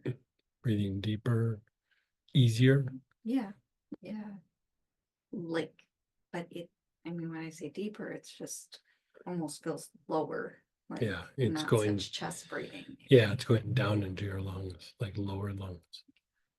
So Samantha's saying it's not just like breathing here, it's like going all the way down. She keeps pointing to her kidney area. No, I'm kidding. She just keeps going lower and lower. Right. And so, this is a good way to do maintenance. This is a good way to do prevention. It's a good way after the fact. But in a case of bronchitis, this would work. You might not be able to do it as enthusiastically as you did here. It might take you several times of doing it. But if you do this, like it will help you get over the bronchitis actually quite substantially. So, Yeah, go ahead, Paulina. mhm. Hi. Hey, I feel like everything open to me, and like the head is very big and very like clean, but I have a big headache because I think I'm coughing so much that oh, I have a let's headache. see. You have a headache. I will make a healing after the session, but Maybe let's just have you get up and walk around for a minute. Your body might be a little congested, and that might be the headache. Just get up and move your body around, walk around for 2 minutes, and then let me know how you feel. okay. Yeah.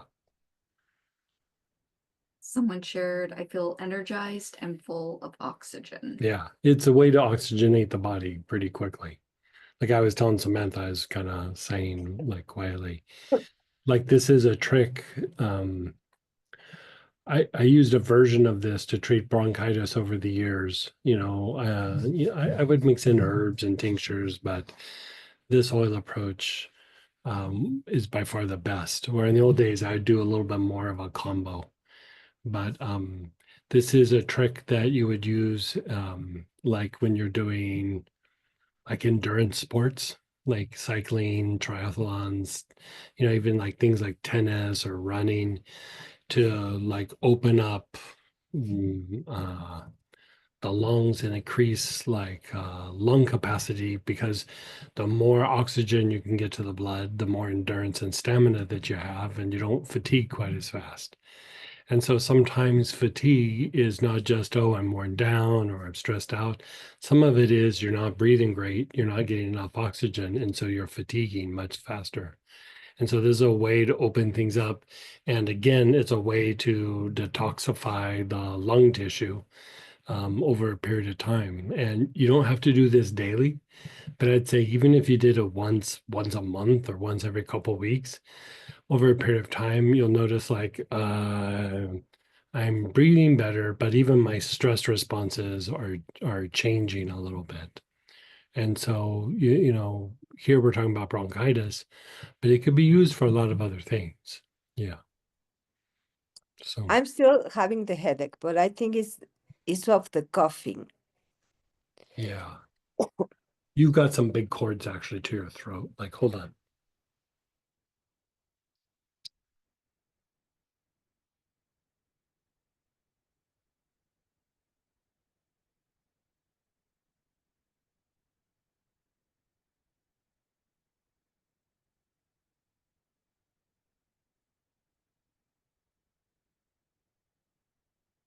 How's the head now?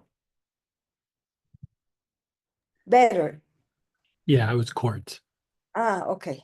Yeah. But you flushed that stuff out, you got things moving, you became aware of the cords, you resolved that, because even cords can throw off respiratory function, you know. And so, maybe a little bit of rue or etheric cords more often over the next few days Okay. could be helpful as well. Okay. Thank you so much. You're so welcome. Your cords were everywhere, by the way, every center. So, Yes, we know Yeah. everything. And I don't know that it was like people being malicious with you, but like maybe people around you are stressed and the connection, you're feeling their stress or, whatever. So, Yeah, I yeah. understand what you mean. Thank Yeah. you. You're so welcome. Okay. So how about this? We'll take a break. We'll come back and we're going to talk about some others and we're going to do another treatment or so. I think we're going to talk about sinuses. So we'll do that and still leave it open for you guys to do questions and things about that. And so I'll see you back at on the half hour.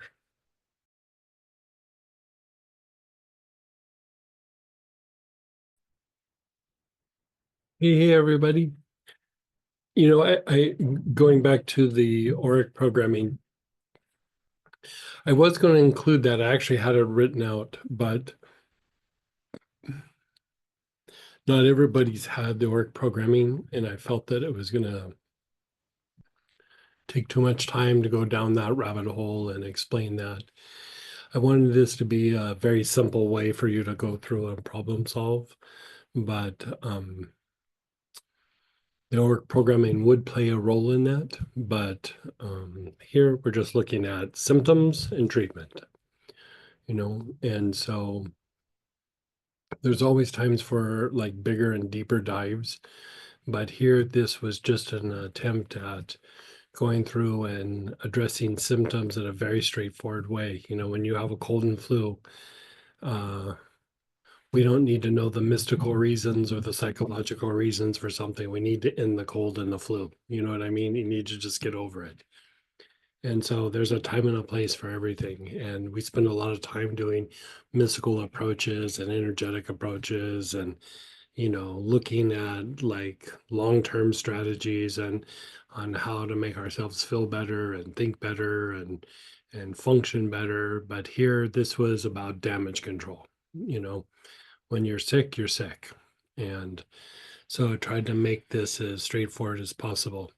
So in 2 weeks, I don't think we have this one up yet, but in 2 weeks, we're going to do another 1 day free class and it's going to be in like stress management, how to heal like stress, and talk about stress and the different things that we can do to manage stress. And that day, at the very end of the day, we're going to do 9 to 5 instead of 9 to 6 that day. And that last hour, we're going to do another immune, just for an hour. We're going to do an immune treatment. You can ask questions or whatever, but we're going to dive in to do an immune treatment. And, the idea being that, here we have recordings and we have the class and everything for you to go through and treat the immune related issues. But, we were talking it over like during the Christmas break and everything, although it wasn't really a break for us, but, just to how to be more supportive of you guys. And yes, you can go to the recording and yes, you can do practice on your own, but sometimes it's nice to have somebody kind of guide you through it live and in person. And so we're going to be mixing up how we do things just a little bit so that we can give you a little bit more of a schedule. Like here, we're going through cold and flu season. We can talk theory all day long, but let's just from time to time, be it that it might happen during the week on a weeknight or at the end of one of the classes. We're just going to take an hour and go through and do a treatment. So even if you don't do a lot on your own, you have some of the oils. We'll go through, we'll guide you through it, and we'll try to do as much prevention as possible, trying to keep everybody as healthy as possible. So keep that in mind. In 2 weeks on Saturday, we're going to do like a healing stress. And then at the end of the day, that last hour, we're going to jump right into doing a protocol for, flu, influenza, COVID, colds, whatever it is. And, we'll just try to keep doing it through the cold and flu season. And I'll So, get that up on the newsletter, by the time Monday comes out, Yeah. so you guys can see it, plan it, Right. register, that kind of thing. yeah. So even if you can't join the day, the whole day is going to be a free day anyway, but you can join whenever you want. But I just thought I'd throw that out there. And with that, you can kind of go through, you see there's like coughs and, there's different oils and everything for different kinds of coughs, chronic coughs, acute coughs. The thing too that's like a really super easy way to treat a cough is mullein tincture. Like you just take the mullein tincture, it'll reduce the mucus and it will diminish a cough pretty quickly. If the cough is more about a spasm, like, sometimes you get little spasms like deeper in your throat or in the trachea or something like that, there is a tincture called lobelia that works really good for that as well.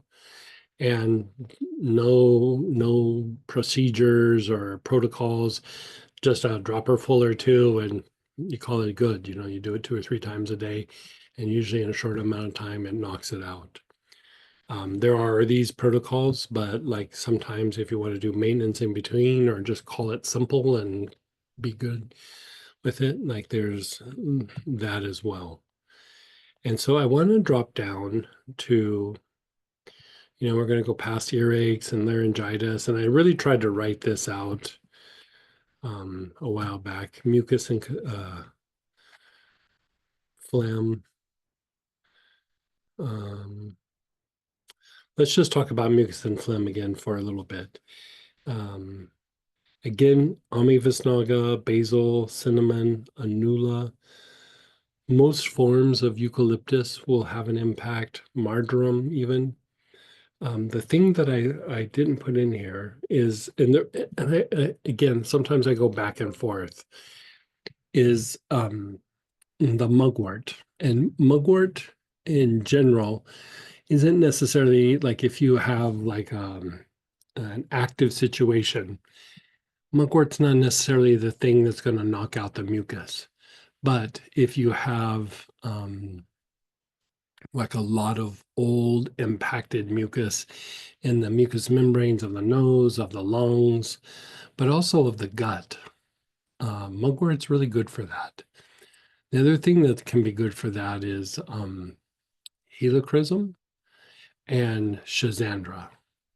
And, schizandra, for example, is used a lot of times in Chinese medicine.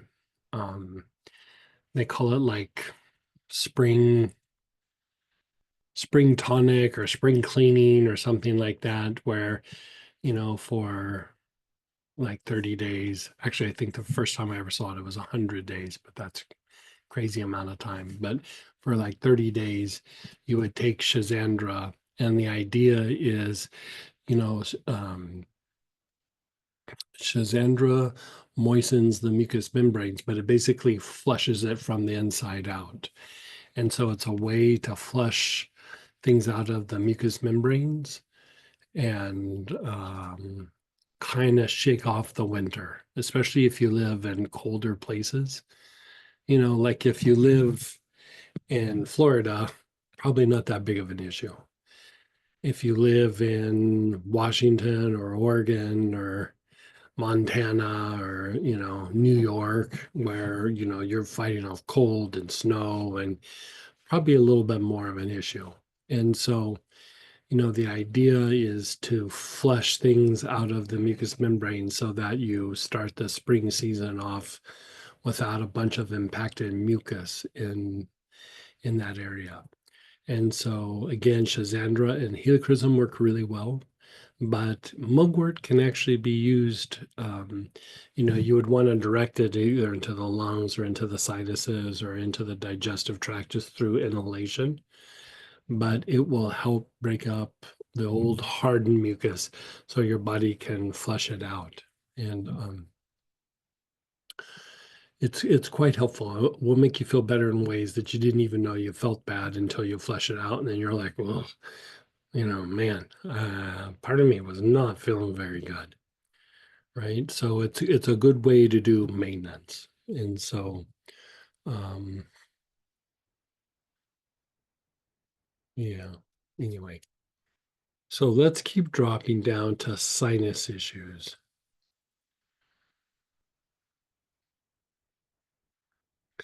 So, you have sinus inflammation, and right above it, you also have just sinus issues.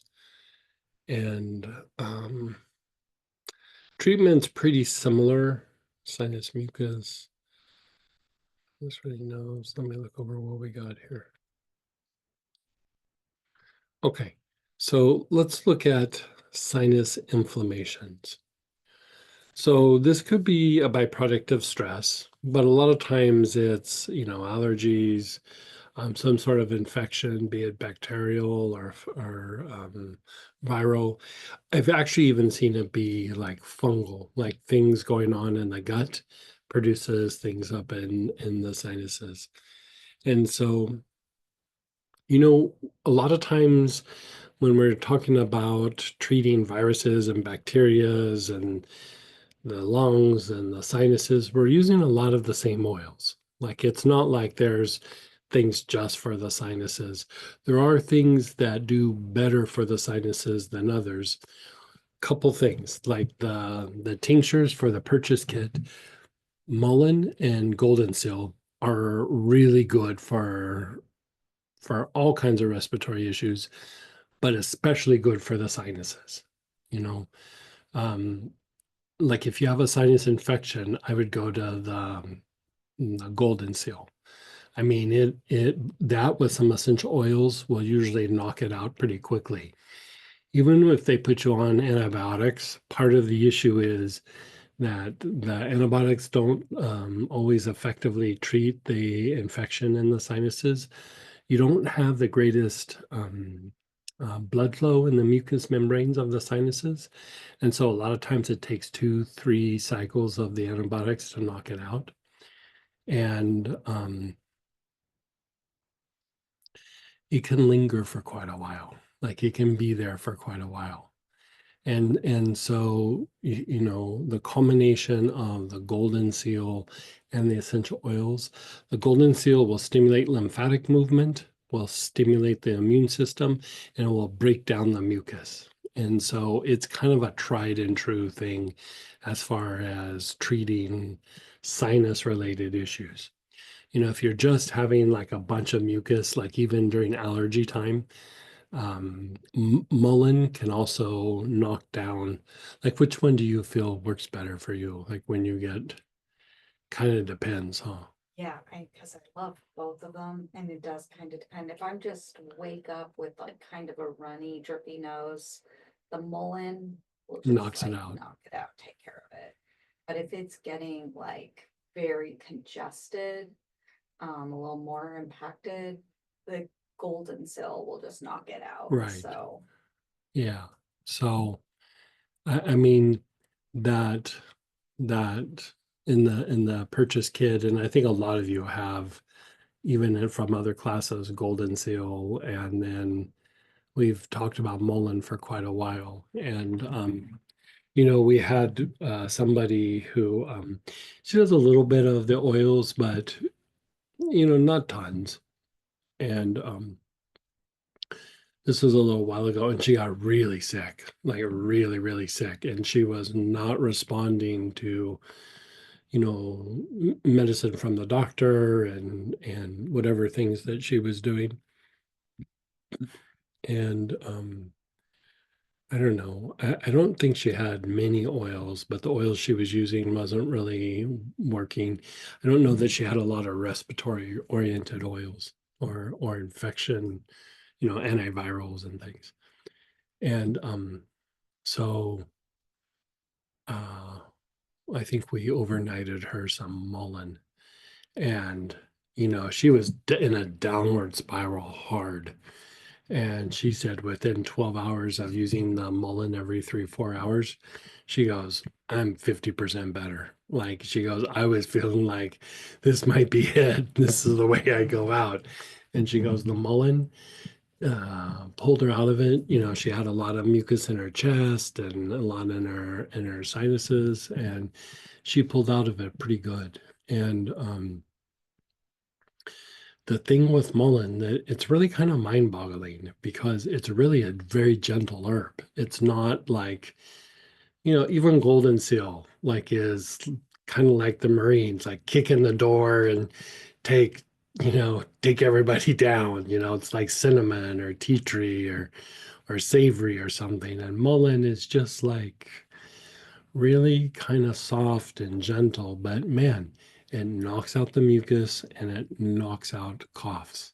Most coughs, not all coughs, but most coughs.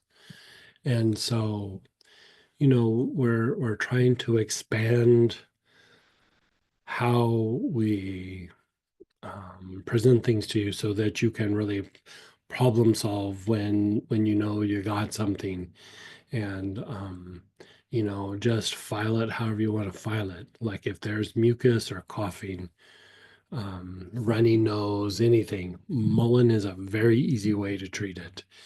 I mean, I'd still use terebinth, I'd still use other oils because it can be very multifaceted, but include mullein in your treatment.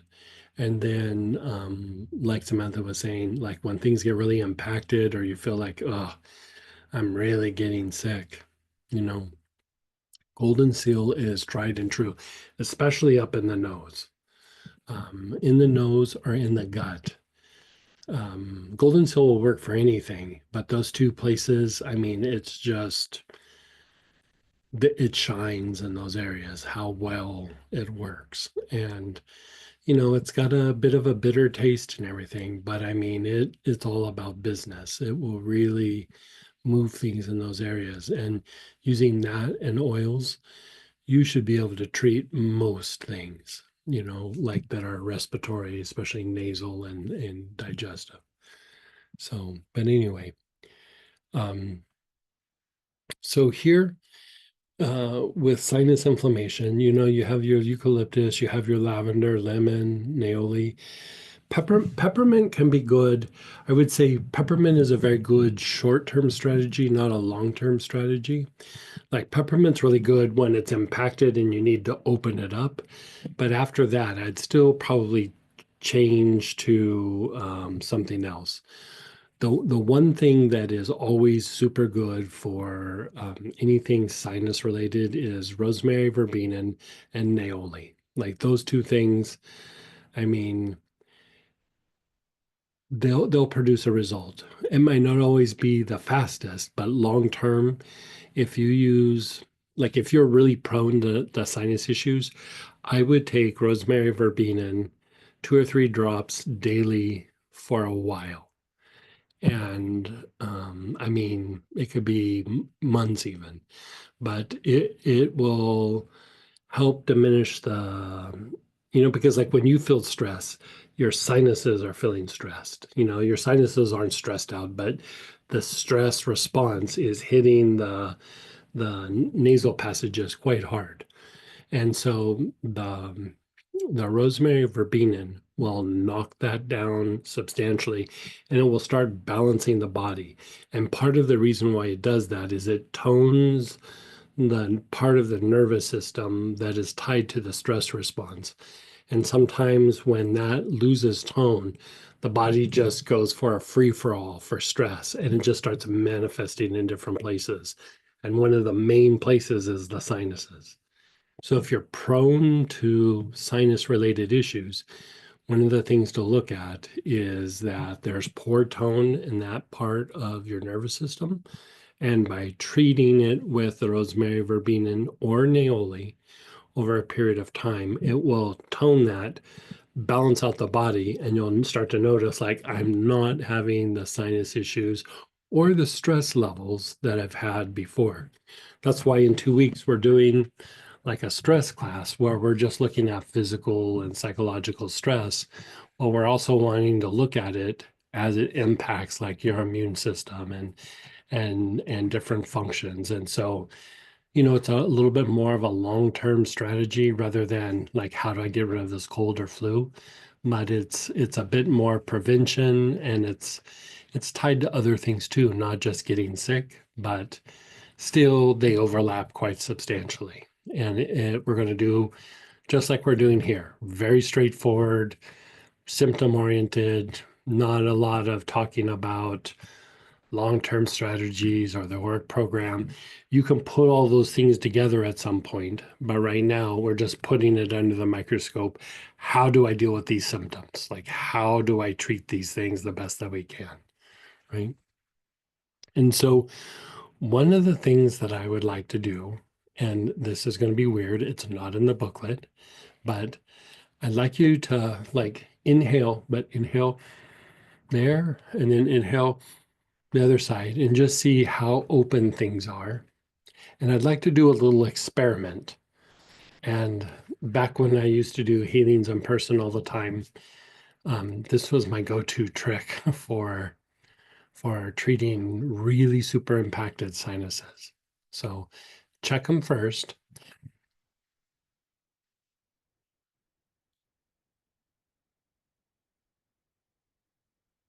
Now, what I'm going to have you do is a lot of times I use rosemary verbena for this. You could use lavender, and sometimes I actually use cypress, and cypress is not listed here. But if you have cypress, you could do it. But what you're going to do, you're going to put like 3 or 4 drops on your finger, and it's going to leak over on the side. That's fine. You just get some on the surface, and then you're going to take your finger and then start just slowly kind of stroking the roof of your mouth. And it's just like a friction massage. Like if this is the roof of your mouth, you're just going like this. Now, be aware that this might tickle a little bit for some of you, right? So if you need to lighten the pressure or increase the pressure, do it. But you want to cover whole side to side, both ways. If you need to do a different motion to keep it from feeling sensitive or tickling, you can do like little circles. But usually I would just go and rub like friction massage on that area, right? So put several drops on and then just start rubbing the roof of your mouth. And the oil choices are cypress, rosemary, verbena, Or pine. or Yeah. You could actually even do bay laurel. Bay laurel would work as well. you had mentioned lavender might work too. Yeah, but lavender actually would also work. Yeah.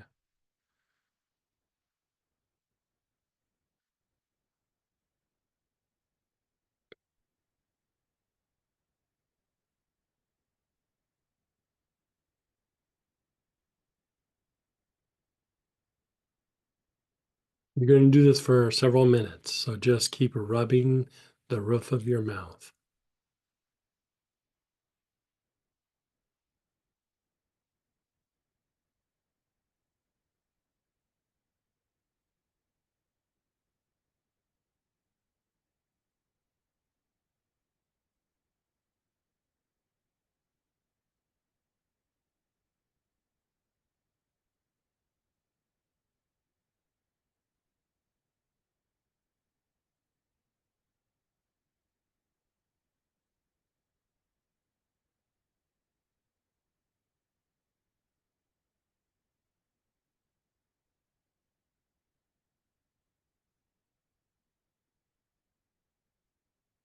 You can switch hands if your hands get tired because you are at like a weird angle. But you can go fast, you can go slow, whatever works for you.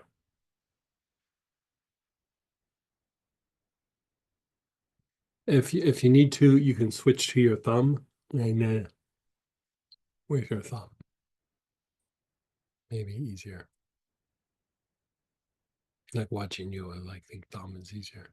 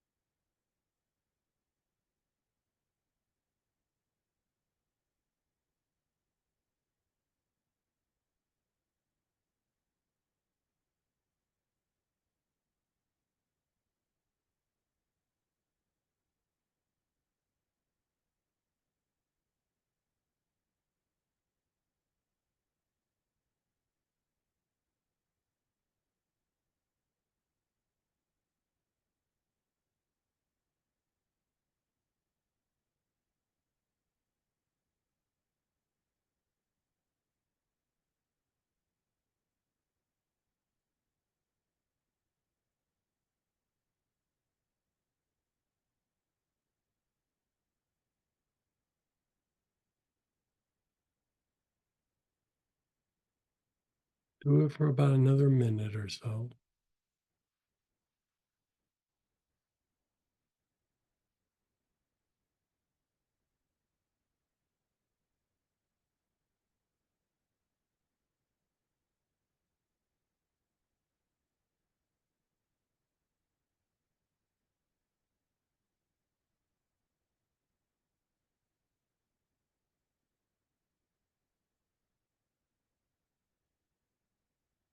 And then just be still. As you're taking an inhale, what do you notice? Especially the sinus. Yeah.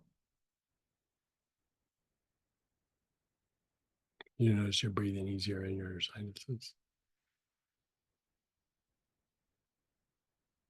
So, Yeah, particularly one. particularly on the one side. Okay, and so now one of the oils that you've been using, like, one for the list, eucalyptus, lavender, neoli, pine, rosemary, verbena, thyme. Just do long, slow, deep breaths.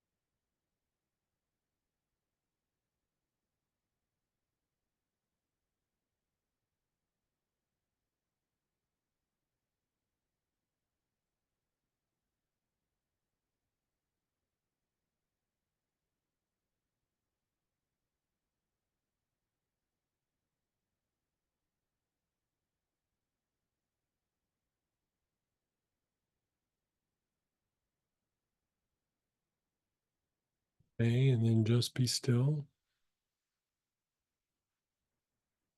We're going to put more oil on the thumb and get in on the roof of the mouth more.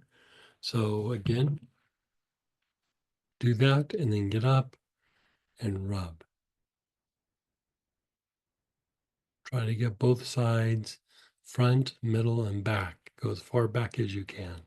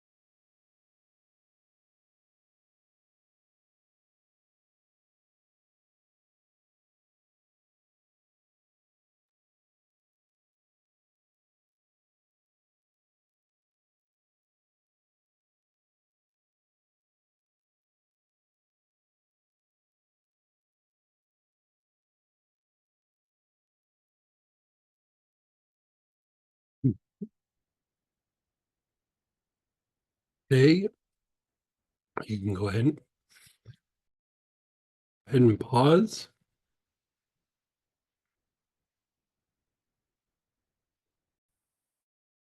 Take your middle fingers right here, and you're just going to do 3 points along your sinuses. So one about here. Hold it for about 5 to 10 seconds, not super hard. You're pushing with your fingertips. Then slide down a little farther. And then right at the bottom, press, and then at the very end, like move your fingers away from each other. So you're basically like opening up your sinuses like that. So 1, 2, and then 3, and then move them apart. 1, 2, 3, and move them apart. 1, 2, 3, then move them apart. Now take the oil and inhale again. Just nice, long, slow, deep breaths.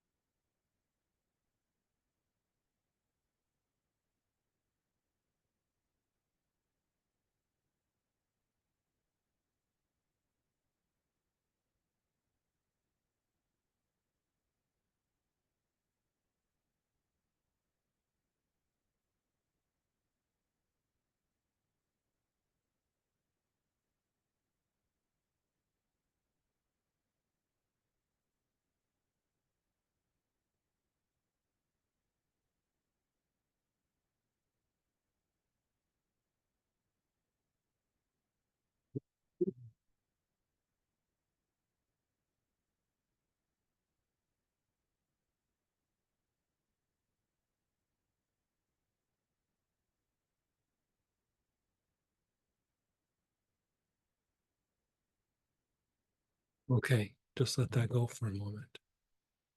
Are you doing okay? Yeah. Can you handle a little more or no? Not the same stuff, something different. Okay. You don't look like you're enthusiastic about like, yeah, okay, maybe. So one of the things like you have connective tissue or fascia, all in your face and your head.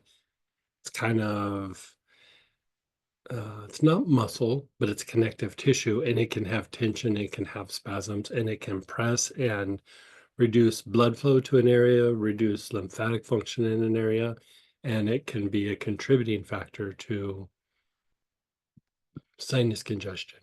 And so, again, it's a very old school trick, but you take your thumb and your finger or middle finger, and you're basically grabbing like the sides of your ear. Like you're grabbing the ear as close to the skull as possible, right?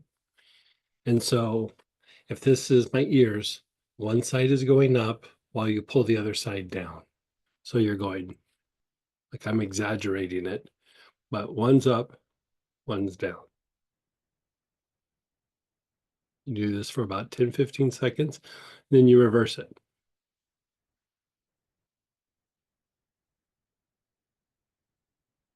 And then reverse it.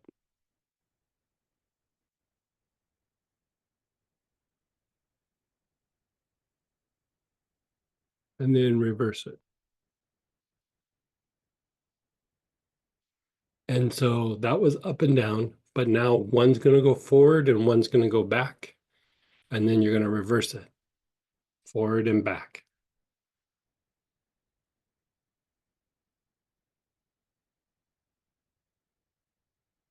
And then reverse it.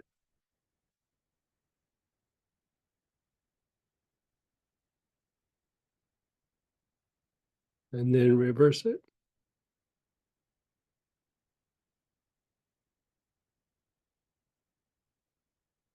And then reverse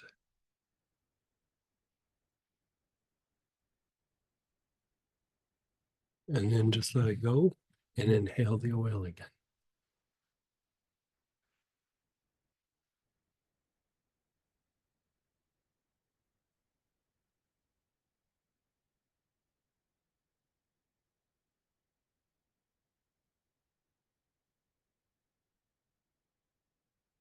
Fine.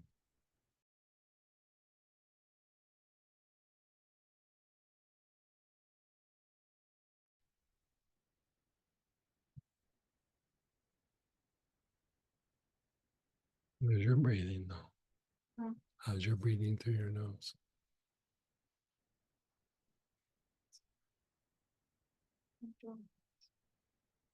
Does it really? Like where?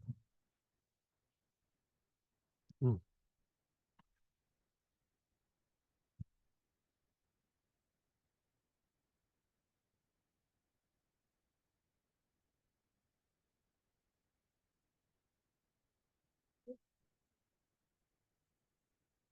Oh, Samantha was saying that like all of that kind of made her more aware of her job. So there is a little tiny trick. It's no more weird than the stuff we've just done. But you take your fingers like so, and you sit them in the ear canals, and then you gently push forward. And you can kind of feel your jaws there, but it's basically a way to relax your jaw. Push forward. You hold it for about 10 seconds.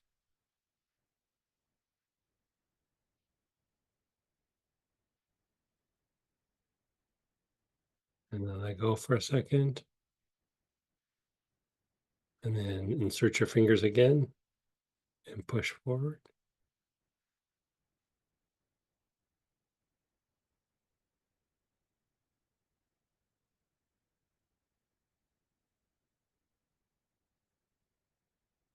And then again, inhale the oil. That help your jaw at all? Yeah. So Samantha had like a little bit of like it wasn't jaw pain, but like you're aware of your jaw or it was sore. And just that little maneuver took the soreness out. It's basically you're relaxing the jaw.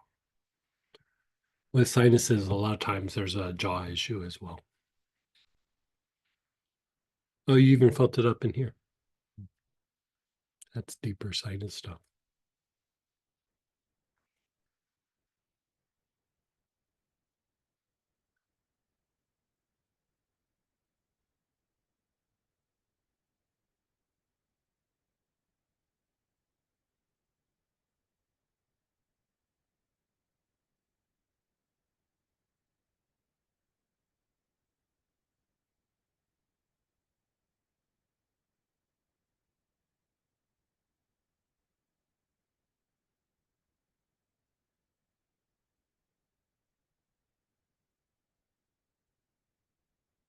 Okay, so let's review. You're not necessarily doing them, but oil on the thumb or the finger, and you do friction massage on the roof of your mouth, right? You do the 3 points next to the nose, and then you do the ear up and down, and then forward and back.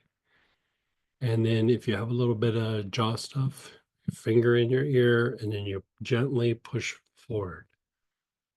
And then you keep in between each one, you keep inhaling the oils. But that's a way to unwind the stress and the blockages. And you have physical restrictions sometimes in the sinuses that are not just about inflammation and mucous membranes, but it's like tension in the jaw and the fascia in the face and head. So it's a way to unwind all of those things. So how's your breath? Okay. Your nose and all that. You doing okay? Samantha said it felt like she just did physical therapy on herself. I'm not sure that she's happy about it. But anyway, let's go ahead and share experiences or ask questions. I mean, we just did a few weird things. So go ahead and fire away.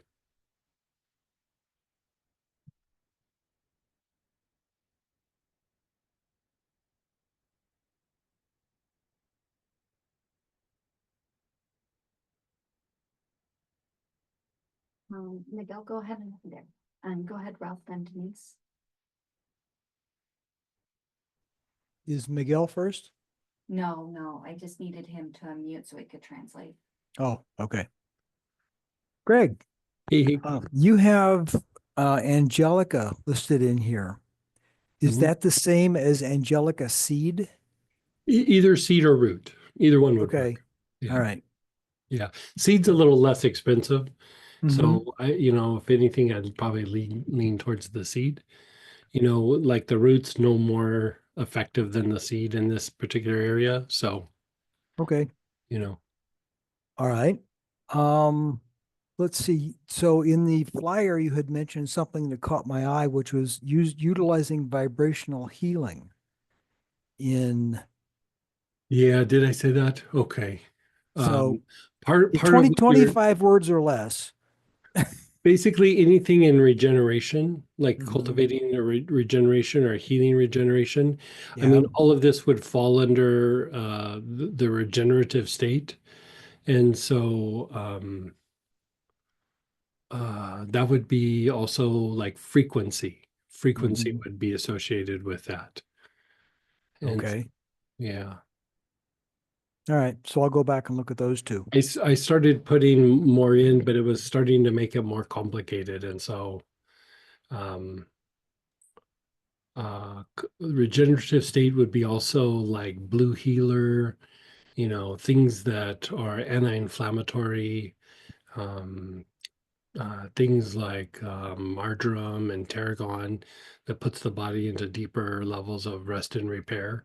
Mhm. But, like I was looking at past notes and there's, I have this deep dive on the nervous system and all these things. And I was like, sometimes it's just nice to know like how to go to symptoms and treat. Yeah. But like that whole idea of the regeneration, all of that would tie into what we're talking about today. All of it. Okay. Even the angels of regeneration would tie into it. All right. Good. Let's see. Finger in the ear. Am Uh-huh. I looking for the place in my ear when I move my jaw? I can feel my jaw from Yeah. inside the ear canal. Well, you're just trying to go in and then forward, but like if Yeah. you stick your finger in there and you start to open and close your jaw, you can feel your jaw with your Yes. fingers in Yes. it. And Mhm. so that's the idea. And what you're doing is you're pushing forward to put pressure on that jawbone so Mhm. that it relaxes the ligaments and tendons of the jaw. Okay. Good. Yeah. Thanks for clarifying that. All right. Great. Good. Good class. Thank you very Yeah. much. How'd you do today? Okay. Yeah, I did. Well, definitely. Yeah, I did good. Yeah. I Good. did. Thankfully at this point I don't have any nasal problems, Yeah. but it was good. Good. Yeah. Good. Yeah. Interesting, huh? Yeah. Samantha was just exploring the finger and feeling the jawbone. And then when you were talking about the regenerative, it's the angels of regeneration, the cultivating the regenerative state. And healing inflammation. And healing inflammation, all three of those classes. Yeah. Yeah. Yeah, because I mean, an even longer term strategy of reducing the potential for colds and flus and things like that is the reduction simply of inflammation in the body. Like if you can reduce inflammation, you're less likely to get sick. I mean, it's just a bottom line. And go ahead, Denise, then Sandra. Hey, Denise. Thank you so much. I really enjoyed the pressure along the sinuses and Yeah, what it you feels taught us good, about. huh? Yeah, and my ears were like, thank you. Yeah. They aren't used to moving like that, or at least that I'm aware of. Right. And I actually was very stuffy as we were working, as we went along, and it really helped a lot. So How did the thing on the roof of the mouth, did that open up your sinuses very much? I think it helped contribute, Right. but I think I would have to do a little bit more. And I used the Yeah. rosemary for being Verbena? Mhm. Yeah, I would like to try maybe the cypress too. Try Yeah. a couple different Yeah. ones. But what really, I think it was more of where you had us do manually, kind of doing along the nose and Right. pulling Right. out,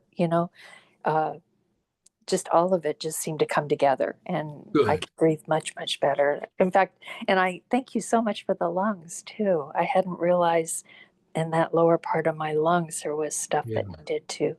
Yeah. It was a great class. Thank you Yeah, very much. good. I'm so glad. And go ahead, Sandra, then Kathy. Hey, Sandra. Greg, I'm a little confused.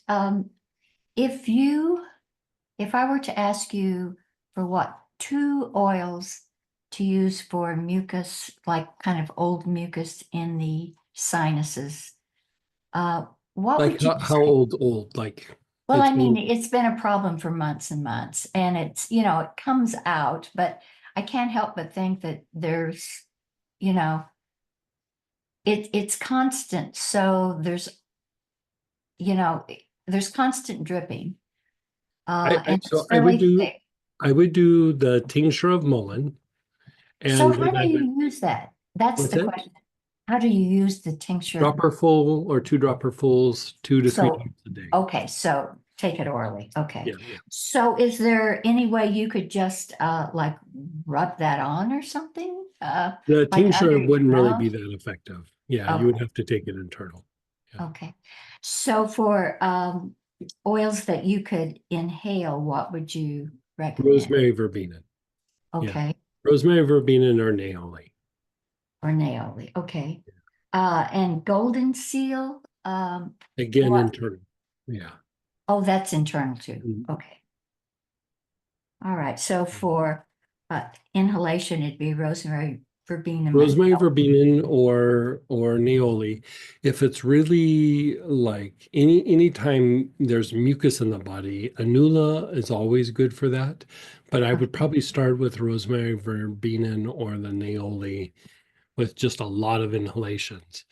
If Okay. you go up to it, I'd even put a couple of drops in water and take it internally as well. Okay. But inhalation will still get you there. What about eucalyptus? I've been using that. It feels kind of like it opens things up. Yeah, it can open things up and it can reduce mucus. The reason why I don't make that like a primary is a lot of times when there's ongoing sinus issues, there's a little bit of loss of tone in a part of the nervous system, and the eucalyptus doesn't really resolve that. Rosemary, verbena, and neoli both kind of tone up that part of the nervous system, and so when you're able to produce a result, it would still be longer lasting. So what you could do is you could still use rosemary verbena and rotate it with eucalyptus, but I would still have rosemary verbena or neoli as a primary. Okay. Yeah. All right. Thank you. You're so welcome. And go ahead, Kathy, and then we have Okay. some chat questions. First of all, I apologize. I was on in the morning and then I had to leave for some appointments and I came back later. But all of a sudden, in the meantime of those hours, I feel like I'm coming down with something. I just feel fatigued. I have a headache. Oh, bummer. Body kind of is a little Yeah. achy. I'm not totally congested in my sinuses. I took tea tree oil like when I left for my appointments, 3 drops in water. That's all I've done. I'm steeping in golden seal tea because I don't have Oh, tremendous. Yeah, yeah. anything else I should do. Just to, What other oils do you have? Do you happen to have like Naoli or yeah, I Ravensara? have about 4 boxes of oils, so I have Yeah. pretty much So everything. I would do a combination of inhale tea tree, Ravensara, Naoli, and Eucalyptus radiata. And if you have Monarda in there, I'd throw Monarda in there and Well, I just used up all my inhale and Monarda. make it a party. Yeah, I used up all my Monarda. I was taking that a lot during COVID. Yeah, yeah, I hear you. Yeah. So But the other tea, 4, just rotate those other 4. and just not internally, just inhale them. If you wanted to do internal, you're starting to feel sick. I like the tea tree, like you did tea tree internal. You could keep up with that. If you have some time, maybe do some time internally. I have But times Thursdanol, I think, yeah, perfect. Yeah, totally perfect. and Yeah. do that internally. Yeah. So you said neroli, tea tree, thyme. Was there one other one? I think Neroli, no, Naoli, Naoli. tea tree, Ravensara, Oh, and Ravensara. Eucalyptus radiata. Inhale. So all those inhale, and only the tea tree take internally. Yeah, you thyme. could take the tea tree and the thyme internally. Okay. Yeah. Okay, because all of a sudden I'm like, I was fine. Yeah, it's Like kind of coming on tis me. the season. You know what I mean? It just you go out enough, you know. And the And so, headache, anything for the headache? I mean, it's just dull. I took some aspirin, but um, I don't like to because it doesn't good for the gut, but feeling bad.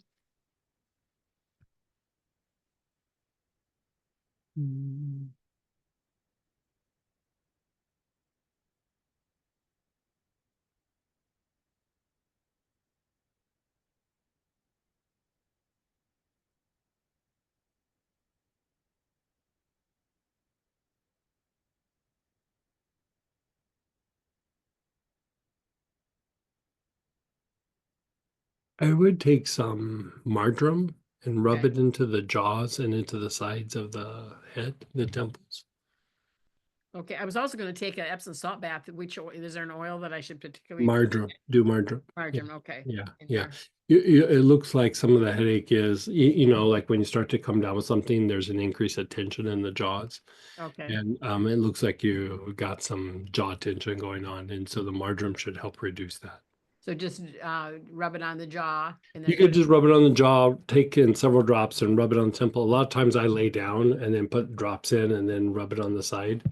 You okay. could do it with helichrysum as well, but usually marjoram should knock it out. Yeah, I've got a lot of marjoram, so Yeah. Yeah. okay. I'm gonna throw in one slightly not related question, but I recently found out I have SIBO. Is there an oil that really helps with that? I'd have to go back and check my notes. Like Okay. I know I have some notes on it, but email us and I'll come up with an answer. Okay, perfect. Yeah, I don't want to take up everybody's time. Thank you. Yeah. Well, I'd just be guessing off the top of my head. I Yeah. have to go back and some of my notes are a little bit old school. Like I still have like a bunch of written notes that I have to go thumb through. Yeah, well, thank you for your time and for the class. I look forward to the recording. And go ahead, other Kathy. Katie. Let's get you. Okay, I'm unmuted now. Yes. Katie. Okay. I had what Kathy had at the beginning of the week, and my blood pressure also went up How much did your blood pressure go up? at 180 over like 100.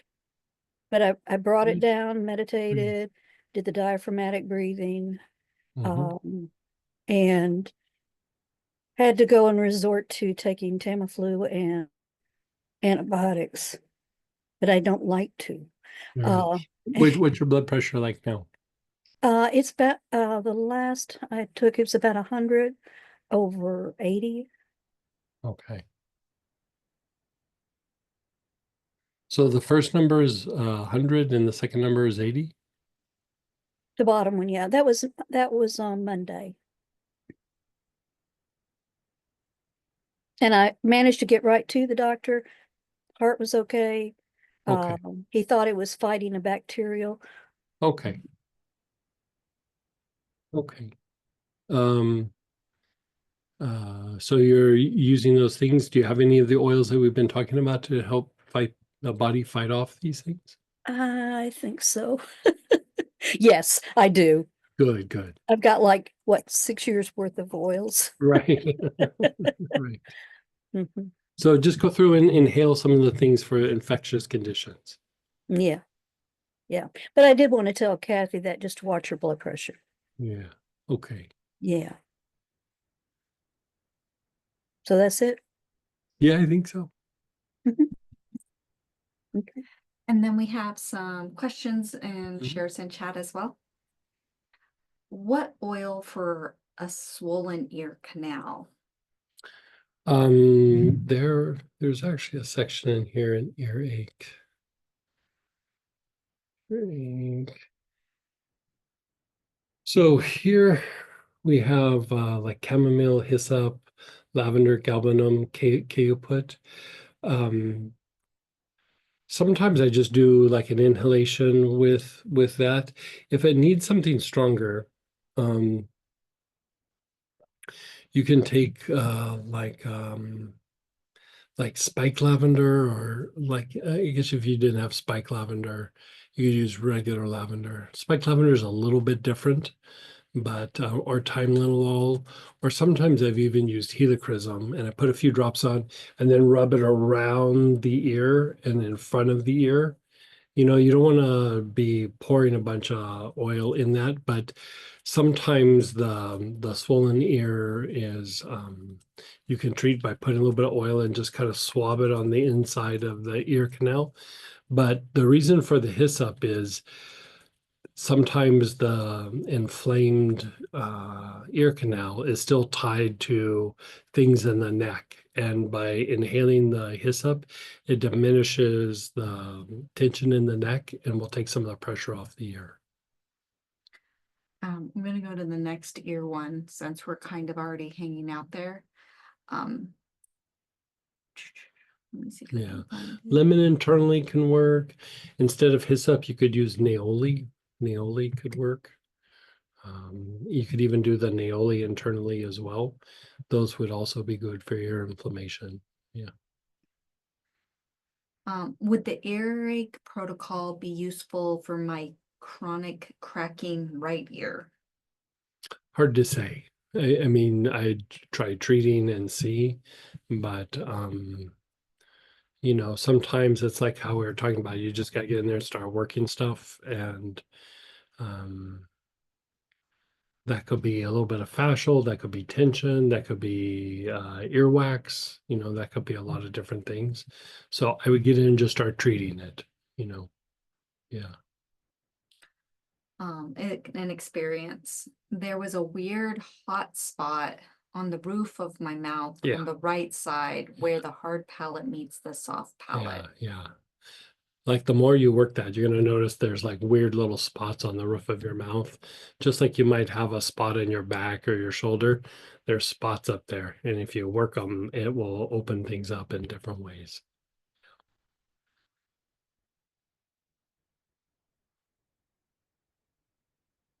What are the oils in sinus health? So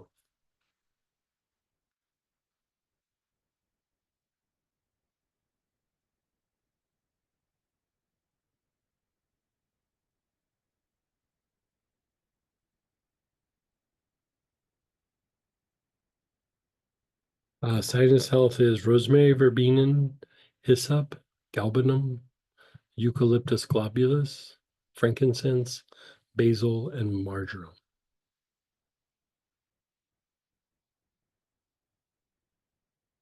Thank you. Can Greg show the sinus points? Yeah, like so right here, a little lower, and then right at the bottom.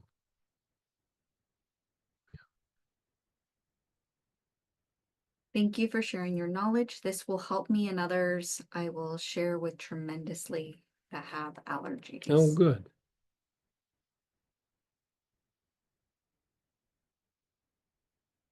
My liver was increasingly aching and then shifted to quiet in the last sinus pieces with the ear movement. Why would that be? Anything to do to support the liver?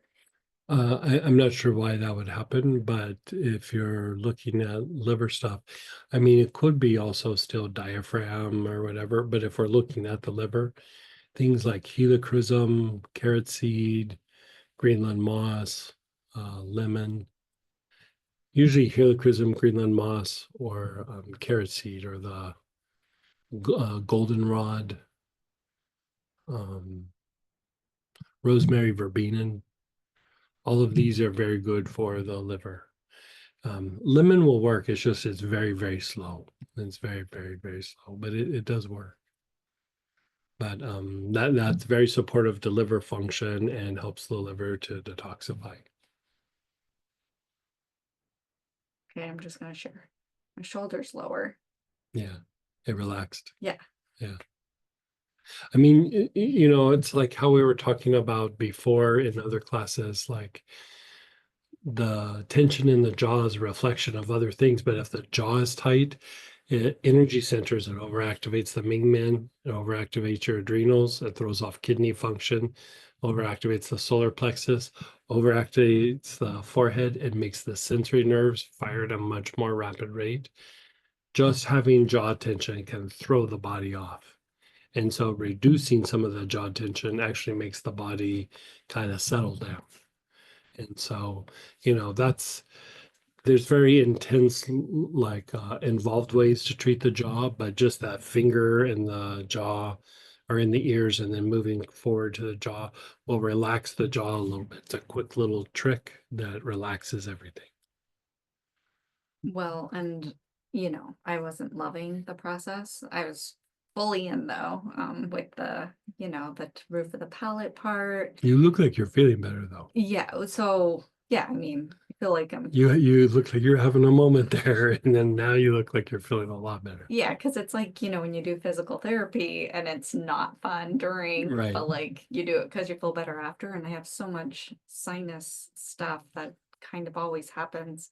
And so it like physically hurt doing the sinus points and but I think at the end when we did the ear thing that and released that jaw, that just added to helping the whole process.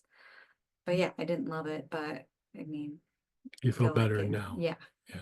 Definitely. Even better before we did all the Yeah. physical. Oh, the thing I was gonna say though was I actually feel my right sinus.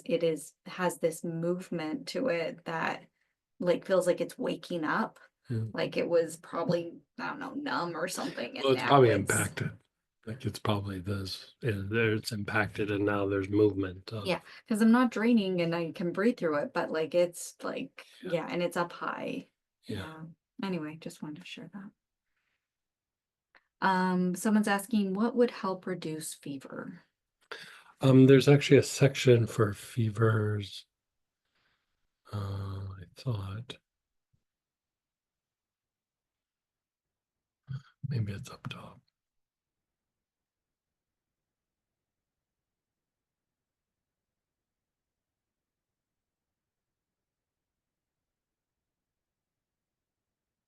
Page 9. Each night.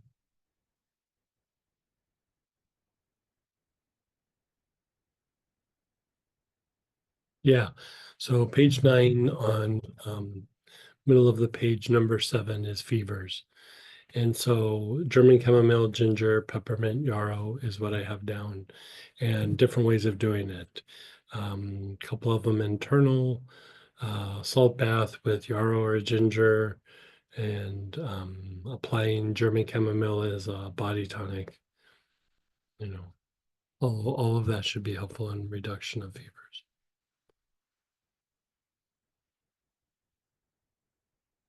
Sorry, which ones were internal again?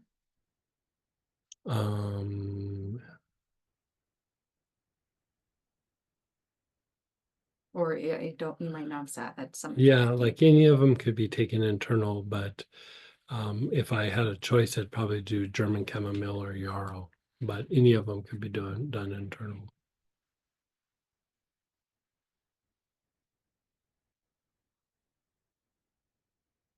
What is the rare eucalyptus called that is for the prostate? Can I order some? Yeah, you can. Yeah, it's eucalyptus polybroc chemotype kryptone. Yeah, if you just say eucalyptus prostate, I'll know what you're talking about. But it's a variation, a chemotype of eucalyptus polybroc. Yeah. Yeah, go ahead, Dorothy. Hey.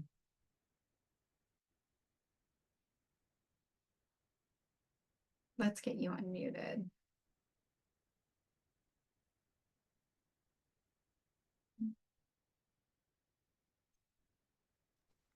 Oh, hey. Hey. Thank you, Greg. This was wonderful. Oh, I was just going to say that my right sinus, I don't have mucus, but it does seem to stay tight a lot. And I notice then my right ear, it's like I feel like I don't hear as well.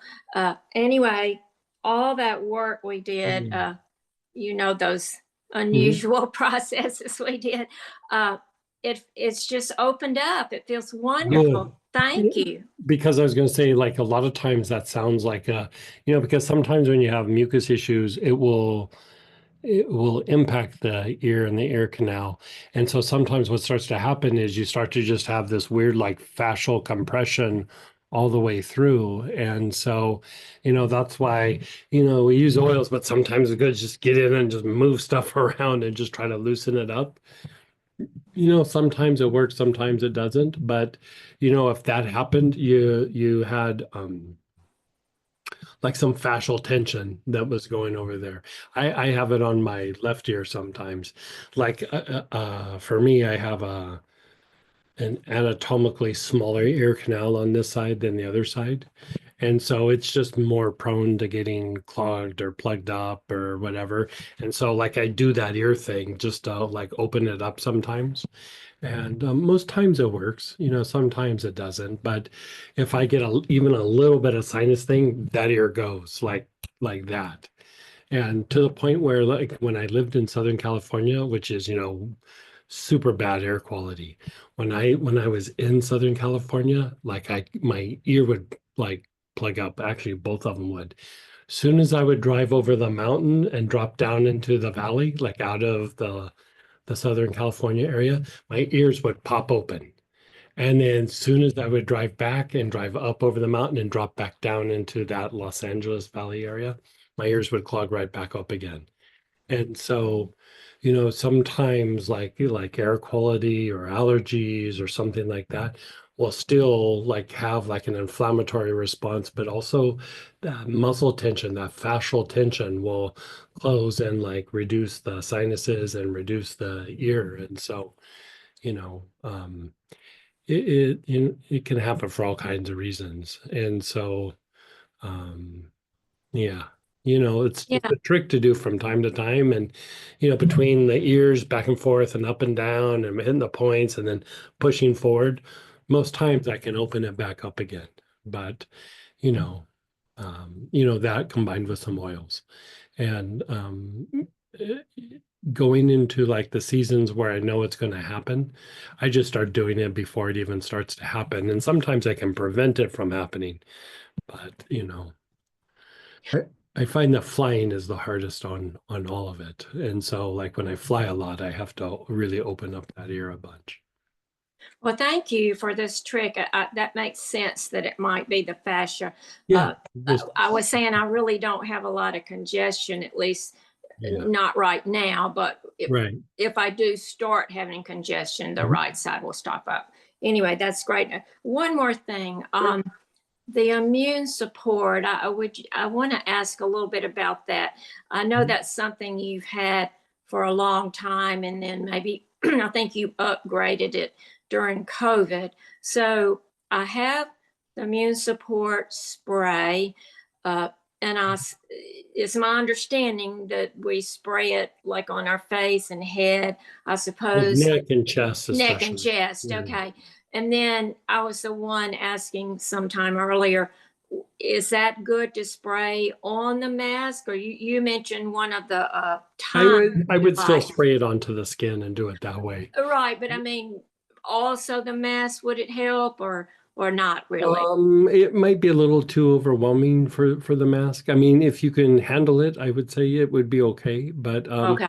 I'd probably do something simple like hyssop or something like that, where, because part of the thing with the mask is also makes it harder for you to breathe deeper. And so the hyssop or like Sitka would help you to breathe deeper, but still have like an anti-infectious effect. Oh, okay. Yeah. All right. And then I have, I guess, the 5 ml bottle of immune support. So I suppose, is it helpful to inhale that or to Yeah, feel oh yeah. that? Sure. Yeah, yeah. Okay, so it works differently than, say, like Monarda complex? It's very antiviral. And Antiviral, so, okay. yeah, yeah. So I wouldn't make it about an either or. Like I would say, like if you're using Monarda Complex or Monarda, I would still rotate them, because the thing with the immune support, it does have several different types of thyme in it and some other things. And so it's better to have like a full spectrum of, or broader spectrum of different things to inhale rather than just going, this is my go-to thing, because like, your body gets used to it or it's not hitting everything. And so I would make that part of the routine. Like, To use both of them, in yeah, I other would words. use both. I would use both. Okay.